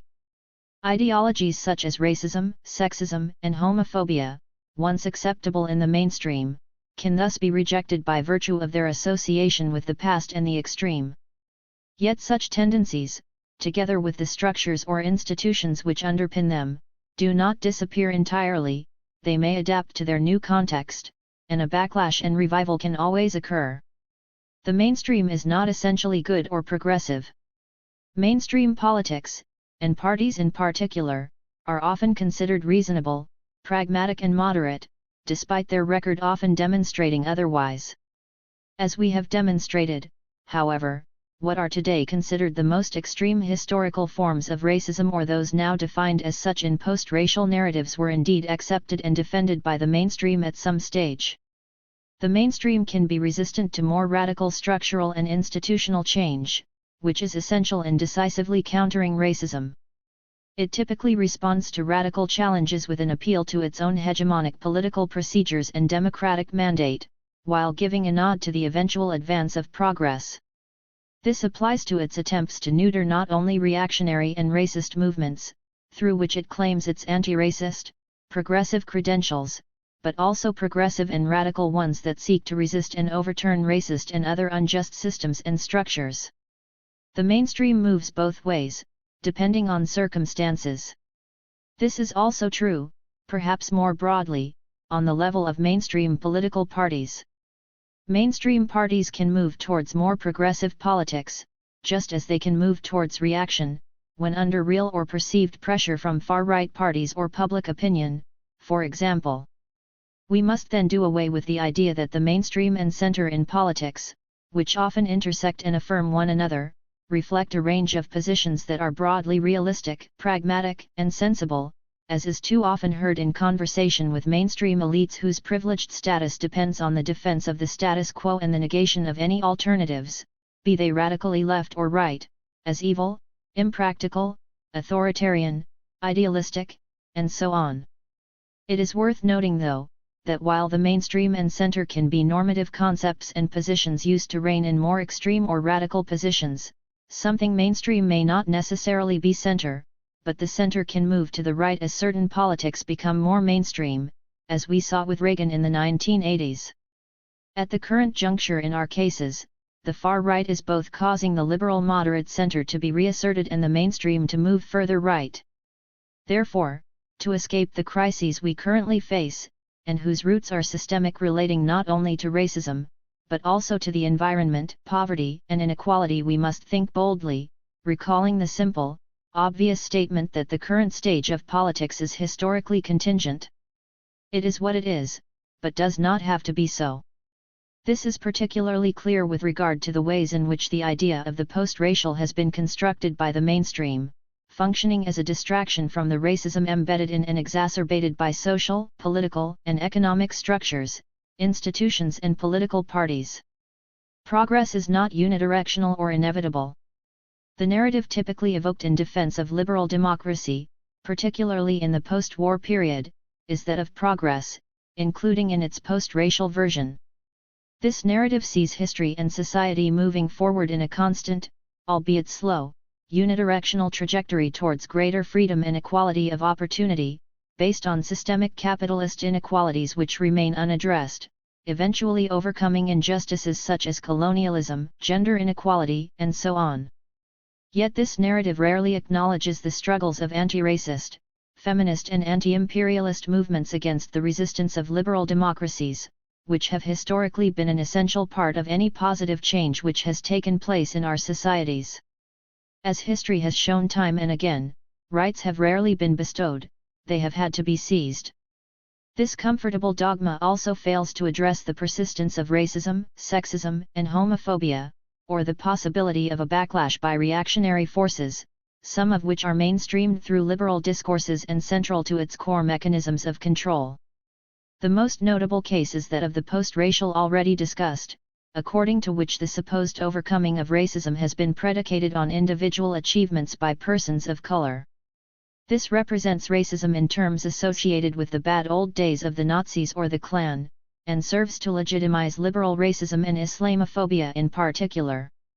This can be witnessed in attacks on Islam and Muslims in the name of liberal values, rather than on grounds of race, such as then British Foreign Secretary Boris Johnson's attack on the burqa, or in the banning of religious symbols across Europe targeted directly at Islam. It is also notable in the Trumpian backlash that promised to make America great again. Far-right parties also move both ways. On the one hand, they can become more mainstream by their own choices and actions, usually through a discursive shift towards less overtly racist and authoritarian politics, as well as an expansion of their programs away from opposition to immigration as a single issue. This can give the impression that these parties have actually moved to the left, as they develop the socio-economic side of their programs. Yet this would ignore the fact that these parties' defense of the welfare state and of workers is predicated on the exclusion of the other and scapegoating of migrant and racialized workers in particular.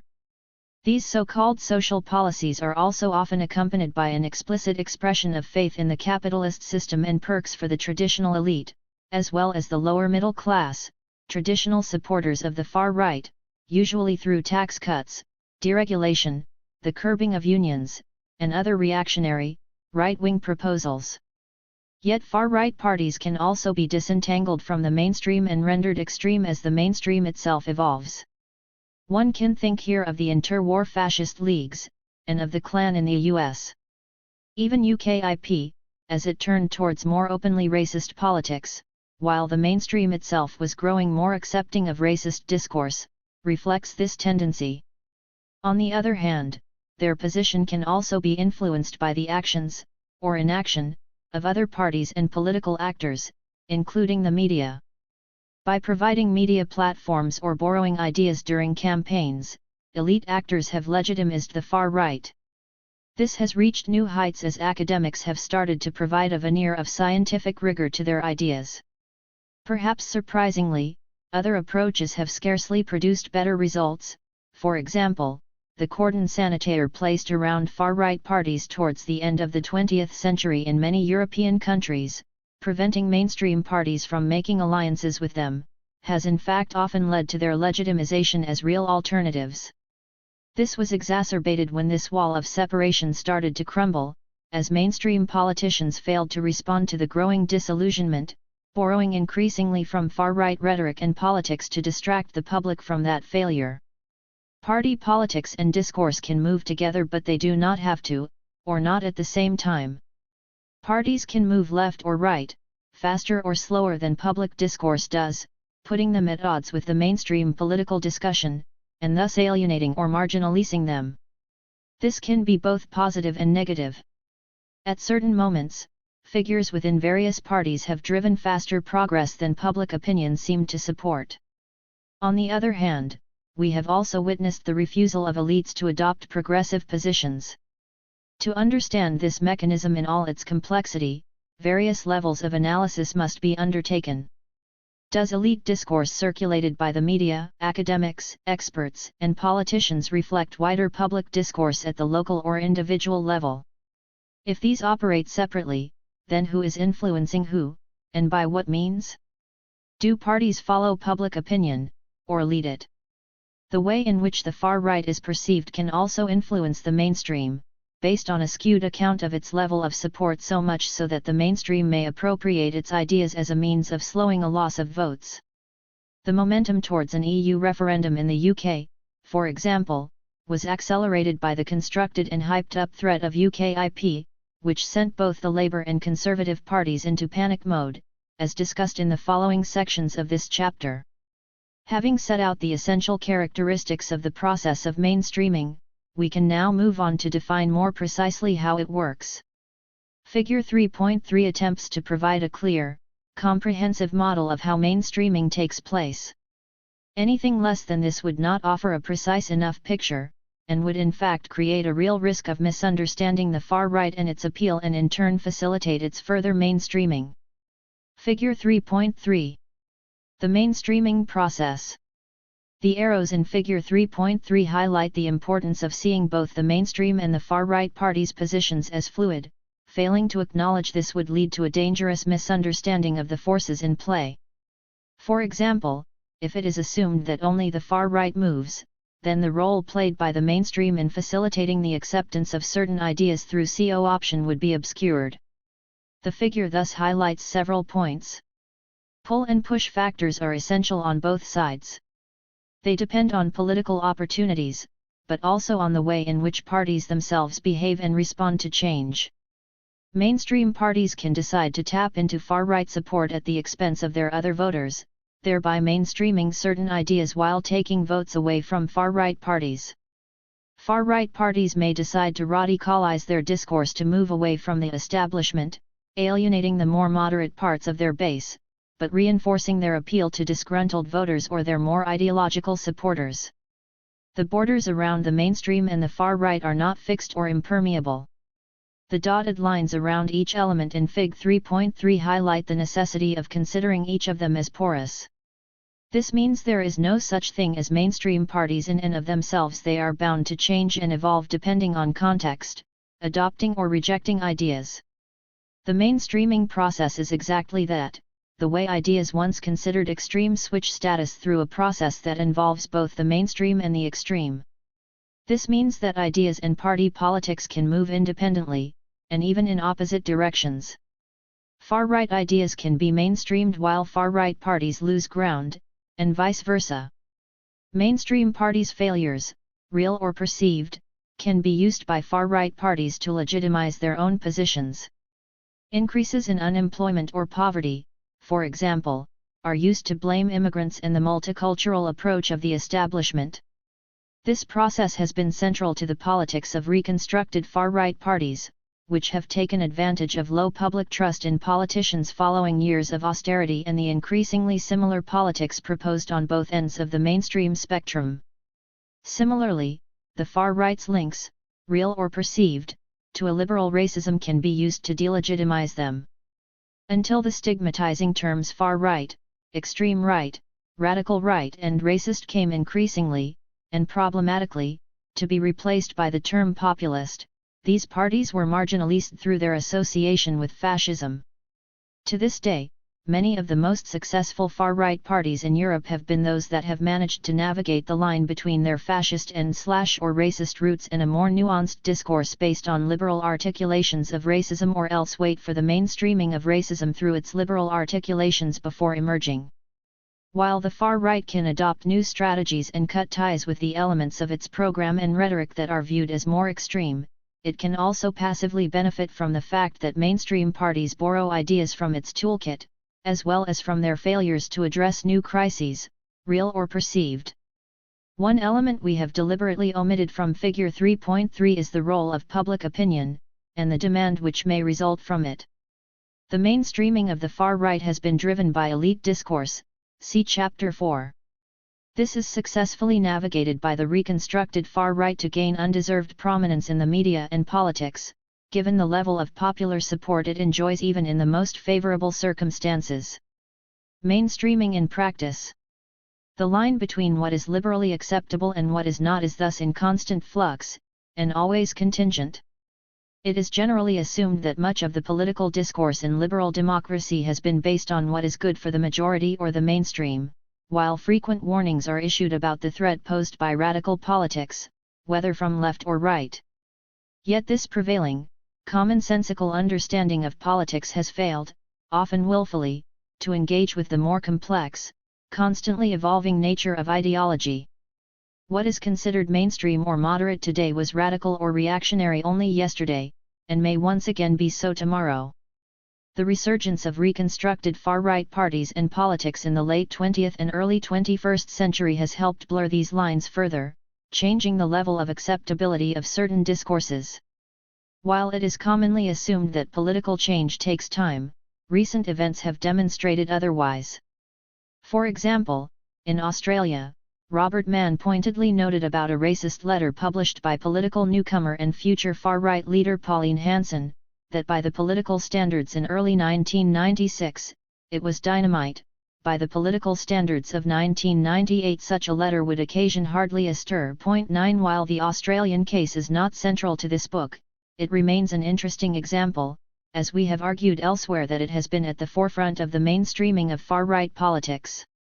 Particularly through its treatment of asylum seekers. 10 After the short-lived success of Pauline Hanson's amateurish One Nation Party, conservative Liberal Prime Minister John Howard declared after his election in 1996 that the pendulum had swung too far.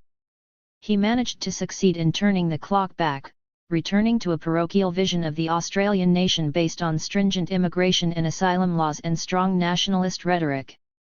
This approach was incredibly successful, and the discourse around it has become hegemonic across the political spectrum and population, despite the inhumane treatment suffered by refugees in offshore centres. 11.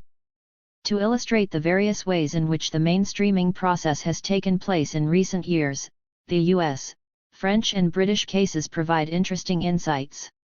In each of these countries, mainstreaming has occurred in a distinctive fashion. In order to understand the true character of the issue, the holistic approach explored above must be applied in particular contexts. Trump, anachronistic evil or the new mainstream. The election of Donald Trump has come to represent both the mainstreaming of the far and extreme right and the radicalization of the mainstream. The notion of mainstreaming in the United States is complicated by the fact that there has been little space for a viable third or alternative far-right party due to the two-party dominance of the political system. 12 While the extreme right has stayed out of mainstream politics since the civil rights era, with the exception of David Duke, far-right ideas have entered the mainstream through individual figures such as Pat Buchanan, and media influencers including talk radio personality Rush Limbaugh and Fox News commentators.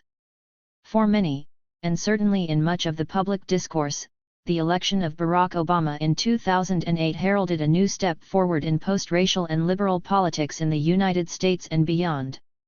Racism, it was argued, was now the preserve of the past and of the extreme right. This idea was supported by the extreme right response to the post-racial election when Tom Robb, national director of the Knights of the Ku Klux Klan, argued, it could mean a reawakening of our spirit and blood. Every time the television shows an image of Obama, it will be a reminder that our people have lost power in this country. 13 David Duke added, I believe tonight is a night of tragedy and sadness for our people. The country is not recognizable anymore. 14 Duke referred to Obama as a visual aid that was helping to attract interest and recruits. 15 The Southern Poverty Law Center, SPLC, reported a 4% rise in hate groups Indiana the period 2007-8, over 900 being currently active, a reversal of the decline experienced since 2000.16. Other examples of racism were a clear reminder of the past. Just days before the election, an effigy of Obama was hung in a mock lynching at the University of Alabama, and, hours after the election, a black church in Springfield, Massachusetts, was targeted by arsonists. 17.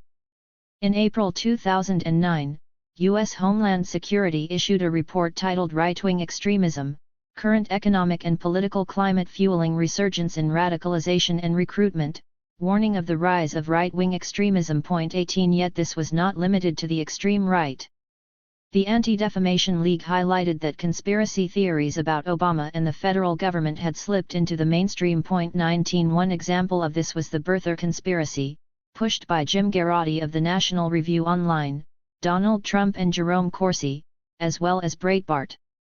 It posited that Obama had been born in Kenya, and was thus not only an illegitimate president but a Manchurian candidate of sorts.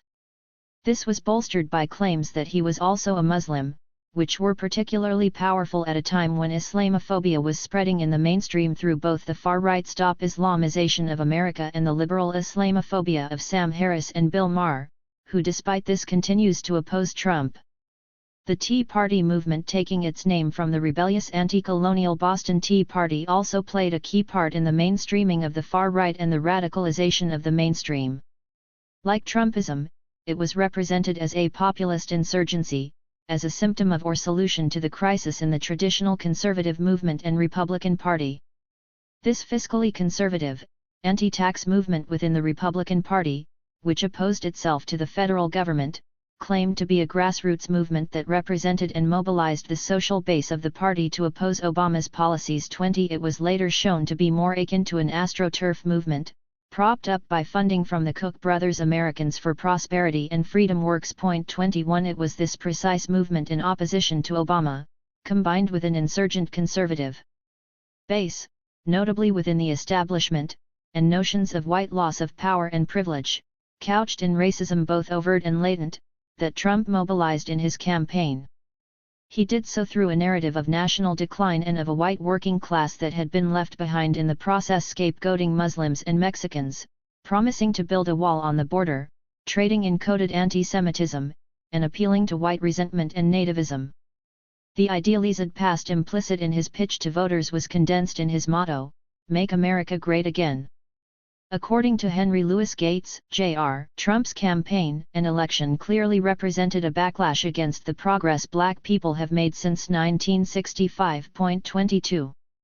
Liberalism, which was the target of Trump's rhetoric, would no longer be able to maintain the illusion of equality and colorblindness, or keep the illiberal at bay. Illiberal racism, so often eulogized, had returned to the mainstream emboldened. The SPLC argued that Trump's run for office electrified the extreme right, which saw in him a champion of the idea that America is fundamentally a white man's country. He was endorsed by the Klan, the American Nazi Party, Aryan Nations, National Alliance, Stormfront, the Daily Stormer, Richard Spencer, and David Duke, who he refused to disavow. 23. Duke would later say, "We are determined to take our country back. We are going to fulfill the promises of Donald Trump. That's what we believed in, that's why we voted for Donald Trump. Because he said he's going to take our country back." 24. The SPLC also reported a spike in hate-based harassment and attacks following the election, some of which were clearly linked to Trump's campaign. 25.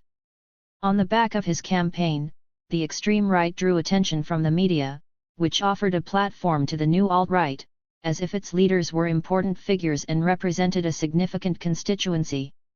While the success of the alt-right's mainstreaming was partly a function of Trump's election, it also benefited from its less top-down organizational structure, based on a network of subcultures, platforms, and movements. Red pilling became a key term in the alt-right universe. Taken from the film The Matrix, it refers here to the liberation of men from a life of delusion, particularly by feminism. 26. In line with its origins in what is commonly called the manosphere.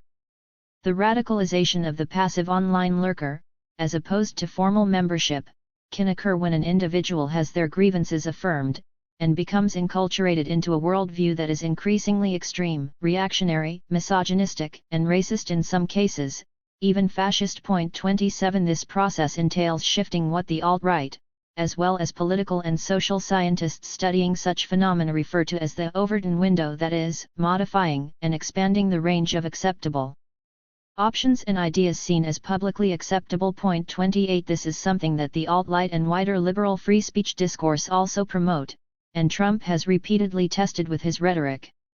The fact that the alt-right, and to a greater degree the alt-right, has its origins in anti-feminist and misogynist subcultures and discourse, as Debbie Jing argues, shows the intersection between misogyny and racism, and challenges claims of liberalism on the part of its followers, activists, and defenders, particularly liberalism relating to gender rights. While its presence and strategy were mostly internet-based, an emboldened extreme right also held rallies in the wake of Trump's election. The most notable was the Unite the Right rally on August 12, 2017, organized by alt-right webmaster Jason Kessler in Charlottesville, Virginia. Point 29. During Unite the Right, James A. Fields, a white supremacist affiliated with Vanguard America, drove a car into a crowd of counter-protesters, killing anti-fascist demonstrator Heather Heyer and injuring many more. Point 30. In response, Trump issued a statement, but failed to denounce the extreme right. We condemn in the strongest possible terms this egregious display of hatred, bigotry, and violence on many sides. 31 A day later, faced with a growing backlash, Trump added, "Racism is evil, and those who cause violence in its name are criminals and thugs, including the KKK, neo-Nazis, white supremacists, and other hate groups that are repugnant to everything we hold dear as Americans." On August 15, under questioning by journalists, he partially reverted to his original position, spreading the blame more widely and legitimizing the rally insofar as it also was in defense of the statue of Robert E. Lee, declaring, in response to a question on whether he thought that what he calls the alt-left is the same as neo-Nazis. "Those people, all of those people, excuse me, I've condemned neo-Nazis. I've condemned many different groups. Not all of those people were neo-Nazis, believe me. Not all of those people were white supremacists, by any stretch. Those people were also there because they wanted to protest the taking down of a statue, Robert E. Lee. So, this week it's Robert E. Lee. I noticed that Stonewall Jackson's coming down. I wonder, is it George Washington next week? And is it Thomas Jefferson the week after? You know, you really do have to ask yourself, where does it stop?" When he was told by a reporter that neo-Nazis had started it, Trump responded, "You had some very bad people in that group, but you also had people that were very fine people, on both sides. You had people in that group. Excuse me, excuse me. I saw the same pictures as you did. You had people in that group that were there to protest the taking down of, to them, a very, very important statue and the renaming of a park from Robert E. Lee to another name. 32. This explanation from Trump was a clear reference not just to the extreme right, but to the white Trump voter who was not a neo-Nazi, but had shared concerns about white America and its heritage in the face of political correctness. In addition to sidestepping the racism at the heart the Confederate statue defense, Trump was attempting to distance the latter from the former and legitimize his supporters and the rally. By doing so, he constructed a link between them, around an overlapping set of causes. Once in office, Trump consolidated, mainstreamed and institutionalized his extreme and far-right support.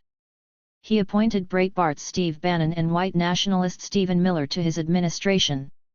In November 2019, the SPLC revealed the extent of Miller's white nationalist politics and far-right links. This included sharing links with VDare, which traffics in the white genocide and great replacement tropes and conspiracy theories, communication with alt-right figurehead Richard Spencer and Pamela Geller of Stop Islamization of America, involvement in editing pieces that appeared in American Renaissance, and recommendation of the Camp of the Saints to Breitbart. 33 Trump also gave far-right radio show host Alex Jones a White House press pass, while referring to CNN as fake news.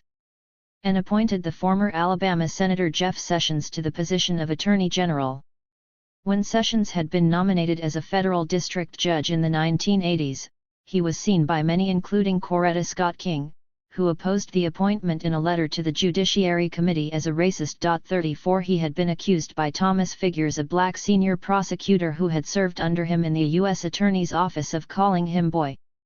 He was also charged with making disparaging comments about civil rights organizations and positive ones about the Klan.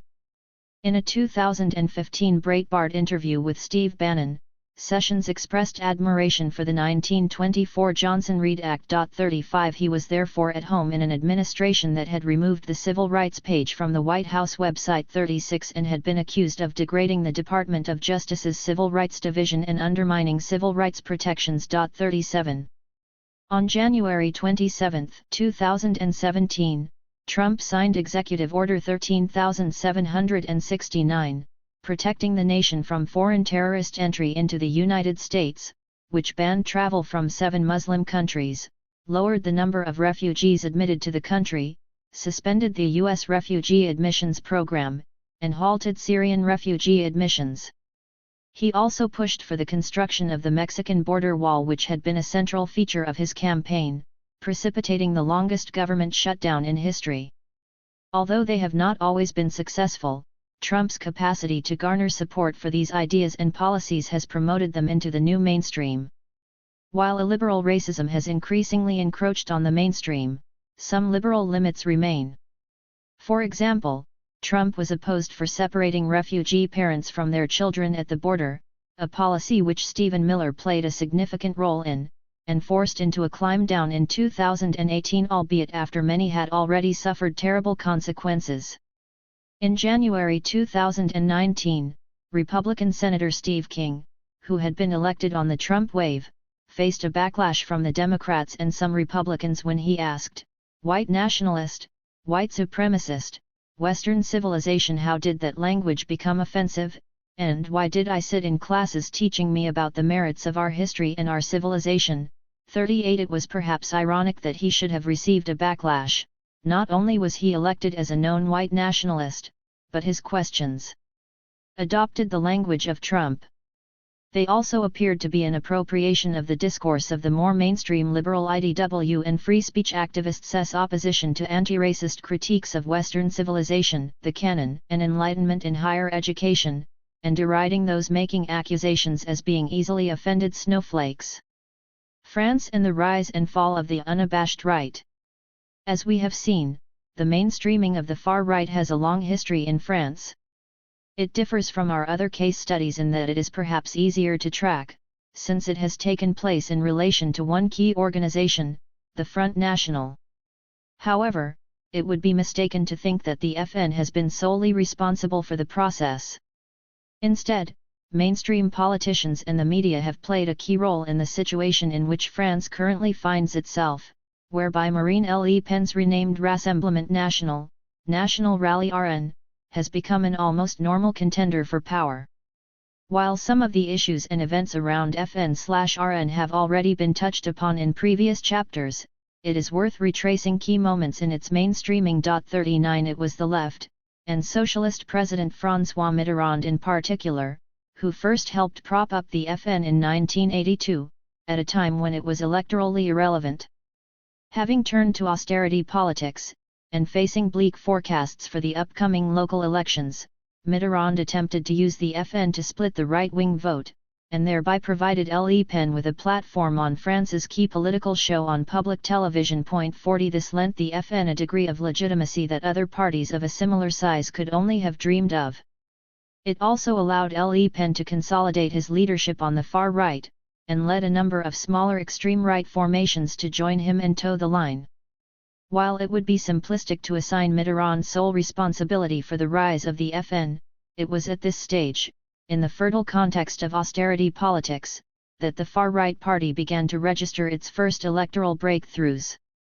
Despite various scandals, particularly when Le Pen was sentenced for Holocaust denial following his repeated comments that the gas chambers were a detail of history, the FN gained increasing prominence in the late 1980s and 1990s. Its key campaigning issues, such as crime and immigration, entered mainstream political discourse. Bruno Maigret appeared to be winning his vocabulary battle, see Chapter 1. Yet it was after he had left the party that the process reached its next key turning point. The 2002 presidential election created a crisis point in an already deeply disillusioned electoral environment, and the FN provided opportunistic politicians with a decoy from more pressing issues, such as the state of the economy. While the rise of the FN was not in fact the biggest lesson to take away from the election, the party nonetheless occupied much of the political discourse in the following 5 years. This atmosphere prepared the ground for the election as president, in 2007, of Nicolas Sarkozy, leader of the Union pour un mouvement populaire, Union for a Popular Movement UMP. Many voters now feared the return of fascism, flocking back to mainstream parties rather than abstaining or voting for smaller ones, and Sarkozy was thus able to count on increased participation.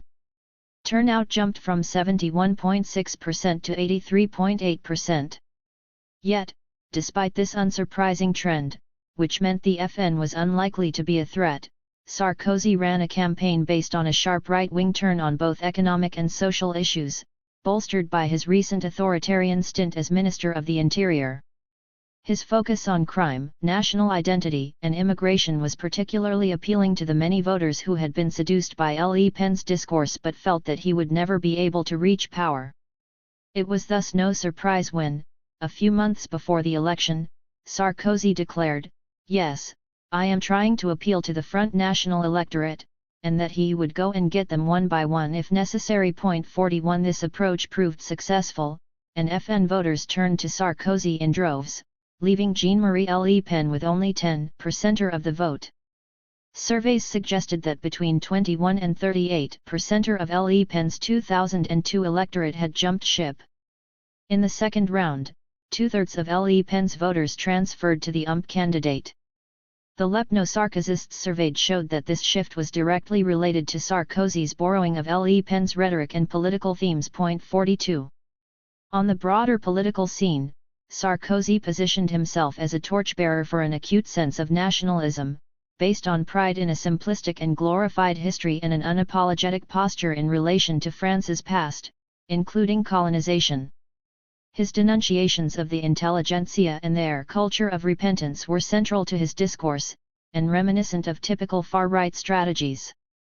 For Sarkozy, France had made some mistakes, but not all French people were Pétainists, not all French people were colonists. 43 This reactionary take on history colored much of his presidency. In October 2007 in a speech in Dakar, Senegal, a former French colony, Sarkozy argued that colonization should not be blamed for the situation in Africa, and that his audience should acknowledge the responsibility of the bloody wars Africans are waging among themselves, of genocides, dictatorships, fanaticism and corruption. 44 If things were bad on the continent, it was not because of the ongoing repercussions of colonialism, despite the wide range of evidence backing such claims. 45 It was because of the African man, who had not entered history enough, and whose mindset does not leave space for human adventure or for the idea of progress. Never does the African man venture towards the future. 46. For Sarkozy, undeniably, our worst betrayal was to have stopped being proud to be French. If elected, he promised that he would not cease to affirm our pride in being French, and that this would be done through the creation of a new ministry in which national identity and immigration would be linked. 47 Throughout his campaign and presidency, Sarkozy drew a clear distinction between those who rightly felt proud to be French, and those who did not, us and them.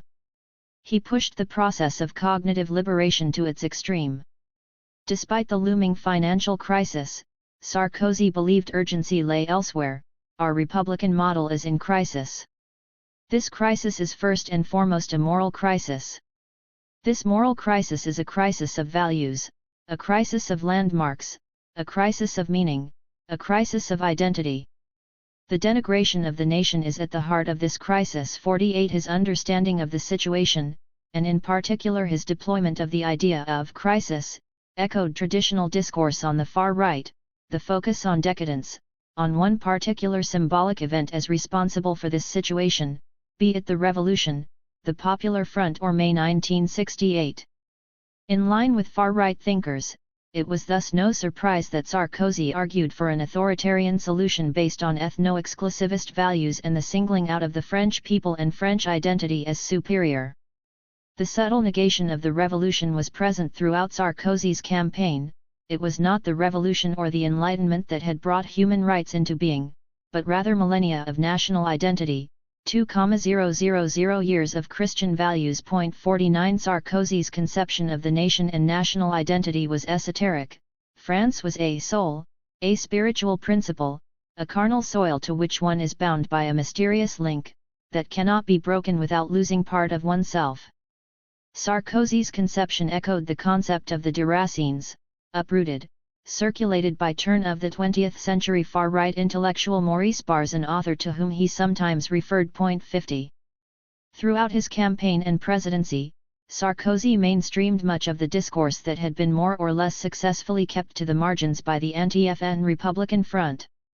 Until then, mainstream parties had been cautious not to engage systematically with issues owned by the FN, for fear of losing touch with an electorate that had become used to considering Le Pen as a monstrous figure. Sarkozy's impact was thus huge. His position as the leader of a mainstream political party lent an unprecedented sense of respect and legitimacy to Le Pen's ideas, in a similar way Trump would a decade later. It was no longer the pariah expressing such notions, but the main contender in the presidential election and leader of the Gaullist party, whose political tradition had mythically been born out of the fight against the Vichy regime and Nazi occupation. By the end of his presidency, Sarkozy and his allies had shifted the line between what was acceptable and what was not, between what could be discussed and envisaged by the president, what was taboo, and what was the new normal. In his attempt to outbid the FN in promising that no debate would be out of bounds for his government, Sarkozy allowed for far-right discourse both to gain an increased amount of coverage and, more importantly, to become part of the Republican and Democratic sphere from which it had been excluded since the Second World War. While Sarkozy was successful in stealing the FN vote in 2007, his inability to satisfy the deeply divided parts of his electorate during his time in power meant that many of his voters were left disillusioned. 10 years later, Marine Le Pen appeared in an ideal position to propel her politics further into the mainstream. Since 2012, media commentators and politicians appeared to have uncritically accepted that Le Pen would reach the second round of the presidential elections, and that what remained to be decided was who she would face. Le Pen had received 17.9% of the vote, almost 6.5 million votes in 2012. This was a record for the party, which had since won the 2014 European election, thanks partly to widespread abstention. It broke another record in the 2015 regional election, when it received 6.8 million votes, but failed to win any single region. As is usually the case in France, the electoral system prevented the FN from winning in the second round, as the Socialist Party decided to withdraw in favor of the centre-right in areas where the FN posed a risk. Yet, as abstention was predicted to be as high if not higher than in 2002, it seemed unavoidable that, with a reservoir of more than 2 million votes compared to her father's best performance, and a much better image than his, Marine Le Pen had a clear path to the second round of the 2017 presidential election. 10 days before the first round, a poll conducted by Ipsos Stia for Le Monde indicated that only 66% of respondents were certain to vote.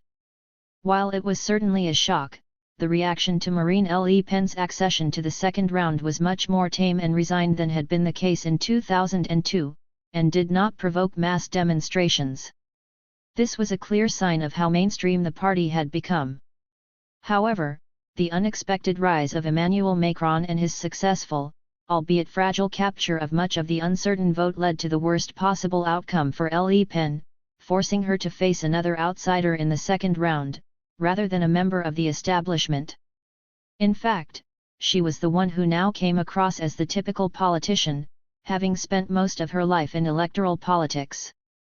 Things went from bad to worse as her dreadful second-round campaign was punctuated by a debate in which an angry Le Pen demonstrated that she remained the candidate of the far right.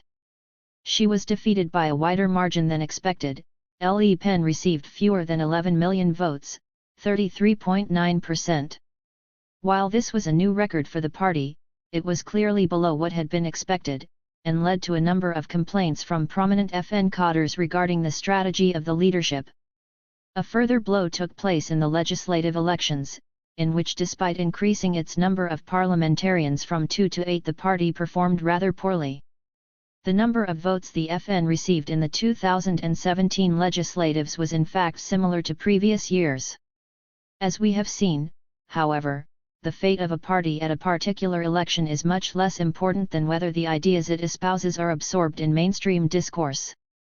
Since his election in 2017, Macron has failed to provide a strong counter-narrative. Islamophobic debates around laicite remain commonplace, and Macron further mainstreamed far-right ideas, most notably through an interview with far-right magazine Valeurs Actuelles in 2019.51. The UK, Brexit, and racism. In the UK, a similar pattern emerged after the British National Party, BNP, managed to make some headway in local elections in the early 2000s, but has been even more marked since the rise of UKIP in the 2010s. While its success was certainly exaggerated, its impact was clear. It has not only reinforced the role of immigration as a key issue on the agenda, it also played a leading part in pushing David Cameron to call a referendum on Europe, and in the campaign that then ensued, in which immigration was a central issue. In a sequence of events reminiscent of both France and Australia, the hype around UKIP has facilitated the adoption of immigration as a key political issue, and racist discourse has become a prominent feature on both left and right. Theresa May's hostile environment policy and go-home bans, while she was at the Home Office under David Cameron's leadership, demonstrated how deeply entrenched anti-immigration discourse had become as a practical priority for the government. 52 This led to the establishment of inhumane and illegal policies. The scandal over the treatment of the Windrush generation was therefore not an unfortunate mistake, but the product of a deliberate shift towards punitive politics that echoed the agenda of the far right. Nonetheless, this move was once again counterbalanced by some members of the Conservative Party, such as Cameron himself, who continued to pay lip service to the benefits of immigration, albeit cautiously, and made sure to position himself in opposition to the illiberal far-right loonies and fruitcakes. More telling, perhaps, was the Labour Party's decision to enter a race to the bottom on the issue of immigration. This was clearest when Ed Miliband's 2015 campaign launched a set of 5 red mugs bearing their key policies. One of them proudly touted controls on immigration. Miliband set out a number of proposals during the campaign which were clearly reminiscent of far-right pledges, such as promising to lower immigration drastically, bear down on illegal immigration, and distinguish between British citizens and workers coming here from abroad. 53 That Labour felt obliged to promote an issue on which it was certain to appear weaker than the right and far right was a testimony to the panicked state of the Labour leadership in 2015, something which continues to haunt left-wing politics as demonstrated by Unite's Len McCluskey's comments over the need for a tougher approach on free movement during the 2019 campaign. 54 In the midst of widespread disillusionment with politics, which gripped much of the West, Labour caved to the pressure applied by narratives claiming that the party was hemorrhaging voters to UKIP, and that it was this constituency that it should try to retain. Ironically, Miliband was often derided by the media as red-ed and portrayed by his opponents to the right as too radical a leader to follow in the footsteps of third-way proponent Tony Blair. Political discussion in the UK since the 2015 general election has been dominated by Brexit. For more than 3 years, hardly a day went by without most newspapers headlining the upcoming exit, the impending doom, the inevitable betrayal, or the ultimate escape to freedom. Not only has Brexit hijacked political discussion in the media, it has also confiscated huge resources from the government, at a time when austerity politics have made them scarce in other key areas of society such as healthcare, education, and policing. A recent UN report on poverty noted, according to The Guardian, that the UK government had inflicted great misery on its people with punitive, mean-spirited, and often callous austerity policies driven by a political desire to undertake social re-engineering rather than economic necessity, a state of affairs exacerbated by the referendum and its aftermath. 55A report by the Equality and Human Rights Commission pointed to similar failings, including extremely concerning trends towards dramatic increases in poverty. 56 The research found that the picture is still bleak for the living standards of Britain's most at-risk and forgotten groups of people, who are in danger of becoming stuck in their current situation for years to come. Contrary to common assumptions hyped in the media, the left behind were not the white working class, but all working class people, and particularly women, racial and ethnic minorities, migrants and asylum seekers, and those with disabilities, who had long been at the sharp end of neoliberalism and reactionary democracy. For Imogen Tyler, stigmatization operates as a form of governance which legitimizes the reproduction and entrenchment of inequalities and injustices which impact upon us all. Indeed, the selective and aggressive deployment of strategies of social abjection is not only constitutively injurious to the ideals of democratic citizenship but has perverted the very meaning of democracy and citizenship. 57. There is no doubt that the UK's exit from the EU will have very real consequences for people in both the UK and the EU, and that the chaotic nature of the negotiations have already affected many people. Yet, beyond the economic impact of this decision, the whole period, before and after the referendum, has had a deep impact on the mainstreaming of far-right politics in the UK, and has given a platform to political actors far beyond their electoral weight. As demonstrated by a report by Martin Moore and Gordon Ramsay on media coverage of the referendum campaign, while the economy was the most covered issue, 7,028 articles, immigration was second, 4,383 articles, far ahead of health, in third place, 1,628 articles. Yet immigration became increasingly important as a theme during the campaign, its coverage trebled, and it became the most covered issue on the front pages of newspapers. Unsurprisingly, given the state of politics and the media landscape in the UK, coverage of immigration was overwhelmingly negative, and specific nationalities were singled out, in line with what can be expected in a liberal racist environment. 58 At a time when poverty was on the rise, and when people in many sections of the population started to feel the full extent of austerity measures which have depleted public services and social safety nets, it is hard not to see the referendum as a diversion from the political failings of mainstream parties.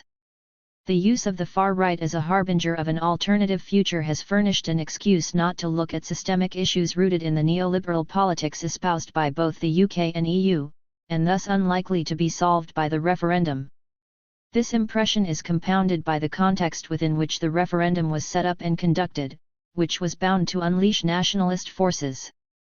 It placed the British far right in an incredibly strong position, as it had been campaigning on a populist anti-establishment and anti-EU platform for years, for which it had received disproportionate coverage. That the likes of Nigel Farage were given a prominent voice across much of the media, against a Remain campaign led by the British and European elite, was a godsend for far-right politics, as it made the Brexit position a popular one simply because of deep distrust for the establishment. Since the issue of immigration had been hyped as a key concern among British people for years, it was not surprising that this was one of the main issues debated during the referendum and one which was far more amenable to discussion than more abstract or remote economic arguments, which were far harder to turn into binary debates. As both major parties had pledged to reduce immigration in the preceding years, UKIP and the more right-wing Conservatives were given free rein in positing themselves as the voice of the people, the left behind and the man on the street, despite clearly representing elite interests. While the mainstreaming of the far right in France and the United States can be easily understood by focusing on particular actors, the FN/RN and Trump, respectively, the British case is more complex. UKIP, and Nigel Farage in particular, were allowed to play a particularly disproportionate role in the mainstreaming of racism in the UK, and especially during the EU referendum campaign itself. It is ironic that Matthew Goodwin, who has since played a part in hyping the importance of the far right in the UK, declared with Rob Ford in 2013 before UKIP's first real breakthrough, in the 2014 EU election, that it had already received historically unprecedented levels of coverage for a minor party. 59 This was confirmed by a study undertaken by Stephen Cushion, Richard Thomas, and Oliver Ellis on the media coverage of the 2009 and 2014 European elections. The 2009 campaign received far less coverage, and the campaign was focused primarily on the expenses scandal, leaving less space to Eurosceptics. The 2014 campaign, on the other hand, saw disproportionate coverage given to UKIP and its main policy concerns. Cushion and his colleagues noted that, whereas UKIP secured just 15 seconds airtime in 2009, during the 2014 campaign on ITV and Channel 4 bulletins, coverage of their party candidates collectively amounted to more than that of the other parties. 60 It is therefore not surprising that the two issues most discussed in the coverage were immigration and being in or out of Europe, as UKIP was allowed to set the agenda by journalists looking for soundbites. As Cushion and his colleagues note, even though coverage of UKIP was mostly negative and challenging, and while Farage and UKIP might have been closely scrutinized, journalistic debates were largely contested on the party's ideological terrain.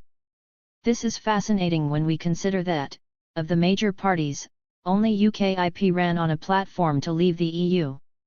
It is also worth asking why UKIP was given a major party status by Ofcom, while the Greens remained a minor party, despite having been rather successful in previous polls. This is particularly interesting, as it was this election which set in motion the EU referendum. This chicken or egg dilemma as to whether it is the far right, the people, or those holding the keys to public discourse who drive the agenda will be discussed at more length in Chapter 4. Yet it is worth noting here that the mainstreaming of the idea of leaving the EU, and its ensuing legitimization of radical anti-immigration and racist discourse, took place rather rapidly in the UK, despite Euroscepticism having always been present among conservatives. Farage's access to the media did not stop with the 2014 EU election, or even with his resignation from UKIP's leadership. In fact, he has remained a prominent commentator, and continued to receive disproportionate coverage throughout the EU referendum campaign. He has also been increasingly present in the media, commenting on broader issues central to the far right, such as terrorism. He has been regular guest on the BBC's Question Time, but was also given a slot on LBC Radio, in addition to his regular columns in prominent newspapers. As Nesreen Malik has remarked, impervious to plane crashes, 7 failed attempts at election to Parliament, and even his own resignations, Farage bellows from every medium about how Britain is intolerant of his views and how he receives so little airtime compared with mainstream politicians who are constantly muzzling him and muscling him off his podium. 61.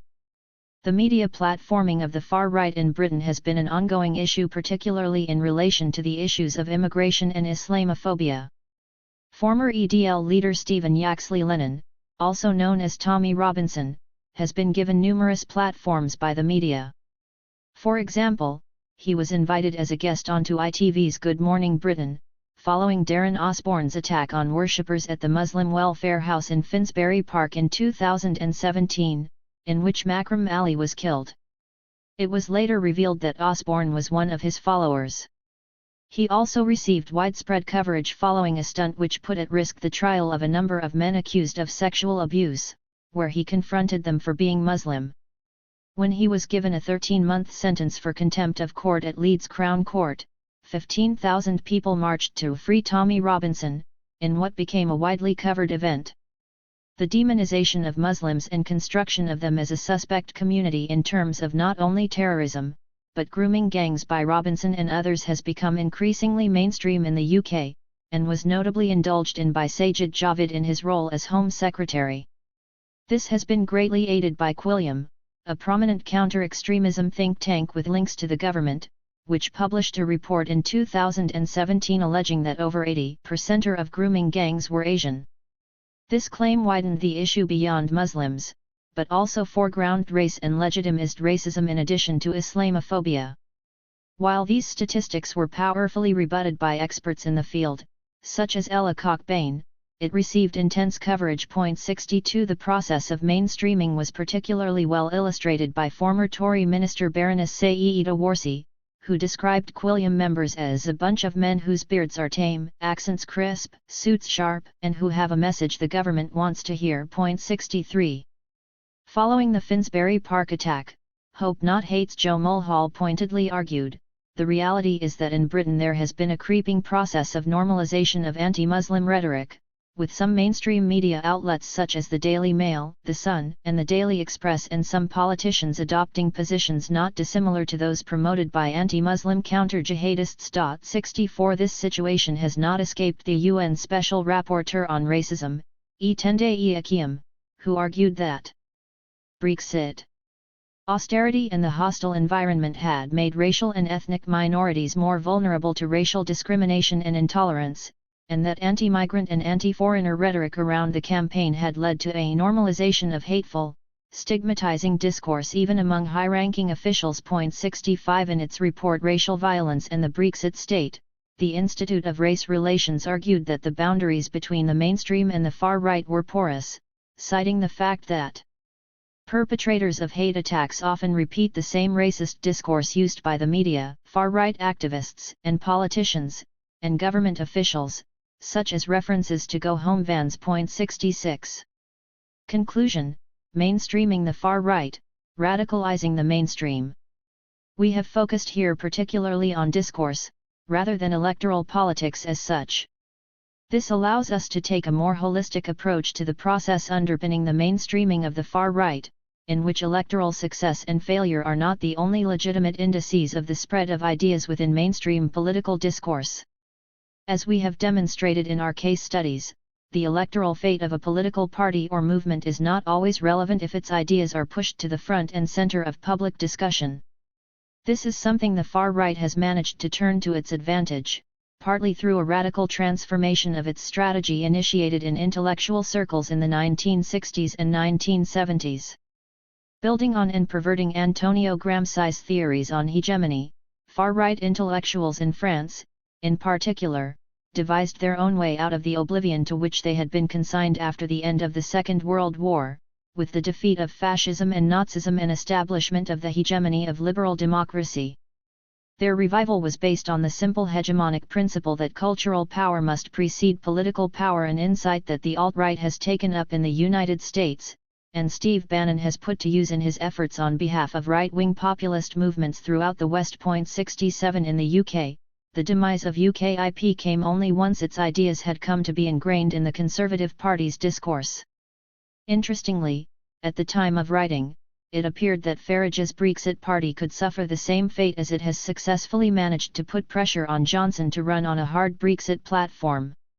We can witness here how fuzzy the borders are between the illiberal and liberal, as Johnson's move to the right eventually won him the support of Tommy Robinson during the 2019 campaign. 68 As our three case studies show, there is no single way for the far right to mainstream its ideas. More importantly, however, it is not a task that is the sole preserve of the far right itself. Without a conducive context and the help of mainstream actors, politicians, the media, and academics, the process is bound to be far less successful. Far-right ideas began to seep into the mainstream only when these actors perfected their strategy of discursive reconstruction, gaining increased impact in the media and on public discourse in the 1990s and 2000s. The second half of the 2010s seems to have heralded a new stage in this mainstreaming process, whereby the far right's ideas have come to be so normalized that their presence in government is no longer a surprise and is in fact increasingly common. We are often told that this is because it is what the people want, and that, since we are in a democracy, mainstream parties and the media have no choice but to cover and address issues prioritized by the far right. This approach has been given a scientific veneer, large swathes of academia joining the chorus about the importance of the far right and its pet issues such as immigration in contemporary politics. While there is no doubt that the far right and its politics are indeed of great concern for our societies, and for democracy in general, and thus certainly worthy of study, we argue in the next chapter that recent mainstream approaches to the topic have been problematic, serving the far right rather than impeding it. Chapter 4. The Far Right. Populism and the people. To understand how racism and far-right ideas and politics are mainstreamed and gain both prominence and legitimacy in public discourse and policy, we believe it is necessary to examine the ways in which they are framed and articulated as emanating from the people or demos through both populist constructions and constructions of populism. Through the common overuse and misuse of the concept of populism to package and euphemize certain ideas, specifically around racism, we have witnessed the construction of the far right as representing the will of the people, and thus posited as an example of popular revolt, and even as a potential alternative to our current system. This is despite the fact that the far right is more often than not an extension of the logic of capitalism, inequality, exploitation, and exclusion, rather than a radical response to it. This misrepresents the people and democracy, and limits the critique of both liberal democracy and capitalism. It thus fails to address deep structural inequalities, as well as more specific institutional issues and wider power imbalances. Through a study of the concept of public opinion, the uses and misuses of populism and the demonization of the working class, we will demonstrate here that the rise of the far right has been central to the advent of reactionary democracy. Following or shaping the people. The role of public opinion and the media. In recent years, the mainstreaming of racism and the far right has often been explained and legitimized through the desire of the people for more reactionary authoritarian approaches to a range of social issues, from immigration to Islam. This is often articulated in terms of a particular construction, both racialist and classist, of the people. Before turning to these narratives, it is important to understand how they have come to be advanced as if based on sound scientific principles of democracy, rather than deriving from the more passionate side of what used to constitute democratic debate. Indeed, the narratives which have allowed for the mainstreaming of the far right have increasingly been defended and supported using public opinion as the only index of democratic assent, elevated even above elections. The media, both left and right, regularly runs stories about immigration being a main concern of the electorate. While outlets do not agree on how this issue should be tackled, they have mostly accepted that voters will identify immigration, and the construction of the other, as a key concern. On the right, the media demands stronger measures from politicians and cheers tough promises of building walls, creating hostile environments, tightening border controls, stopping boats carrying migrants and refugees, and detaining and deporting people. On the left, journalists and pundits lament the ignorance of voters and plead for a more rational debate on immigration, usually based in instrumentalist, capitalist terms about how immigrants contribute more to the economy than they take, so that we finally get to know the facts. While their view of the pros and cons of immigration vary, both sides seem to have accepted that it is indeed a key concern of the public, and thus dedicate countless articles, interviews, and analyses to it. This was particularly clear during the 2016 EU referendum campaign in the UK, when immigration received disproportionate coverage of a mostly negative character. 1 In France, the mainstream media is often reprimanded by the Audiovisual Council for providing too much airtime to the FN/RN, while the portrayal of certain communities has been overwhelmingly negative over the years. In the United States, despite his oft-proclaimed dislike for the mainstream media, Trump has also benefited from coverage that has given prominence to his key concerns, particularly on right-wing networks such as Fox. Interestingly, while there are many calls to act on immigration across the political spectrum, very few public actors question their role in placing immigration, and the racist articulations which are almost always part of the debate, in the front and center of people's preoccupations. This oblivious approach rests on the contention that the people are a simple collection of unadulterated opinions, to be understood as an anthropomorphist source of ultimate wisdom whose pulse can be taken and its wishes directly articulated by politicians, the media, and other elite actors. While this seems extremely naive, it is a common belief that public opinion guides elite actors, rather than the other way around. And yet the potential for the elite to manipulate public opinion has been widely acknowledged for a long time, albeit often simplistically. Edward Bernays was one of the key theorists of the potential of what he termed propaganda in 1928, and was a huge influence on both the advertising industry and Joseph Goebbels. For Bernays, propaganda would serve to organize chaos in nascent democracies. With the replacement of hereditary elites such as absolute monarchs by elected governments, Bernays found in the media the perfect tool to keep control over the masses. Point 2.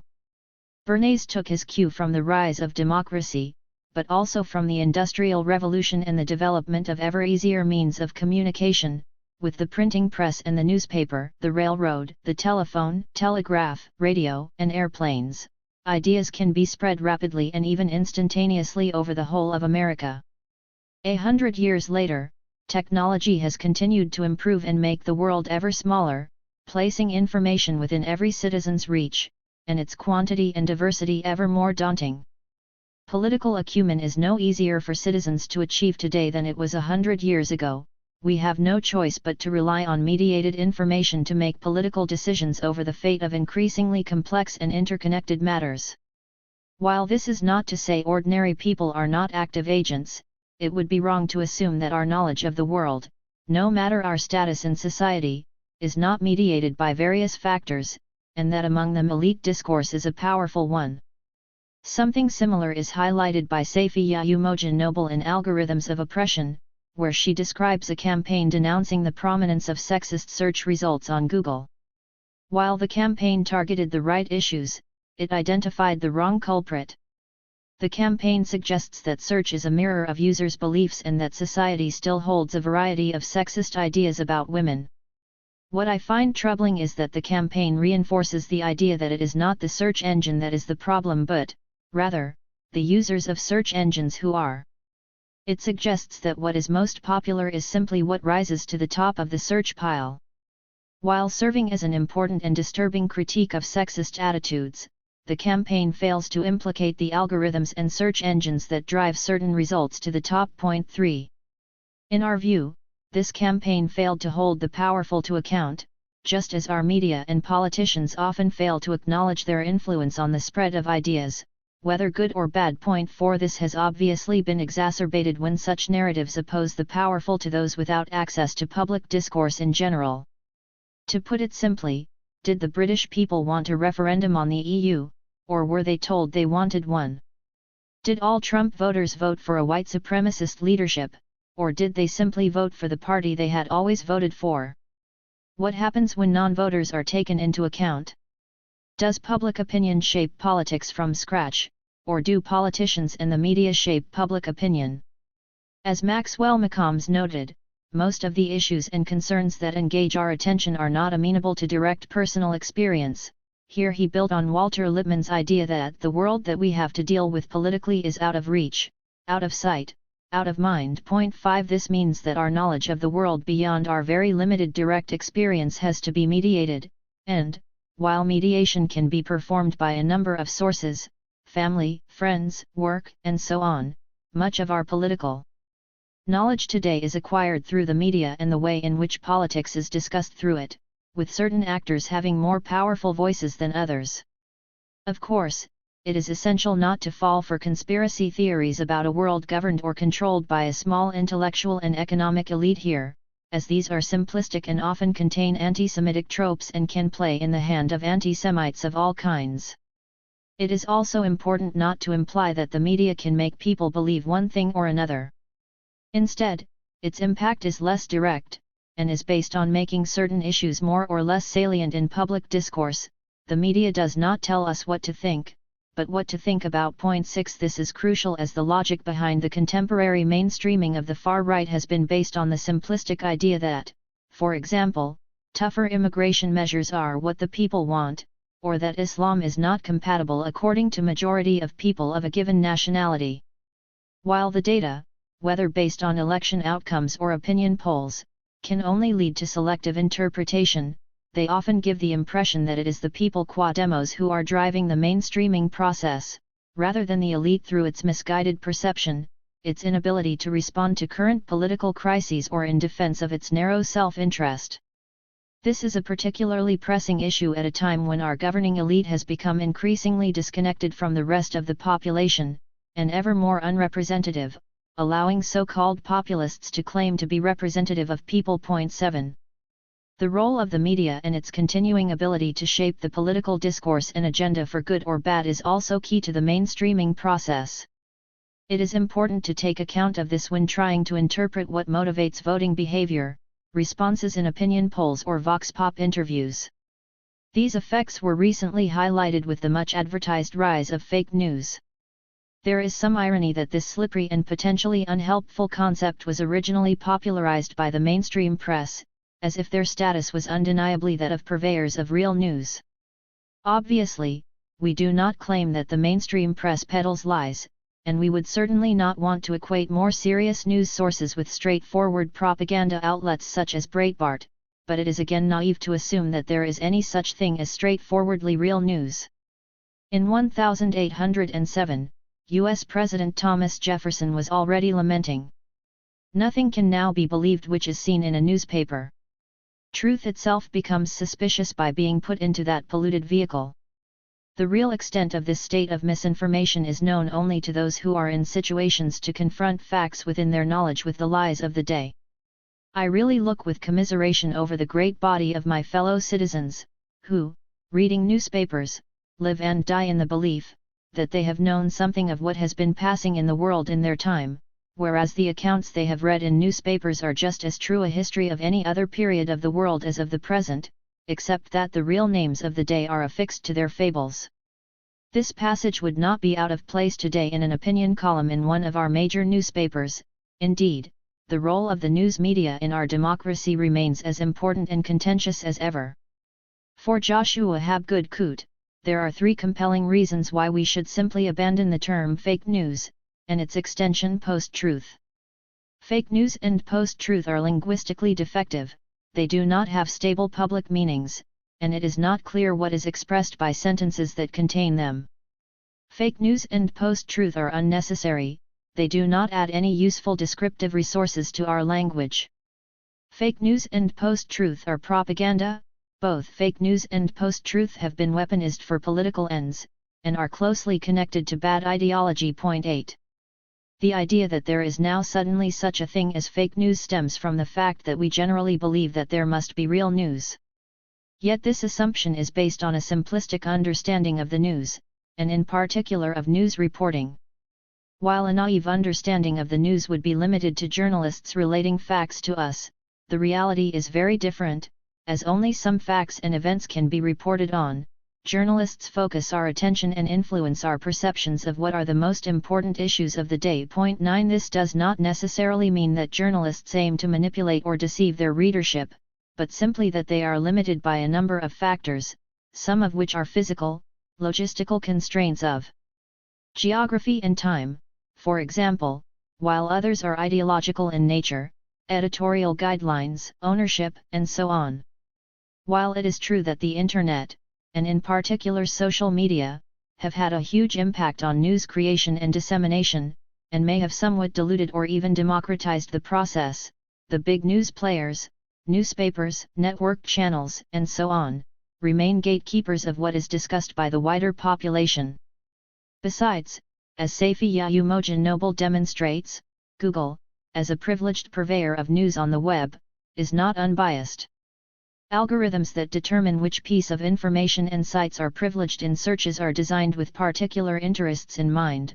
Despite the widespread belief in the Internet as a democratic space where people have the power to dynamically participate as equals, the Internet is in fact organized to the benefit of powerful elites. 10. This may change, as the Internet develops further, especially if anti-monopolistic legislation is passed. Yet it will take some time, and currently, despite much talk of fake news, there is little evidence of the impact of such laws on politics. The rise of the far right, on the other hand, can be traced back to times when the traditional media were hegemonic, and played a large part in dictating what was salient in the national discussion. The public uses these salience cues from the media to organize their own agendas and decide which issues are more important. Over time, the issues emphasized in news reports become the issues regarded as most important by the public. The agenda of the news media becomes, to a considerable degree, the agenda of the public. 11. This process of democratic mediation has more recently been dictated by the ubiquity of opinion polls in contemporary politics, both through media coverage of public polling and in the epistemic gatekeeping role played by psephology, the statistical study of elections and surveys, within political science, which has obscured the simple fact that there is no such thing as public opinion without its conscious construction by pollsters. Point 12. Nevertheless, we tend to anthropomorphize public opinion. In public discourse, imbuing it with abilities such as the capacity to make up its mind, thereby rendering it more real, pollsters have no qualms claiming that they have found the public to have a particular opinion, that the public is of a certain mind, and has spoken, judged, or decided an issue, and present quantitative measures in support of their claims. 13. For Klaus Krippendorff, this is crucial, as personification grants the public an independent mind whose capricious and often unreasonable nature can be dangerous for those who mess with it. 14. Thus, beyond widely covered issues of sampling and representation. 15. The construction of public opinion is based on a number of inaccurate, naively democratic premises, that everyone can have an opinion, that all opinions are equal, and that the fact that an opinion can be elicited means a question was worth asking. The way in which public opinion is used in the coverage of politics, in particular, rarely takes account of the fact that the questions asked are not chosen in an objective or even neutral manner, but represent the interests of whoever commissions the polling company to conduct the survey, or is likely to be willing to buy its results. As Pierre Bourdieu remarked almost 50 years ago, the simple fact of asking everyone the same question implies the hypothesis that there is a consensus about the problem, that is, an agreement about which questions are worth asking. Point 16. Clearly, this does not mean the result will conform with the preferences of the questioner, only that it will focus on certain issues and obscure or ignore others. Like the media, the pollster will not tell you what to think, but suggest what you should be thinking about, and will also, through various techniques, induce you to think about issues you have not considered before, and may have no need or desire to consider. Yet, through various prompts and a reliable fear of appearing ignorant, you will feel encouraged, or even compelled, to offer an opinion on something you have not weighed up at all, let alone evaluated carefully. An example which highlights the way in which our understanding of politics and society is necessarily mediated for each of us, whatever our level of education or occupation, is the way in which people perceive issues in their everyday lives, as opposed to national or supranational ones. This is tested by the Eurobarometer survey. Like every survey, it is imperfect, but it is nonetheless widely trusted by academics and journalists. A simple test using this publicly available data raises some fascinating issues. The level of analysis we are interested in is the one most commonly attended to in elite discourse.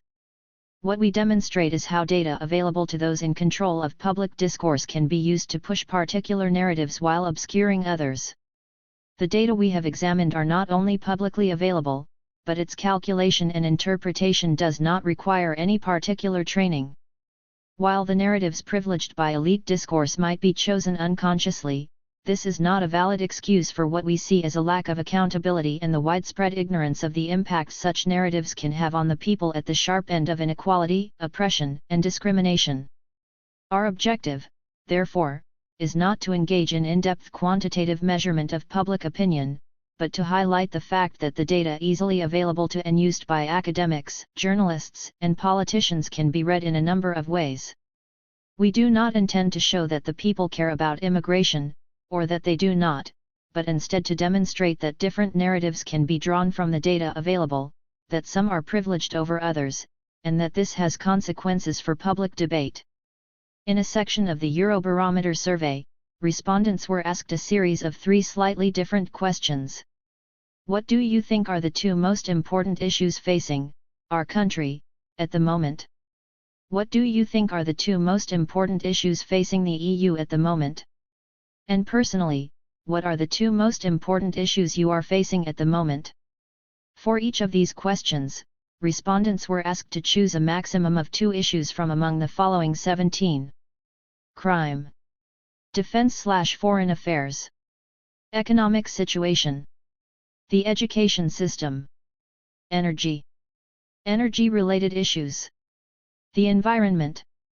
the environment, climate and energy issues, government debt, health and social security, healthcare system, housing, immigration, our country's external influence, pensions, protecting the environment, public transport, rising prices/inflation/cost of living, the state of member states' public finances, taxation, terrorism, unemployment, other, spontaneous, none, spontaneous, DK don't know, other, specify. Figure 4.1 illustrates some interesting trends regarding the importance of immigration as an issue at the national level. We can see that it is consistently higher in the UK than in France or the EU as a whole, until the referendum on EU membership in June 2016. Following that vote, immigration as an important issue fell sharply, even falling below the EU average, which can be explained by the disproportionate focus on immigration as an issue during the campaign and the idea that Brexit would somehow fix it. We can also see that concern about immigration peaked in the autumn of 2015, at the height of the so-called refugee crisis, but fell sharply in the following surveys, once panic had receded. More importantly, in the UK, France, and the EU as a whole, the proportion of respondents placing immigration among their top two concerns never reached 50%, demonstrating that the issue was not high on the list of concerns of the majority of respondents. Figure 4.1 Proportion of respondents who answered immigration in response to the question, "What do you think are the two most important issues facing our country at the moment?" Source: Eurobarometer. In the EU, despite the widely advertised populist surge, the survey never identified immigration as the top issue of concern on average, while in spring 2015, during the refugee crisis, it became only the second-ranked issue, at 36%. Throughout the period, unemployment remained the top issue, while the economic situation was ranked highly in the aftermath of the financial crisis, until 2012, as were inflation and the cost of living. In France, immigration ranked only second in a survey at the peak of the refugee crisis, in spring 2015.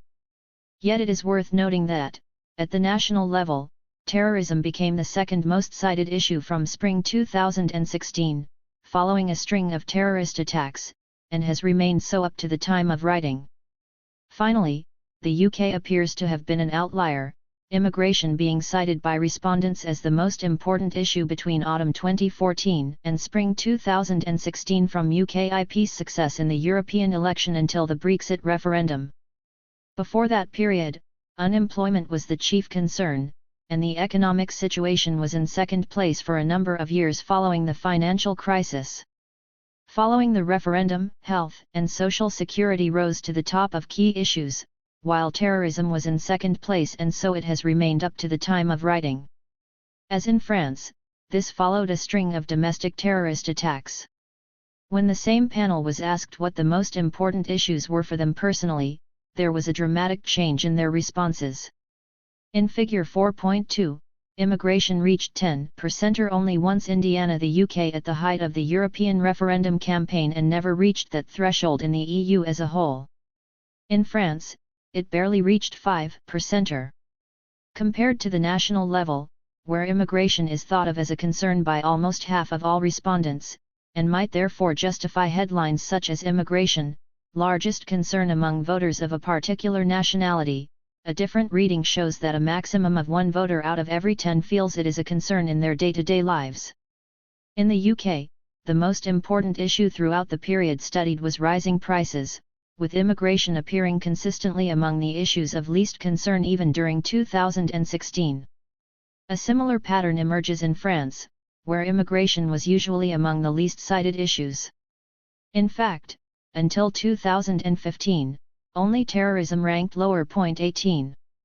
Figure 4.2 Proportion of respondents who answered immigration in response to the question, "Personally, what are the two most important issues you are facing at the moment?"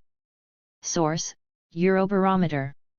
In short, when respondents are asked about their country or about the EU as a whole, Immigration always ranked very high as a concern, and might even represent the biggest concern for UK respondents.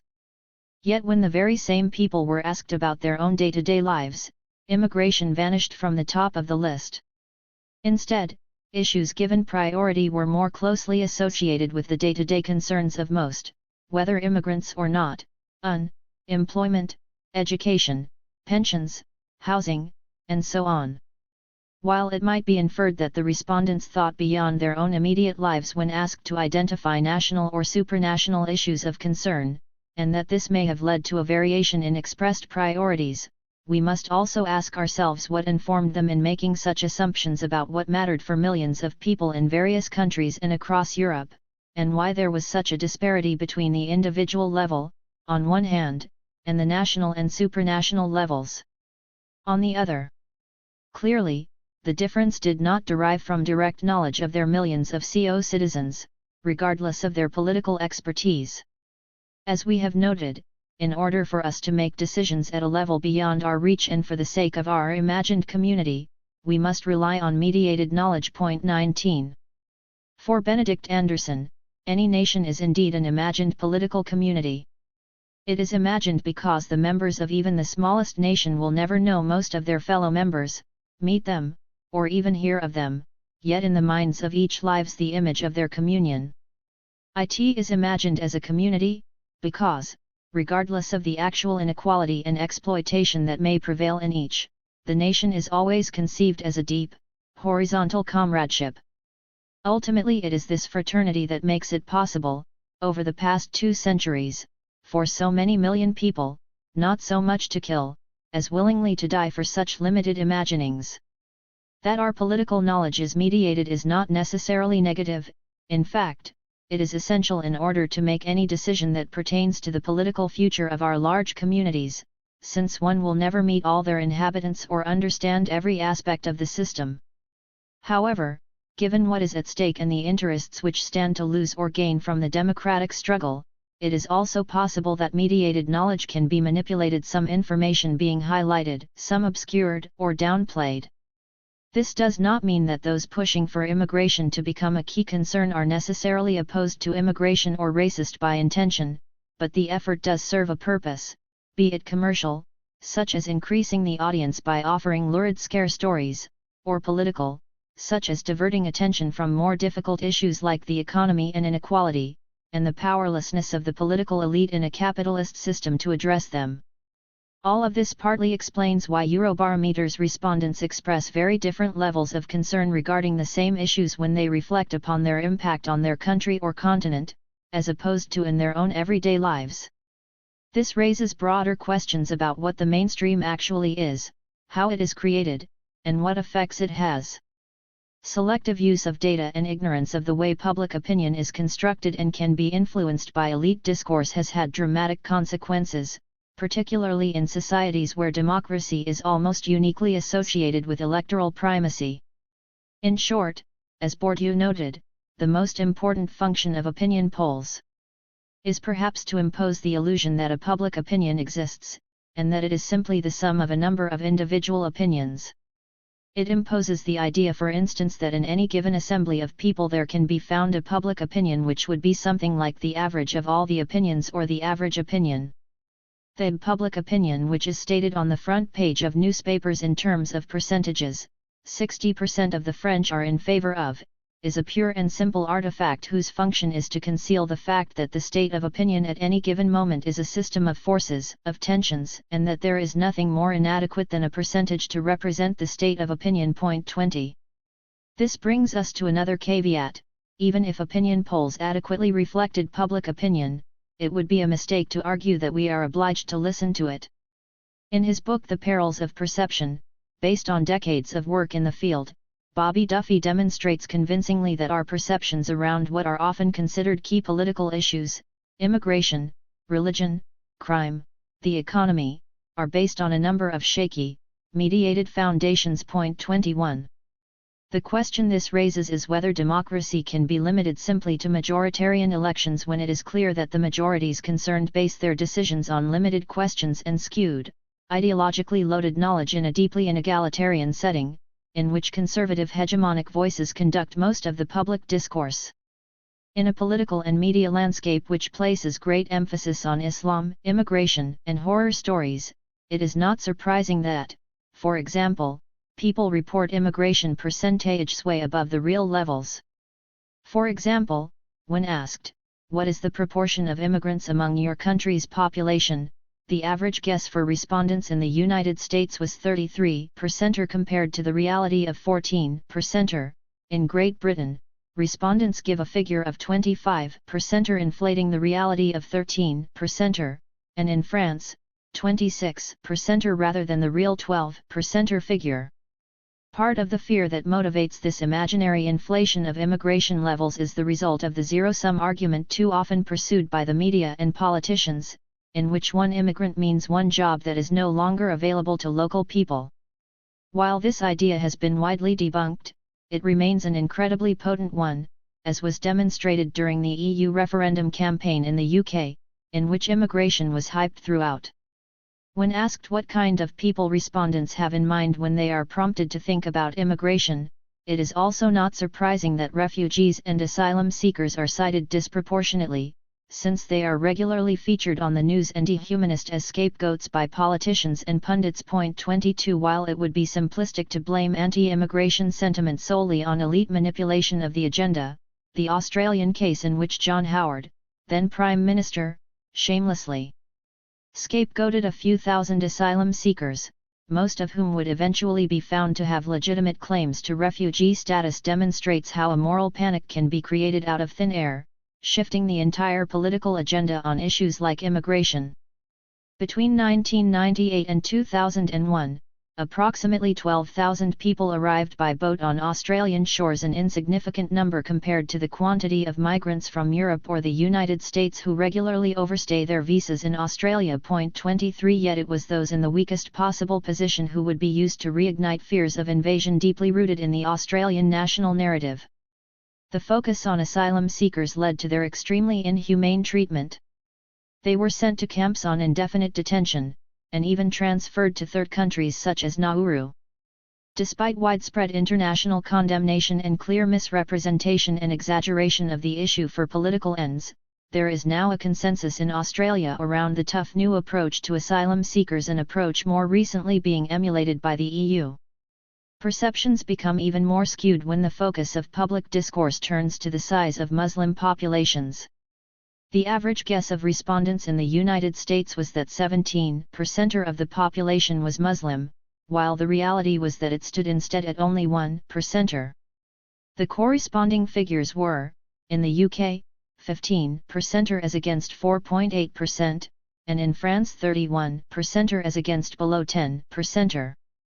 These are extraordinary numbers, particularly for France, where respondents think that almost 1 out of every 3 people in their country is Muslim. Point 24 Recent geopolitical events, and particularly high-profile terrorist attacks, have placed Islam, and anyone loosely associated with it, accurately or otherwise, at the top of the agenda, making a loose community of over 1 billion people worldwide in addition to those mistaken for belonging to it into targets for opportunistic politicians.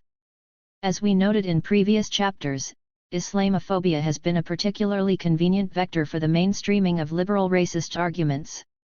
It allows an other to be identified in contradistinction to the righteous West, in a sense replacing the old foe of communism. This, in turn, legitimizes more illiberal forms of racism, and Islamophobia in particular. Indeed, the border between the two has become increasingly blurred.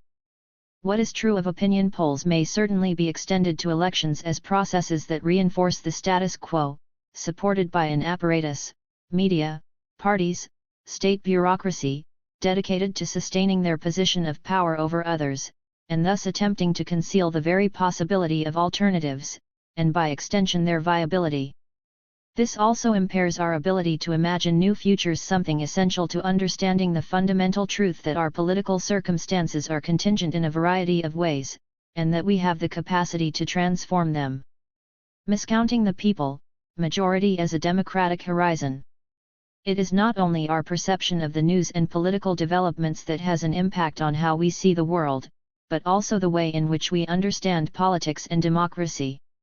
Today, democracy is widely equated with, and thus limited to, its liberal capitalist form, and particularly one of its core elements, the numerical majority, measured through elections and informed increasingly by opinion polls.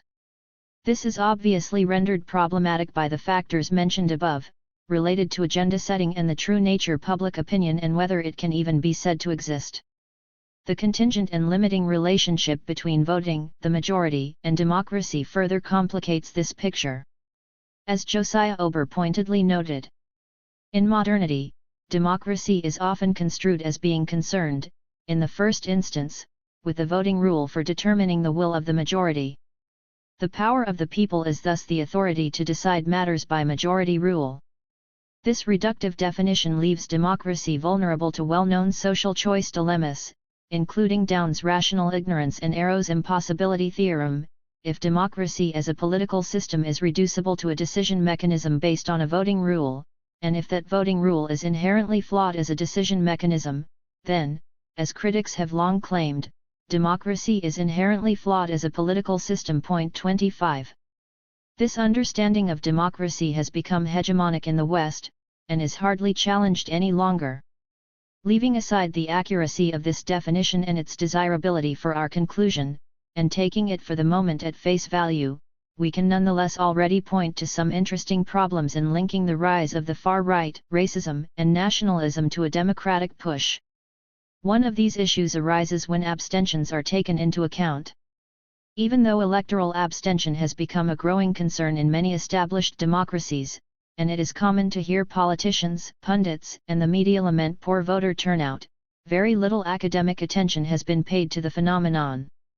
Many scholars have written persuasively about why people may wish to abstain, but few have undertaken large-scale studies. 26. In 2007, Cécile Braconnier and Jean-Yves Dormegan noted that, before their own work, only 2 major studies had ever been published on the French case. 27. In the UK, no studies on such a scale appear to have been undertaken at all. As psephology has become an increasingly popular and well-funded field of research, with growing influence on policymaking and electioneering, the neglect of abstention might seem surprising, since those not voting, whatever their reasons, represent a large part of the electorate. This is confirmed by a cursory search on Scopus, an academic database, which indicates that, from 2000 to 2018, 191 documents with the words abstention and election among either their title, abstract or keywords have been published in social sciences.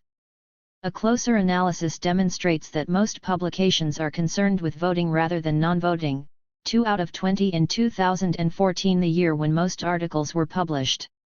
In much of academia, as in the mainstream discourse, abstention is thus usually mentioned in passing, and has hardly any impact on subsequent analysis, which remains focused on election results.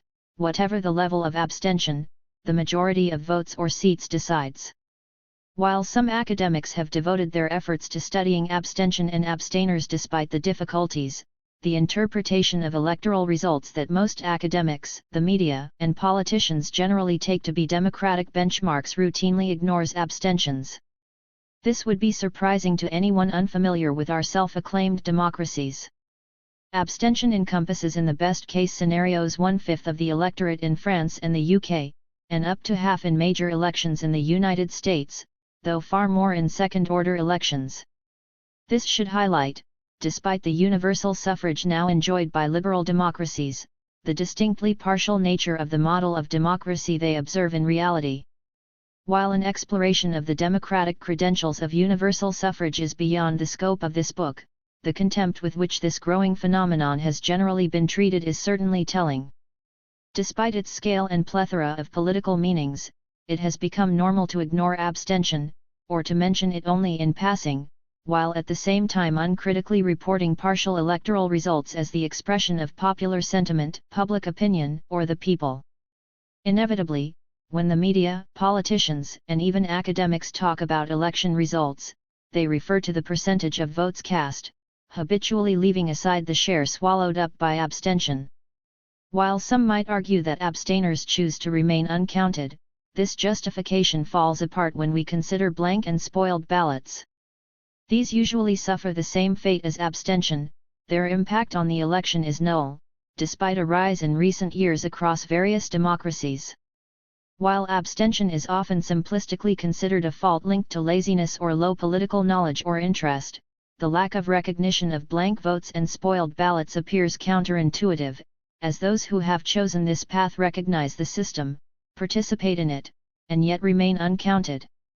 For a long time, the blank vote was ignored by parties from all sides of the spectrum who felt that acknowledging the phenomenon officially would encourage dissent. This culminated in France in 1852, when Napoleon III passed a law officially removing the blank vote from electoral results to prevent any contestation of his absolute power. This finally changed in 2014, when blank votes were once again formally counted in France, but remained separate from the official results. In the 2017 presidential election, more than 11% of the votes were blank or void in the second round between Emmanuel Macron and Marine Le Pen. In the UK, the Electoral Commission states that unmarked ballot papers are automatically rejected, meaning that, if someone wants to vote for no one, they are simply unable to do so or, more precisely, will be counted with other mistakes. In the United States, where rules vary by state, The Washington Post's analysis of the undervote in 33 states and D.C. in 2016 highlighted the fact that more than 1.75 million voters representing 2% of the vote, compared with just over 750,000 in 2012 had decided not to vote in the presidential contest, even though they had submitted a ballot in other contests on the same day. 28 Indeed, both sides highlight the inherent restriction of the voice and power of the people that is characteristic of representative democracy. While citizens are given a stake in decision-making and governance through their vote, it is limited by the rules under which that vote takes place and the alternatives put forward and promoted. While these rules have become part of a common-sense understanding, they provide a skewed view of the electorate and of democracy, understood as majoritarian decision-making. The following example illustrates this. A referendum takes place, and the headline that follows reads, Proposition A wins with 52% of the vote. Should you read this headline only, as most people do, you could be forgiven for assuming that the proposition had received majority support. Should you read further, you might find that turnout was 72%, indicating that over a quarter of citizens had decided not to turn up to vote, for whatever reason. While it would be wrong to assume they had all decided to stay home to make a political statement, the same stricture would apply to the claim that they were all politically apathetic, lazy, or whatever other condescending adjective is commonly attached to non-voters. Thus, would it not be more accurate to include the abstention rate in the headline, Proposition A elected with 37.44% of the vote, while 28% abstain? While our democratic systems are built on ignoring abstention, would it not be more representative to include it in the electoral picture? Otherwise, we must presumably conclude that these people who decide to abstain are not to be included in the people. While voting is often wrongly seen as a duty rather than a right, should we expect someone to vote against their will in a democracy? And, if they do not, should we not still include them in some appropriate manner? As many readers will have guessed, the electoral results used above are those of the 2016 EU referendum in the UK. Imagine the difference in narrative between 52% of the British people vote for Brexit and 37.4% of the British people vote for Brexit, 28% decide not to take part. The vote for Brexit would still win, but its victory would be far less convincing. Imagine the same adjustment to the presentation of the result of the 2016 US presidential election, Donald Trump elected with 26.7% of the vote. This headline would have resonated differently from the ones trumpeting the astounding victory Trump was then able to boast about. 3/4 of US voters did not vote for Trump. As we show in our case studies, this discrepancy is even starker when we narrow our focus on various social and demographic characteristics, because certain social, age, and ethnic groups tend to vote less than others. Of course, this argument about who is to be counted could be pushed even further, since all we have mentioned here are actual citizens who are registered and able to vote. This still leaves out millions of people uncounted on the basis of arbitrary restrictions relating to registration, age, nationality, criminal record, and so on. We do not argue that those currently excluded from ballot counts should necessarily be included, or that those who abstain do so out of a political motivation and would not, for example, vote for racist parties if obliged to cast their ballots.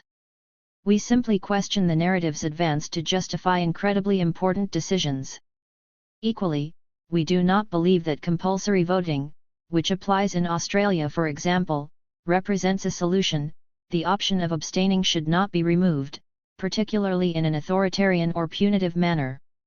Moreover, the limited options for political representation within the current democratic system would probably mean that any such measure would be used to enforce democratic consent and legitimacy for the parties of the status quo. While there is no denying that those who win election contests do get to implement their politics and policies in our liberal democratic system, this fact does not circumscribe what kinds of statement can be made about groups within society, and their voting patterns. We argue that ignoring abstention has two main consequences. One, in post-democratic societies, where abstention is generally high, basing electoral analysis on the total number of votes as opposed to the number of registered voters tends to exaggerate results, and thus gives more power to the winner or to parties that happen to rise in the polls. 2. Ignoring abstention impairs analysis of voting patterns within sections of society.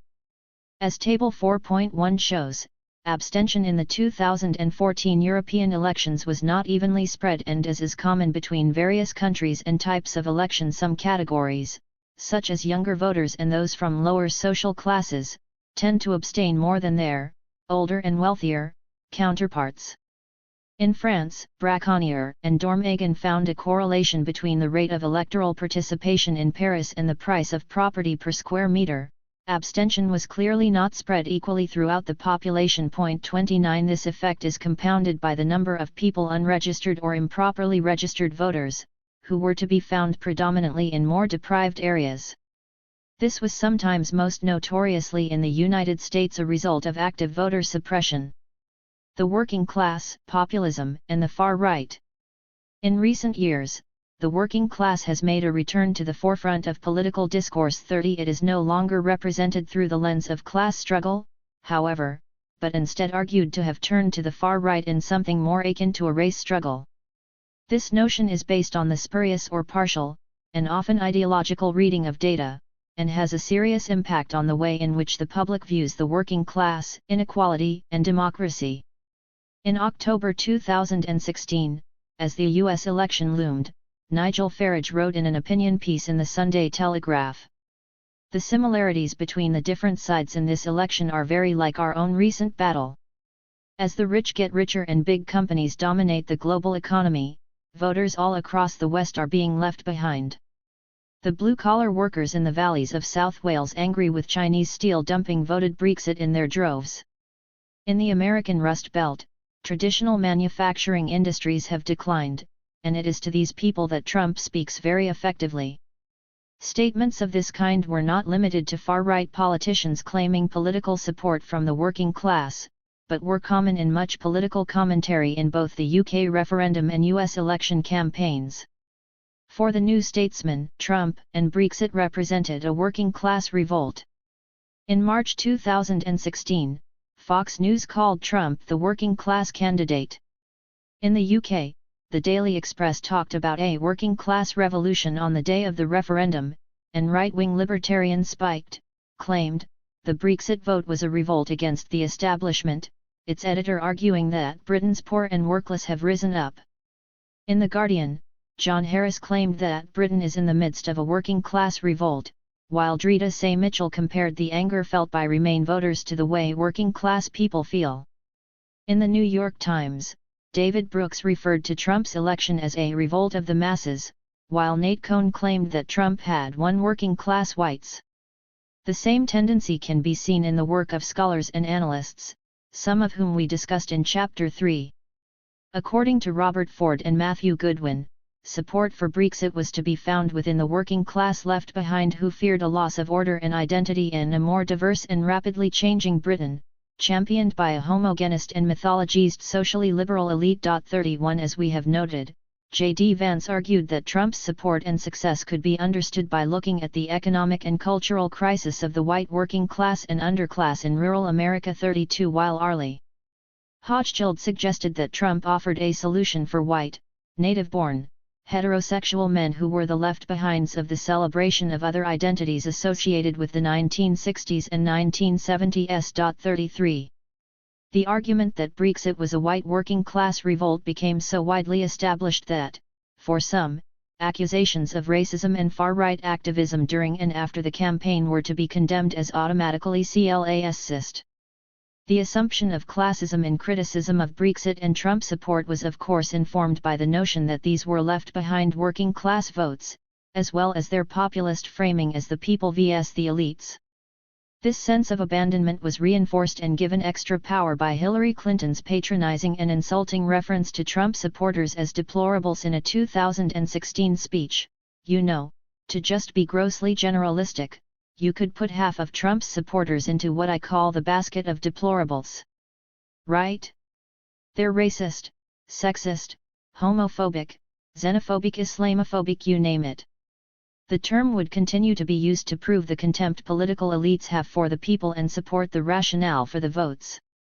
In addition to numerous articles, Spiked even produced a film titled Deplorables, Trump, Brexit, and the Demonized Masses. 34 In terms of racism specifically, since the assumption was that the working class was white, criticism was often taken to imply a form of post-racial, reverse racism. Spiked editor Brendan O'Neill claimed that the bigotry was directed by the elites against the demos, arguing that Brexit voters are not thick, not racist, just poor, and that Britain's poor and workless have risen up. In response to the rise in hate crime, Luke Gittos claimed that the onset of panic has revealed how the very publications and commentators who once claimed to stand up for the working class in fact view working class people as a violent, racist horde. 35 Yet, although these and other commentators appeared to be defending working class people, the link between Brexit, the working class and racism was in fact constructed in these very analyses. By assuming that the working class voted for Brexit, accusations that Brexit was racist could only be about the working class. While one could say this is not the only conclusion that can be drawn from this, the assumption that the working class is racist was also part of the narrative by many of these actors when they explained working class support for Brexit in terms of the left-behind thesis, which pointed to working class anti-immigrant sentiment as a main factor. They thereby revealed their class prejudice and exonerated themselves as both actors in shaping public discourse and, in some cases, far-right legitimizers. While this narrative was clear and widespread, the nature of the working class was rarely defined, or took various shapes, though most frequently white and native. Of course, the representation and use of the working class as the people is not new. It was mostly derived from the mythologized nature of this particular group and its role in politics since the Industrial Revolution. As Selina Todd notes, in the 20th century, and specifically after the Second World War, the working class became the people, whose interests were synonymous with those of Britain itself. 36 In a trend that was obviously not limited to the UK, the working class became imbued with a peculiarly democratic quality, for a long time rightly praised for many of the social advancements that had taken place in the West, often won through huge self-sacrifice. Yet the working class was also constantly feared by the elite, which complained about the rule of the mob as it struggled to retain its privileges. For many commentators, this changed in the second part of the 20th century. The respectable working class had ended in the 1960s, by the 1980s people had been made lazy by welfare, greedy by consumerism, or arrogant by trade unionism. But the stories of ordinary people remind us it was never quite like that.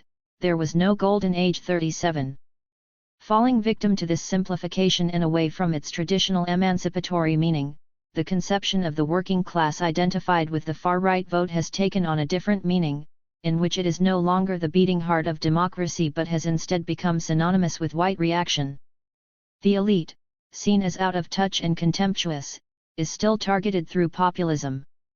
Yet the real enemy is clearly the other, whether immigrants, Muslims, refugees or their allies. In this discourse, it is them, not the elite, who threaten jobs and resources. The construction of a white working class is therefore a displacement of rightful anger in the form of a struggle in which the enemy is defined only by race, ethnicity, or foreign nationality, rather than by class. By operating what has been described by Mary Song as a culture of racial equivalence, this post-racial narrative promotes a notion of white victimhood and negates any notion of white privilege. 38. Our argument is not that the working class should be seen uncritically as a vessel for emancipatory politics, as is too often claimed by some on the left. This claim is simplistic. It ignores the forces at play in different contexts and the ways in which the nature and composition of the working class can be perverted and diverted by powerful social narratives. Yet we hope to highlight the particular narrative which has been privileged in much of elite discourse, which equates the working class with the rise of the far right. This will allow us to understand the ideological underpinnings of this maneuver, which places the blame squarely on the voiceless, cynically divided along racial lines, thereby deflecting attention from those responsible for the current socio-political situation. The case studies below demonstrate that such claims are not only untenable in light of the data, but also ideologically loaded in such a way as to have serious impacts on the very nature of democracy. Before turning to these case studies, it is important to clarify that our use of the concept working class is based on elite narratives about the working class. We do not intend to account comprehensively for the political preferences and potentials of the working class, but rather to highlight the fragility even in its own terms of the elite discourse that frames the working class as the key base of support for the far right. Make the American working class great again? It is true that an analysis of exit polls conducted by Edison Research for the National Election Pool points to strong performance by Trump among poorly educated white men, see tables 4.1, 4.2, 39. Compared to the data from 2012, the shift in the vote by income level is also striking, showing a much smaller gap between the two main candidates within the two lowest income categories. Here already, however, it must be noted that Hillary Clinton, the Democratic candidate, still received a majority of the vote in these categories, traditionally associated with the working class. Yet what is interesting, and conspicuously absent in much of the media coverage about the white working class revolt, is the comparison between Trump's level of support and that of previous Republican candidates. While Trump did appeal to poorer voters in larger numbers than Mitt Romney or John McCain, his performance was similar to that of George W. Bush, suggesting that Trump's victory may not in fact have represented the widely advertised working class breakthrough. Equally, this was not the first time the populist appeal to white working class traditional Democratic voters has been mobilized. In 1980, and later in 1984, Ronald Reagan famously mobilized so-called Reagan Democrats. These were moderate white working-class residents of the industrial and post-industrial, so-called Rust Belt, states, who had traditionally voted for the Democrats.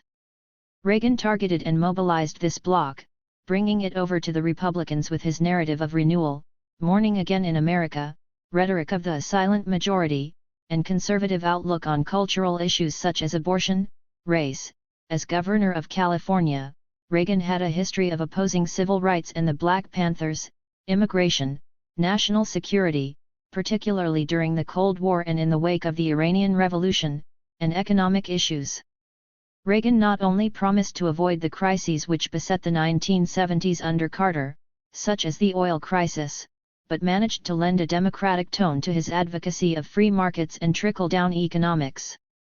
One illustrative case is that of Macomb County, Michigan, a county highly populated by white, unionist auto workers, 63% of whose voters had turned out for John F. Kennedy in 1960.40. In 1984, Reagan won 66% of the county's electorate.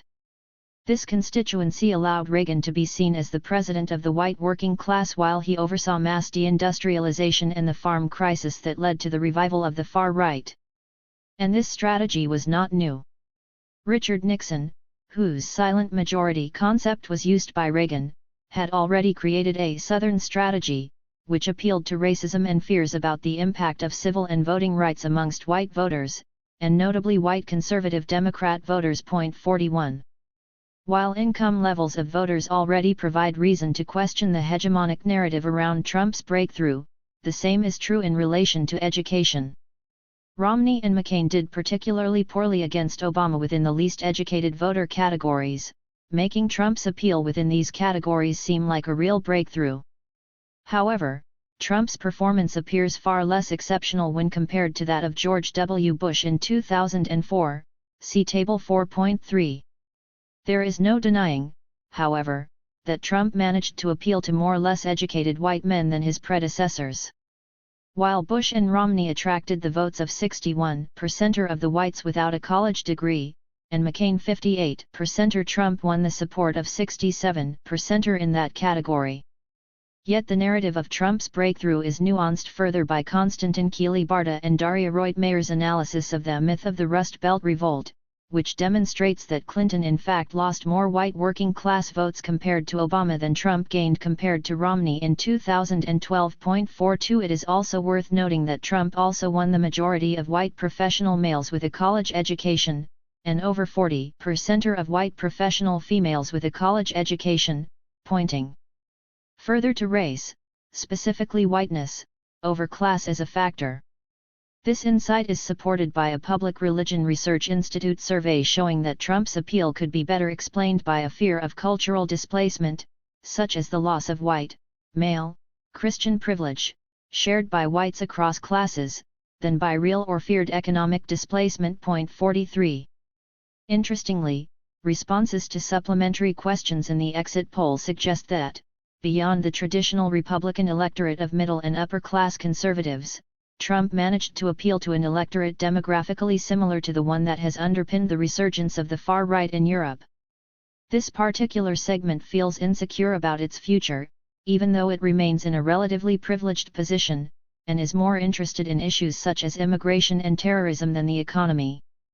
Therefore, rather than a radical shift of the working class towards Trump, what has taken place is the development of a typical, European-style far-right electorate. While this is certainly a concerning development, the size of this portion of the electorate is marginal, and would not have been sufficient for Trump to win had the Democrats managed to retain their share of the vote. Another key finding is that the largest share of Trump's electorate does not appear to differ in composition from the traditional Republican electorate since the Reagan era, and resembles the profile of Bush's voters in particular. This means that Trump's victory represents more the confirmation of a trend that emerged with Nixon, characterized by the increasing normalization of racism in American politics and the resurgence of the far right than a real break from politics as usual. FN/RN as the working class party? The French case points to some similar trends. It is common to read that the FN/RN has taken a more social turn under Marine Le Pen's leadership. While there is no doubt that the party has evolved in its approach to economic issues, away from its outright neoliberal stance in the 1980s, this strategy has been slower, and more subtle and rhetorical, than is usually recognized. 44. Similarly, the focus on former left-wing bastions is not new, and the party had its first breakthrough in 1983 in local elections in Dreux, in northern France, where it won 16% of the vote. Nonetheless, much of the economic discourse emanating from the FN/RN today does indeed appear to target the working class, and the fact that the party and Marine Le Pen herself have been relatively successful in the industrial Nord-Pas-de-Calais, in particular, tends to confirm that trend. Yet a closer look at opinion surveys and the FN electorate demonstrates that the link between the working class and the FN was not as direct or strong as is often assumed, and that this disproportionate focus leads to an incomplete understanding of the appeal and support base of the party. Nana Mayer already demonstrated in 2002 that the role of class in the vote for the FN was murkier than was commonly thought.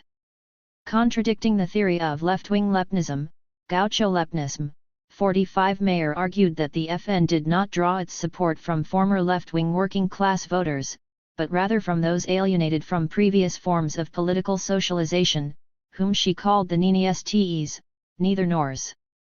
Florent Gaugu's analysis of working-class voting patterns in France demonstrated further that the shift in pattern away from the left was to be taken with caution, and that, while the FN benefited from this realignment, other factors had to be taken into account, such as abstention and the generational divide. 46 Gaugu's analysis also suggests that, like UKIP, the FN has generally done better in working-class communities where the right already had a hold, while workers in traditionally left-wing communities appear to have chosen abstention. Gaugu's call for caution when studying the working-class vote in France is vindicated by an analysis of surveys conducted after the 2014 European election, when the FN claimed to have become the largest party in France. As Figure 4.3 shows, surveys suggest that the FN vote comes predominantly from voters who are part of the unemployed, worker or employee categories, 37% or 43% and 38% respectively, compared to 20% for intermediate professions and 9% for the managerial class. Yet when abstention is taken into account, the disparity becomes much less impressive, the FN garnering registered votes in the following shares: 11.5% for the unemployed, 15% for workers, 12.2% for the unemployed, 8% for middle management, intermediaries, and 4.2% for the managerial class. While the FN vote in this calculation remains predominantly anchored in what is commonly understood as the broad working class, the difference between the share of the largest segment of the vote in the first calculation, 34 percentage points between workers and managers, falls below 11 percentage points when the registered vote is counted. Figure 4.3 FN vote in the 2014 European election by profession. Source: Ipsos, 2014. However, more nuance can be incorporated into this calculation by taking salaries of respondents into account. See Figure 4.4.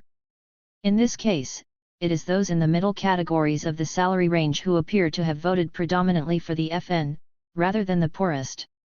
This is confirmed by the research undertaken by Nana Mayer in France, according to which the portion of the lower classes who turn to the FN are those with something to lose, skilled workers, independents, shopkeepers, and so on.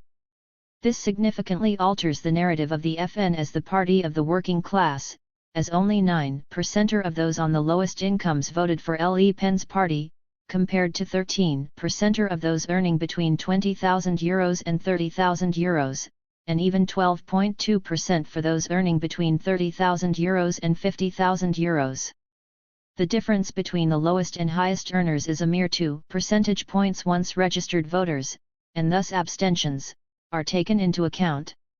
Figure 4.4 FN/RN vote in the 2014 European election by salary band. Source: Ipsos, 2014. Nonetheless, it is the party's claim of being a champion of the working class which placed its leader in an ideal position in 2017, when Le Pen was able to present herself as the candidate of the people against the elite. If not for Macron's surprise candidature and success, she would have been in an excellent position to reap not only the benefits of her party, through its reconstruction, but also those produced, often inadvertently, by much of the media and other politicians, through their careless association of the far-right party with the people. While Le Pen had demonstrated the limit of her appeal once again, particularly in her return to more unadorned far-right strategies, this fact attracted very little comment. A deeply entrenched myth remained mostly unchallenged. The British working class, reactionary, xenophobic, and drawn to right-wing populism. In the UK, the rise of UKIP and the so-called revolt on the right have commonly been linked to the working class and its predisposition for turning to populist alternatives.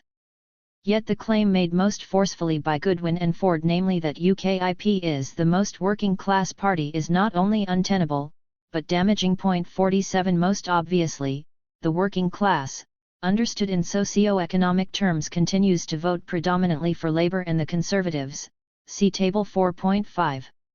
Moreover, it is clear from the rhetoric of political campaigns that the common representation of the working class and their interests in politics is not framed in socio-economic terms, but in terms of whiteness, racism, and xenophobia. Social classes are taken from the National Readership Survey, 2008. A equals higher managerial, administrative, and professional, B equals intermediate managerial, administrative, and professional, C1 equals supervisory, clerical, and junior managerial, administrative and professional, C2 equals skilled manual workers, D equals semi-skilled and unskilled manual workers, and E equals state pensioners, casual and lowest grade workers, and unemployed with state benefits only. Source: Ipsos Mori 2015. The alleged sentiments of the working class on issues like immigration and multiculturalism are tacitly validated, and then framed as the source of its disenfranchisement, in preference to socio-economic factors. According to Goodhart, the increased diversity produced by mass immigration has threatened social solidarity for those attached to their locality and traditions, who he refers to as somewheres in contradistinction to the rootless, socially liberal, middle class, cosmopolitan anywheres. 48 What is omitted from this analysis is the socio-economic dimension of working class inequality, regardless of race and settled status. Where internal differences occur, they are often due to the racism and racial inequality suffered disproportionately by working class BME people. Goodhart's narrative privileges instead notions of culture, reinforcing fears of difference, ignoring socio-economic realities, and foregrounding racial and ethnic differences as the cause of inequality for the especially white working class. As a result, it not only legitimizes racism, but also limits our understanding of structural and socio-economic inequalities, and our ability to develop emancipatory responses to address them. For the Runnymede Trust, the racialization of the working class and the focus on white interests ignores the wider diversity of the working class and the inequality faced by black and minority ethnic communities, migrants, and refugees, who form a large part of it. 49 As they have done historically. 50 Such divide and rule politics have constructed a framework of zero-sum competition for representation and reduced resources between the indigenous white working class and others. Yet socio-economic inequality and related issues, poverty, lack of social mobility, low wages, poor housing, and inadequate institutional representation, predominantly represented as white working class problems, cut across racial groups, with ethnic minorities suffering the brunt of austerity politics. 51. Such claims about working class support for far-right politics, reported across much of the media, become even more implausible when the role of abstention, and in particular its spread among the working class, is taken into account. The understanding of class in British surveys is often based on the social grades taken from the National Readership Survey, in which A, B and C1 represent the middle class and C2, D and E represent the working class. As Mark Rubin and his colleagues argue, this categorization is obviously far from precise, as it ignores differences between individuals and the impact that numerous factors such as geography, and personal, national and local history have on behavior. 52 This definition is obviously problematic, considering the points made about public opinion above. Yet the label itself is simply misleading, since it ignores those at the bottom who have truly been left behind, but are routinely ignored by those who assert the salience of the white working class. Despite the problematic data available, our aim is to show that using the very tools used to create the narratives we hope to challenge, electoral analysis uncovers some important findings regarding the selection of certain narratives over others. In 2015, in its best ever performance in a general election, UKIP received 12.7% of the vote. Table 4.5 provides a breakdown of the results as they would traditionally be taken up in much of the media, that is, without abstention taken into account. Table 4.5 shows that UKIP seems to have been particularly appealing to categories C2 and D. Yet, as we have made clear, UKIP has not functioned as the preeminent working class party, since the Conservative and Labour parties continue to have far greater appeal than the far-right party in these occupational categories. When abstention is taken into account, the narrative of UKIP as the party representing the working class collapses altogether. As demonstrated by Figure 4.5, once all registered voters are accounted for, the gap between categories D and C2, on one hand, and categories C1 and AB on the other becomes much narrower, and UKIP's performance within these categories is far less impressive. Obviously, this also ignores all unregistered voters and non-citizens who nonetheless have a stake in the community, pay taxes, or, as residents, are simply affected by the decisions made by politicians. Figure 4.5 Share of UKIP vote by social class, NRS classification, and related to the size of the registered electorate by social class. Source: Ipsos, 2015. Another issue with the reporting of electoral results is that it tends to assume that each of the four social categories specified is equal in size, so that A, B, C1, C2 and A are each worth 1/4 of the electorate. This is inaccurate, and the sizes of these classes vary dramatically. As the third column of figure 4.5 shows, when related to the electorate as a whole, the size of UKIP's A and C2 vote amounted respectively to 2.2% and 2.5% of the total electorate, while UKIP's C1 and A vote amounted to 2.2% and 1.6% of the electorate, respectively. Thus, when abstention and the size of respective social classes are taken into account, DA and C2 together account for 55% of UKIP's vote, while C1 and AB account for 45%. If the data are understood in this way, UKIP not only ceases to seem like the main working class party, but loses its character as a working class party altogether. This conclusion is supported by the work of Geoffrey Evans and Jonathan Mellon, which is based on much more sophisticated data analysis. Working class voters are a little more likely to support UKIP than other classes, but there is stronger support among the self-employed and business owners, who were MRS Thatcher's hardcore supporters, not Labour's. Even within the working class, the strongest UKIPers are the lower supervisory category, who are not the disadvantaged semi- and unskilled workers that have been thought to provide the core of UKIP support. 53. The narrative around the 2016 European Union referendum is similarly misleading. According to Danny Dorling, of all those who voted for Leave, 59% were middle class, A, B and C1, and 41% were working class, C2, D and E. 54 claims that Brexit was a working class revolt are further undermined by a geographical study of the vote. Among people who voted Leave, 52% lived in Indiana, the southern half of England. For Derek Sayer, the discrepancies between the results in Scotland and Northern Ireland, which both voted overwhelmingly for Remain, by 62% and 55.8%, respectively, and Wales and England, which both favoured Brexit, by 52.5% and 53.4%, respectively, increase the need for a more nuanced approach, since there is no consistent correlation with income levels across the regions that might help explain these disparities in class terms. 55 Were it simply a question of class qua income, for example, Scotland and Northern Ireland, whose gross disposable household income, GDHI, is lower than the UK average, would have been fertile ground for Brexit. Based on similar data, Wales, whose GDHI is lower than all of the English regions, returned a stronger Remain vote, albeit with a Brexit majority. Out of the top 10 Leave districts, only 2 could be considered working class in the most general understanding of the term, the other 8 being either found in rural areas or in depressed seaside and fishing towns.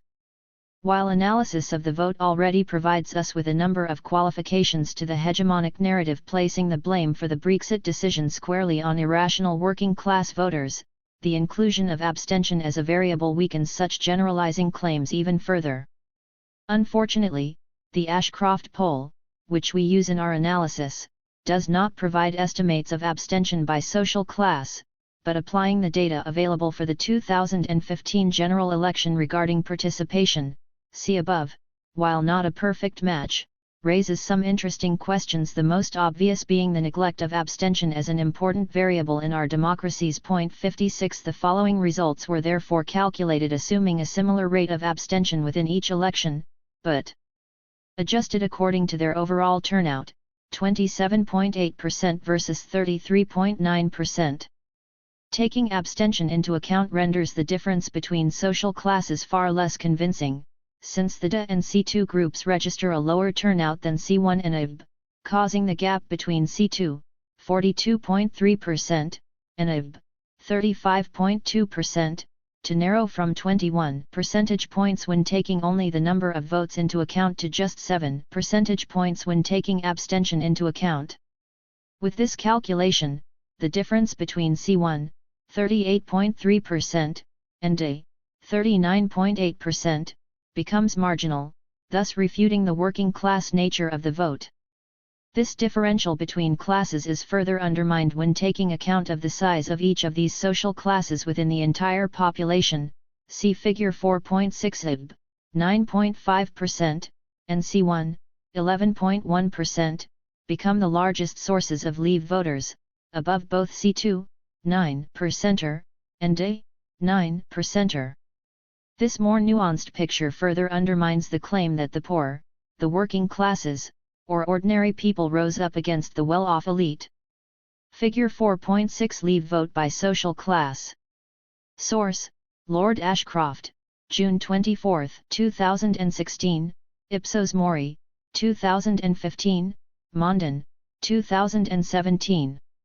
Some attention has also been paid to the pattern of voting in the EU referendum within BAME communities. 57 Although it does challenge the white working class Brexit narrative, we do not expand on it here, as the focus of this section is white working class support. Moreover, according to the Runnymede Trust, ethnic minority voters backed Remain by a significant margin regardless of income. 58 Meanwhile, votes from within these communities are often invoked by Brexiteers, along with claims about allowing Commonwealth immigration instead of EU immigration after Brexit, in order to rebut accusations that Brexit has been chiefly a white and/or racist project. The argument relating to Commonwealth immigration could also be explained as an attempt to broaden its support base, evoking a nostalgia for empire that also played a role in more elite Brexit campaign discourses. 59. As our three case studies show, widely available data suggest that more than one narrative can be proposed regarding support for the far right among the working class. Nonetheless, a particular angle has been widely adopted across elite discourse, and we argue that this has had two major consequences. A. It has legitimized the far right and its politics as representative of the people, and B. It has promoted the vilification of the people qua working class, and, in turn, of what the working class represents in our collective democratic consciousness. Of course, we do not seek to deny that part of the working class supports the far right, or that some may have switched from a formerly left-wing allegiance to what would once have been considered a mortal enemy. However, revealing the complexity of the vote for the so-called populist right has allowed us to place it back within its historical and socio-economic contexts, and to underline the fact that its recent rise is not only itself limited, but is only one among many symptoms of dysfunction within liberal democracies. Populism, populist hype, and the hatred of the people. When we study populism, we talk about populism, we articulate meanings in language and discourse, and language is never innocent. Yanis Stavrakakis. Populism is today ubiquitous in public discourse. In November 2018, The Guardian launched an investigation into the rise of a global phenomenon, with the collaboration of over 30 academics. While it is clear that scholars hoped they would be able to share their research with a wider audience, The Guardian took a clearly opportunistic approach, with hip designs and clickbait headlines. On the first day of this investigation, the main articles warned us that 1 in 4 Europeans votes populist without telling us quite what populism was or how difficult it is to define, let alone place parties and leaders in neat boxes. More strikingly, perhaps, an article asked candidly, why is populism suddenly all the rage, while its stand first stated obliviously, in 1998, about 300 Guardian articles mentioned populism. In 2016, 2000 did. What happened? Journalists who had been working with experts for weeks had never considered that part of the answer as to why populism was all the rage might have lain in that very stand first. Agenda setting was not part of their remit, they were mere purveyors of news, with no political role to play and no intended effect to generate through their work. Things deteriorated on the second day, when no less than 4 articles dedicated to Steve Bannon's failed European adventure led the website. As the former Breitbart editor struggled to gain any ground in Europe, and was gradually dropping off the radar, The Guardian felt it appropriate to lend him a hand with some catchy headlines. Steve Bannon, I want to drive a stake through the Brussels vampire, Bannon's Europe plan. Should you have read further than the headlines, you would have discovered that he had become largely irrelevant at this stage, craving attention as his grand plans collapsed. Yet how many of us read past the headlines of so many articles?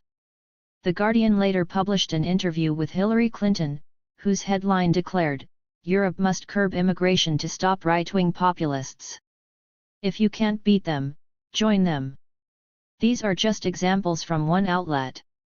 More widely, hardly a day passes without the media warning us about the next populist threat. Hardly an election goes by without so-called populist parties shaping the campaign, even though their performance is more often than not below expectations. Since the Brexit vote and the election of Donald Trump, which took place in close succession and were widely hyped as populist revolts, most elections are seen through the prism of populism. In 2017, it was the Dutch who were set to deliver with another populist earthquake. An opinion piece in the Washington Post even asked whether the Dutch Trump would win next week's election in the Netherlands, while BBC News warned, Dutch populist Geert Wilders is scenting victory. On March 15, while his one-man party PVV finished second, this remained a poor performance, in which it took only 13.1% of the vote. While this was no doubt concerning, it was nonetheless far from what Wilders had expected, and in fact 2.3 percentage points below his 2010 result, despite his much-enhanced public profile. Unsurprisingly, while international interest was huge before the election, the spotlight on Dutch politics quickly faded, and you could soon have been forgiven if you did not know who won the election and went on to govern the country. A similar event took place in Sweden in 2018. The Wall Street Journal predicted a populist surprise in Sweden 2 days before the election, while The Guardian warned of the danger ahead. Here again, while the Sweden Democrats did achieve an increase of 5 percentage points in their share of the vote compared to the previous election, the Social Democrats, who had been leading a rather unpopular coalition, managed to stem the tide, despite the campaign being fought over immigration and the so-called refugee crisis, demonstrating that voters remained for the most part immune to the far-right's framing of these issues. The Sweden Democrats ultimately polled worse than predicted. Again, most are now unaware of the current situation in Sweden, since interest in the country's politics has vanished now that the populist wave, created in and by the media, has receded, if only temporarily. In Germany, something similar took place. While we have been told that the main story is all about the AfD, the impressive rise of the Greens has been mostly ignored. The metaphor of the populist wave is actually fairly accurate in describing the phenomenon, albeit not in the sense it is commonly used. The media tend to picture this wave as generated by populist parties themselves, and fueled by the support of disgruntled masses, usually the white working class, crashing against the banks of liberal democracy in election after election. Catastrophizing headlines are common, referring to natural disasters and evoking war, earthquakes, the People's Army, and so on. Yet the wave is in fact not created primarily by the far right or its supporters, whose performance is uneven and whose agendas vary widely.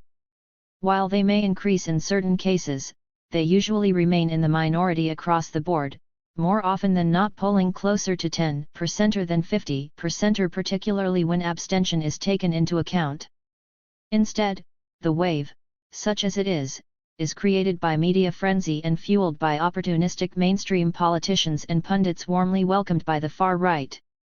This focus on populism is not limited to the media, or to politicians who claim to be populists themselves or attack their opponents for being populists. Academics have also played their part, developing a huge volume of literature on the topic. 60 While many colleagues have approached the issue in a real attempt to understand the present conjuncture, the neoliberalization of higher education and the sexiness of the topic have attracted a flock of more opportunistic scholars, whose work has only served to obscure real efforts to flesh out not only what populism is, but also how it functions. These academic entrepreneurs often move from one topic to another, engaging with the field in a cursory manner, and yet, with their expert status and often well-oiled PR machine, they do great damage to the fields they ravage, and have a dramatic impact on public discourse. In the most extreme cases, this approach has been used to push the clear liberal racist agendas discussed earlier.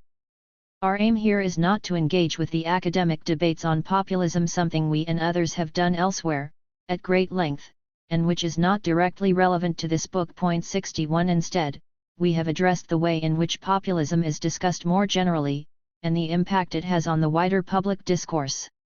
Yet we should first make clear what we believe populism is, as this will inform how we talk about the discourse around it. We understand populism as a discourse centered on a construction or constructions of the people against a similarly constructed elite. Parties that are explicitly far right, far left, socialist, nationalist, racist, or subscribe to any other ideology can also be populist, but none is populist by definition. They can be said to be populist to the extent that they rely in their discourse on the construction of a people against a real or perceived elite. The people can thus be inclusive, the poor, the 99%, or exclusive, white men, British people based on nationality or race. Populism is thus neither good nor bad, and it cannot be used on its own to explain any political phenomenon. There is no such thing as a populist party. Point 62. What we have witnessed in much of the coverage of the populist wave in the West has been the almost exclusive association of the term populism with the far right.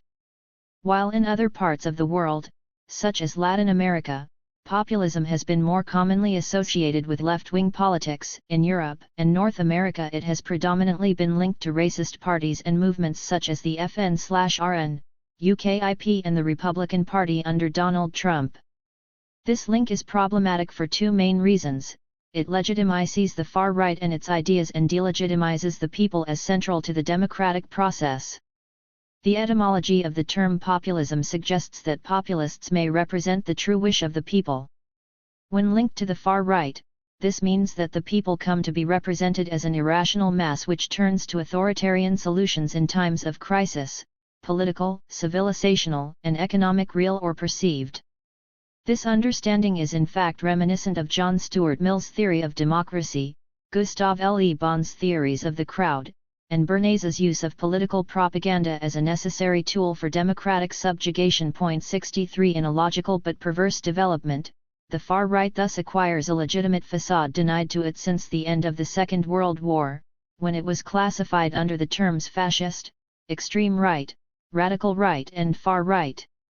As Annie Kollowalt noted 15 years ago, the populist classification is not only blurrier, but also less stigmatizing than the ones it is meant to replace, such as fascism or extreme right. 64. While its electoral and popular base of support in fact remains marginal, the discursive link created between the people and the far right through the term populist has helped transform the claims it defends into popular demands.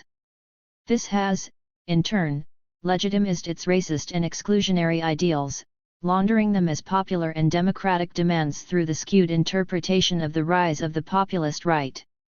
Furthermore, the people for the populist right and far right is often represented by elites such as in the case of Le Pen, Trump, former stockbroker Farage or old Etonian Prime Minister Boris Johnson. This is sustained despite actions demonstrating low faith in the people, such as when Johnson prorogued, discontinued, an elected parliament in August 2019 in order to allow his Brexit package to pass without a vote in opposition.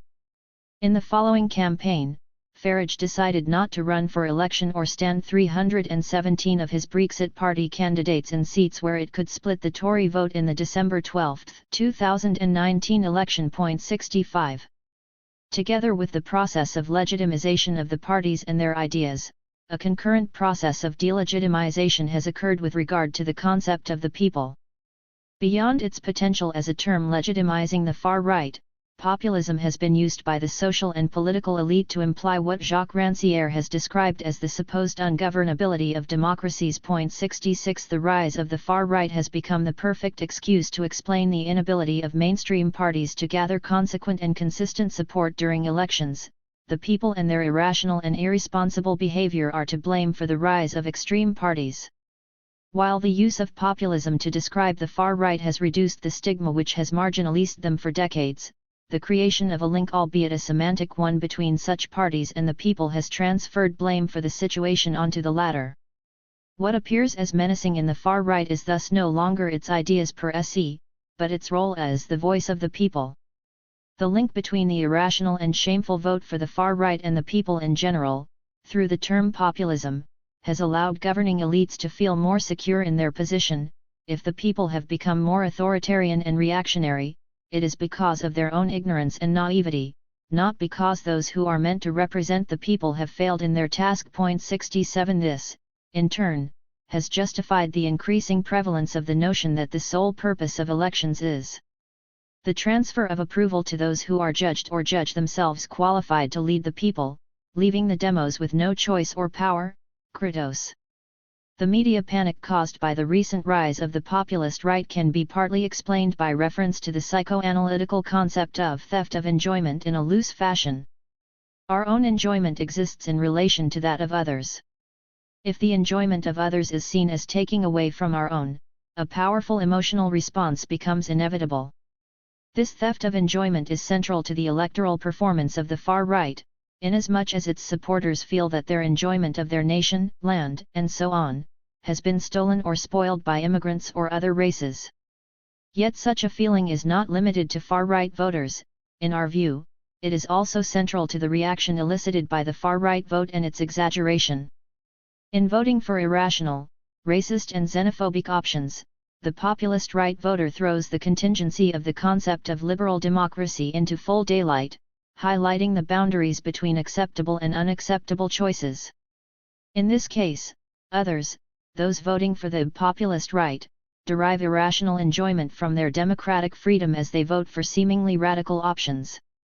However, by enjoying this freedom, they infringe on our enjoyment of our understanding of democracy, whereby one's choice is unlimited so long as it remains within clear boundaries, defined around fuzzy, changeable, and often contradictory values. In short, so long as it is limited. 68. In our view, even the rise of left-wing forms of populism, in Southern Europe in particular, has served to obscure the situation more than to diversify the political spectrum. Left-wing alternatives to the status quo have thus been positioned alongside far-right parties under the populist umbrella, and thus immediately and irremediably tarnished. This move has also exaggerated their radicalism, as it has created a new political dichotomy between populists on one side, whether of left or right, and anti-populists on the other. The latter often describe themselves as defenders of liberalism against all forms of authoritarianism and irrational politics. This, of course, ignores the fact that liberalism has its share of responsibility for the rise of authoritarian politics, both historically and in the present, as we hope to have shown. Nonetheless, the use of populism to describe parties on the left and right opposing the status quo has allowed liberals to create a diversion away from their own failures, as well as to reinforce their hegemony by hyping false or limited alternatives. While parties such as Syriza, Podemos, France Insoumise, and even Labour under Jeremy Corbyn and the movement of support for Bernie Sanders within the US Democratic Party, have been called populist and presented as a threat in most of the mainstream media, these alternative movements have in fact offered moderate reforms within the hegemonic system, rather than proposing a real challenge to the status quo. It is therefore no surprise that many have tried recently to link the so-called populist left and right, as against the liberal hegemony, as part of a thesis framing them as two sides of the same, threatening, coin. In an opinion piece about Labour's position on Brexit in September 2018, Raphael Baer, a Guardian columnist, claimed that on Europe, Labour's left is revealing its affinity to the alt-right. The same equivalence has been drawn in France between France Insoumise's Jean-Luc Mélenchon and the FN/RN's Marine Le Pen. As early as 2011, Plantu, one of France's most famous mainstream cartoonists, drew both reading from the same speech, describing them as representing the rise of neopopulisms. In the US, Newsweek argued that Bernie Sanders voters helped Trump win.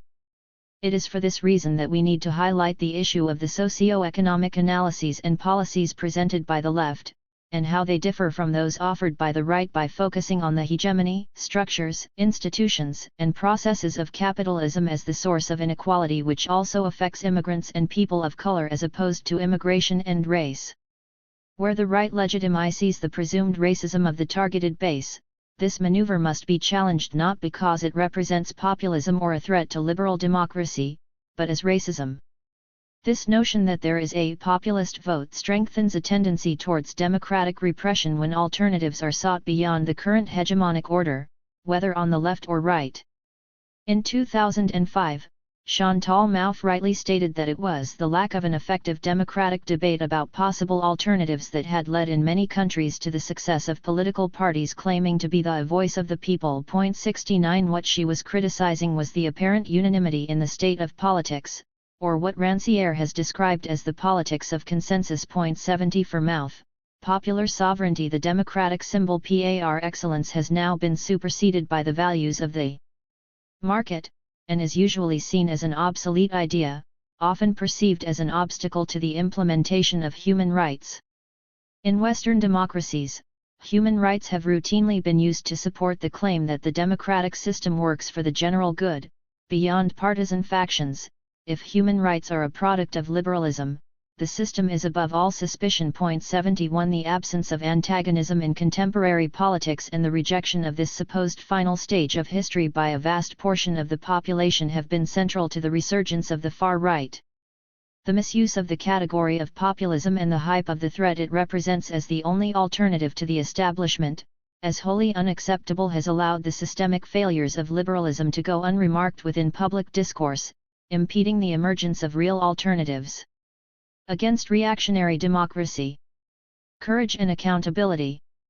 In recent years, the far right has become ubiquitous as a topic of discussion in contemporary politics across the West and beyond.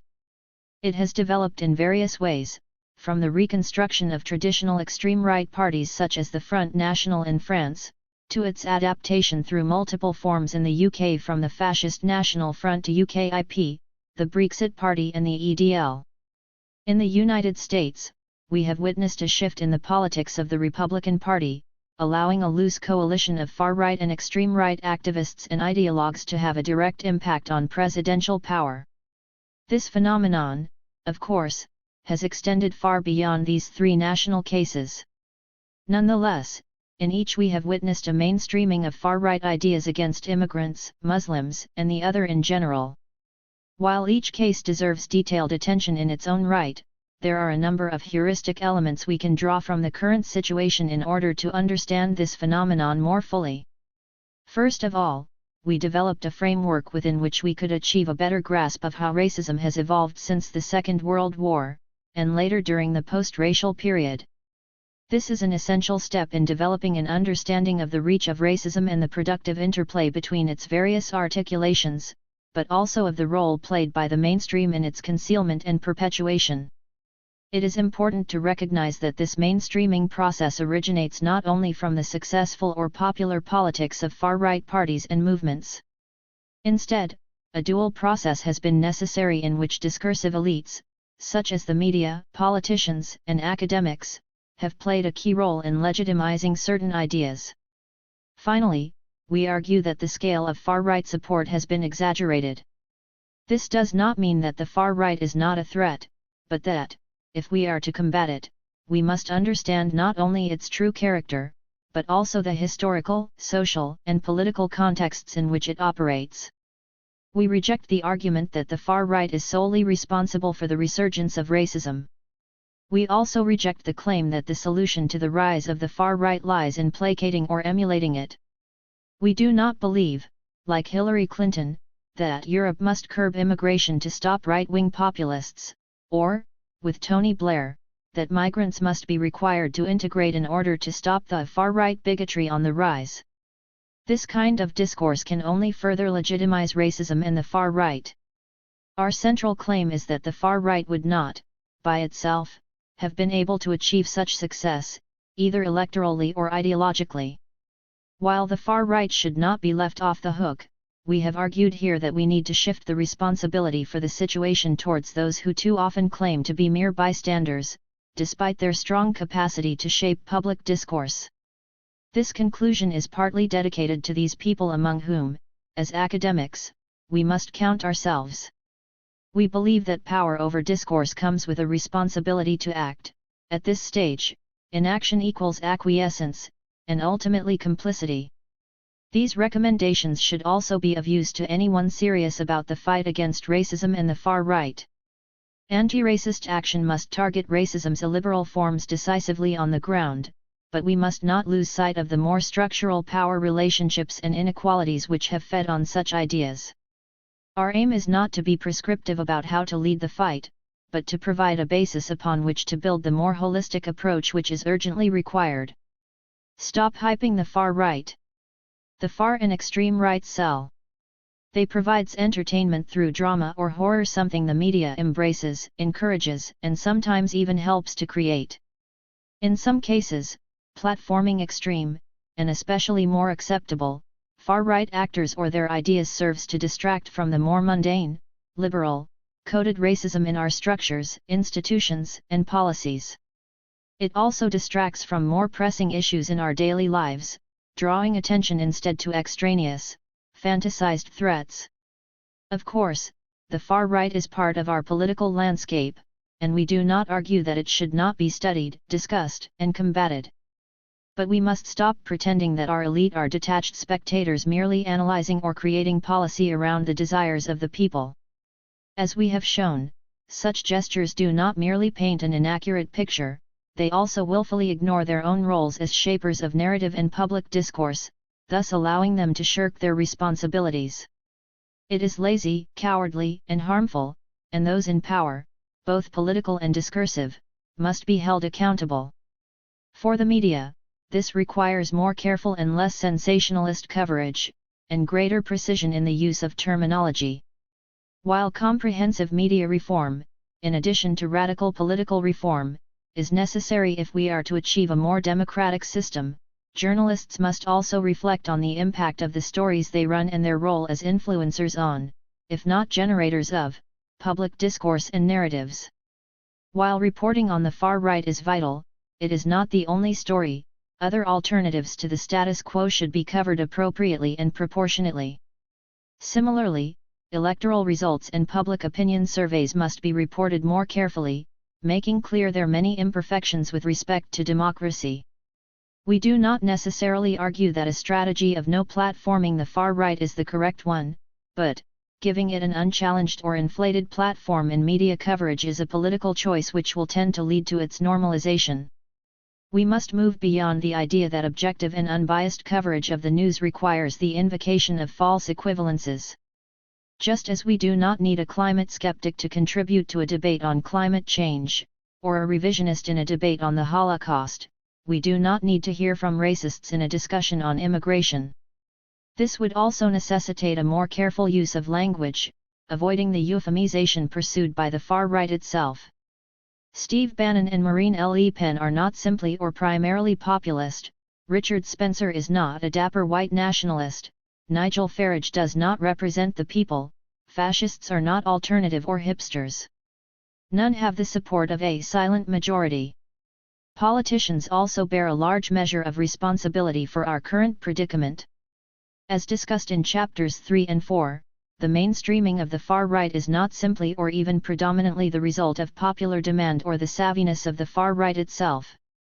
For politicians, this has manifested in short-term, opportunistic strategies such as borrowing ideas and discourses that appear to counter the rise of the far right, possibly denting its support at first, but ultimately legitimizing their ideas as a credible alternative.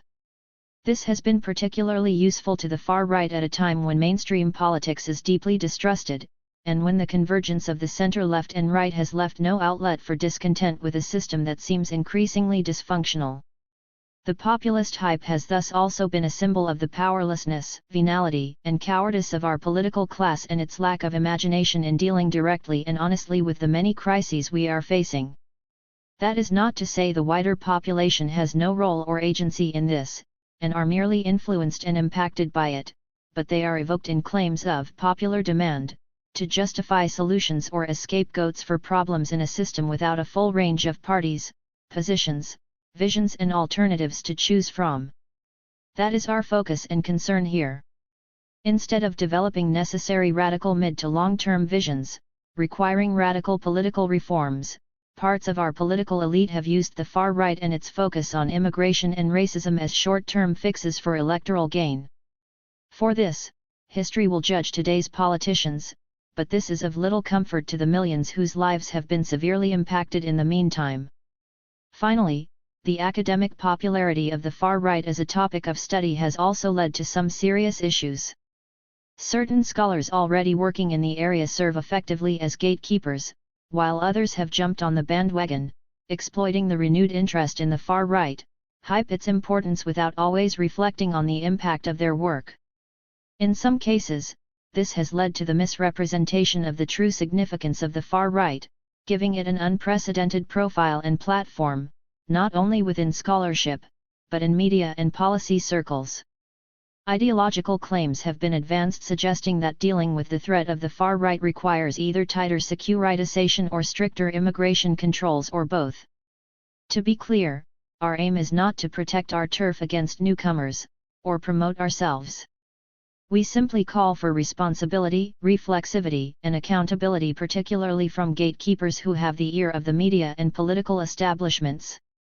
We can no longer shy away from our role as shapers of public discourse, hiding behind pseudo-objective, positivist scientific arguments.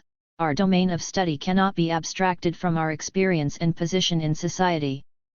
Failure to acknowledge and take proper account of this fact represents the real threat to impartiality, high-quality research, and the development of novel ideas. We would also encourage newcomers to the field to engage with it thoroughly, going beyond niche interests and methodologies. This means engaging in an interdisciplinary manner with history, ideology, and theory beyond the hegemonic canon. Racism evolves and adapts.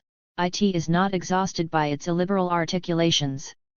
Despite the wealth of evidence in the field, it has been far too lazily accepted in mainstream discourse that racism is a thing of the past and that, when it rears its ugly head, it is only in extraordinary and idiosyncratic circumstances. Acts of clear illiberal racism are denounced by all, including the far right itself, seemingly placing everyone within in the non-racist camp. In the wake of the Christchurch mosque attacks in 2019, both Generation Identity and Renaud Camus, the author of Great Replacement Theory, who had clearly had an influence on the perpetrator, were given a platform on the BBC in the case of the former and allowed to declare almost unchallenged that their ideas had nothing to do with the attack. In this context, it has become common to hear opportunistic politicians, pundits, and academics pretend that being Islamophobic is not racist, since they argue that their claims concerned religion or culture. Others have complained about anti-white racism, and even the possibility of white minoritization or decline, borrowing directly from the far and extreme right playbook. This phenomenon is partly a product of a misunderstanding on the part of a self-righteous liberal mainstream of the way in which racism persists in our societies. It has been exploited by the far right and its acolytes, and has led to a situation in which it is now impossible to describe anyone as racist, no matter how clear their intent. Ironically, those who are quick to call the left snowflakes have been especially precious about being tagged with a term which applies to them so appropriately. See Chapter 3. In our view, it is not enough simply to claim not to be racist on the basis that one does not subscribe to the most illiberal, biological forms of racism. Moreover, being non-racist is not enough either. In societies where racism is and remains systemic, we have no choice but to be anti-racist if we do not want to be on the side of inequality and oppression. 1. We believe that real emancipatory and egalitarian politics can only unfold in a setting where racism is seen in a holistic manner that recognizes its deep roots, multiple forms and transforming or adaptive character, and where all are acknowledged, resisted, and opposed. This is hardly a radical demand. The term racist, whether applied to a person, party, or institution, is indeed insulting, and properly so.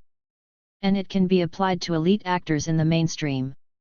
If it is applied justifiably, we should not shy away from using it or fall for counterclaims that the targets of racism and anti-racists are easily offended snowflakes, who are denying free speech to the privileged and powerful and their cowardly position against equality. Racism is not, only, in the other. The resurgence of far-right politics, and of more obvious or brazen forms of racism, has often been blamed on another. As we have seen, the far right itself has often been used as a decoy to distract attention away from the mainstream's own use of racism and from systemic abuses. It has also been useful for politicians lacking imagination to blame their lazy rightward turn on the far-right alternative and their hyped popular support. But the persistence of racism does not rely on the far or extreme right. While far and extreme right racism is often more obviously violent and less palatable to our post-racial sensibilities, it is not solely responsible for the plight of racialized minorities who suffer on a daily basis from racist violence, whether physical, economic, or symbolic, unleashed upon them precisely by the liberal states which claim to stand against racism and the far right. It is not the place here to discuss whether liberalism is bound to be racist or support systemic racist discrimination, but only that it has so far failed to live up to its own supposed ideals, despite having convinced us that this is the case and that we live indeed after evil. This diversionary tactic is linked to what we described in the previous chapter as the theft of enjoyment felt by the self-righteous liberal center. In this setting, far-right voters are blamed for damaging what would otherwise be a perfect, tolerant, liberal society. Of course, this narrative is based on a rose-tinted vision of liberal societies in which minorities are treated equally and according to merit, something which has clearly never been the case. There is a more perverse side to this question, as the other blamed for the theft of our enjoyment is usually to be found among the working class, with all its associated meanings. While we are not denying that parts of the working class have indeed turned to the far right, we demonstrated in Chapter 4 that the real phenomenon involved has been dwarfed by a narrative that has been exaggerated and simplified. Not only is it not tenable as an argument, it has also served the far right and its allies, lending their ideas democratic credence. The self-righteous liberal center thus does exactly what the far right does with immigrants and other racialized minorities. It essentially sees a mostly voiceless and powerless cohort within the population, using and abusing it while propping up systemic inequalities and injustice. We believe it is urgently necessary to stop shifting the blame in this way, to take a closer look at our current political system to see whether it is fit for the purpose of underpinning a fair and equal society, an objective that is a long way off by most standards. This cannot be done without taking a sober look not only at our economic system, but also at where power lies, at who can more readily create public narratives and sustain them through state power and its policed and militarist complex. The far right is not the only or inevitable alternative. The extent of popular support for the far right is far from clear, see Chapter 4. It certainly does not justify the disproportionate coverage and treatment these parties have received, and the way in which their ideas have been mainstreamed by opportunist politicians, pundits, and academics, with the help of poor journalistic practice. This discursive hype has meant that the far right and its ideas have been posited as the alternative to the status quo, an enviable position in a context where there are high levels of distrust towards establishment politicians and the elite in general. This distrust is often legitimate, since politicians have often proved disconnected, untrustworthy, and unaccountable, but also because liberal democracy has failed to achieve social justice across Western societies, while continuing to inflict harm on those outside the West through economic and military hegemony. Challenges to this hegemony by other nation-states and potential superpowers have meant that rights hard-won by social movements and financed by the fruits of former imperial domination have become increasingly threatened by politics of austerity and the desire to prop up the capitalist economy, even at the expense of people's livelihoods and well-being. Offering the far right the role of the alternative to this system is not only empirically problematic, but dangerous. The far right and the current mainstream in its liberal form are not structurally antagonistic, as we are often told.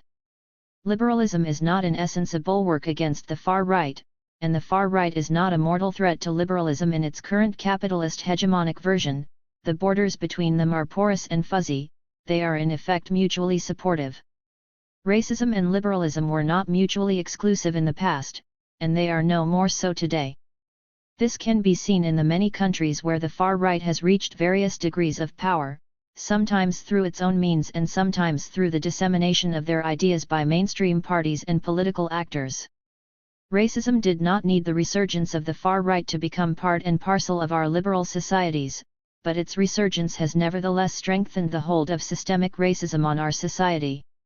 While the myth of our societies as post-racial made it easier for us to ignore the continuation of systemic racism, the far right, and particularly the associated resurgence of illiberal racism, have made it easier to downplay challenges to systemic racism on the basis that real racism is out there, and that we must all rally in defending liberalism against it. The inflation of this imminent threat has caused discussion of the role of capitalism and liberalism in the perpetuation of injustice based on race, class, and gender to be derided as peripheral. Instead of attending to these phenomena, we must instead band together uncritically behind a united liberal front, whatever costs and compromises that might entail. Not only should we challenge the assumption that the far right is an alternative to the status quo, rather than recognizing the uncomfortable fact that it is an integral part of it, we should challenge the very nature of the liberal hegemony and its role in perpetuating a system based on structural racism, as well as other forms of injustice, oppression, and discrimination. It is irrelevant whether we think that liberalism as such is bound to be racist. What matters is to ensure a critical approach, based on a knowledge of its history up to the present and its intricate links with oppressive politics. It is essential that we take a more critical look at the status quo, and explore radical alternatives. As we have seen in recent years, this will be a long struggle, as even the moderate left-wing alternatives represented by figures such as Jeremy Corbyn in the UK, Jean-Luc Mélenchon in France and Bernie Sanders in the United States have often proved too much for the liberal mainstream even to contemplate. At times, their possible success has in fact created more outrage than the progress of the far right itself. Broaden political horizons, return to more emancipatory forms of democracy. As Jacques Rancière pointedly noted in 2005, we do not live in democracies. Neither, as certain authors assert, do we live in camps. We live in states of oligarchic law, in other words, in states where the power of the oligarchy is limited by a dual recognition of popular sovereignty and individual liberties. We know the advantages of these sorts of states as well as their limitations. Point 2.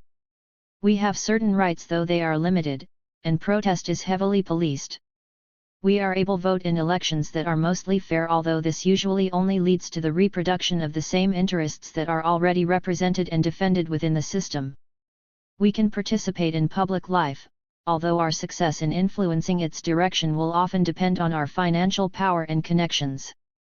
Perhaps more importantly for our purposes, Rancière stresses that, no matter how limited these rights and freedoms may be, they were not granted as part of an original liberal package, but had to be wrested through struggle, and have required constant defense and enactment against the powerful, against the mainstream, and against liberalism itself, particularly in its capitalist, neoliberal manifestations.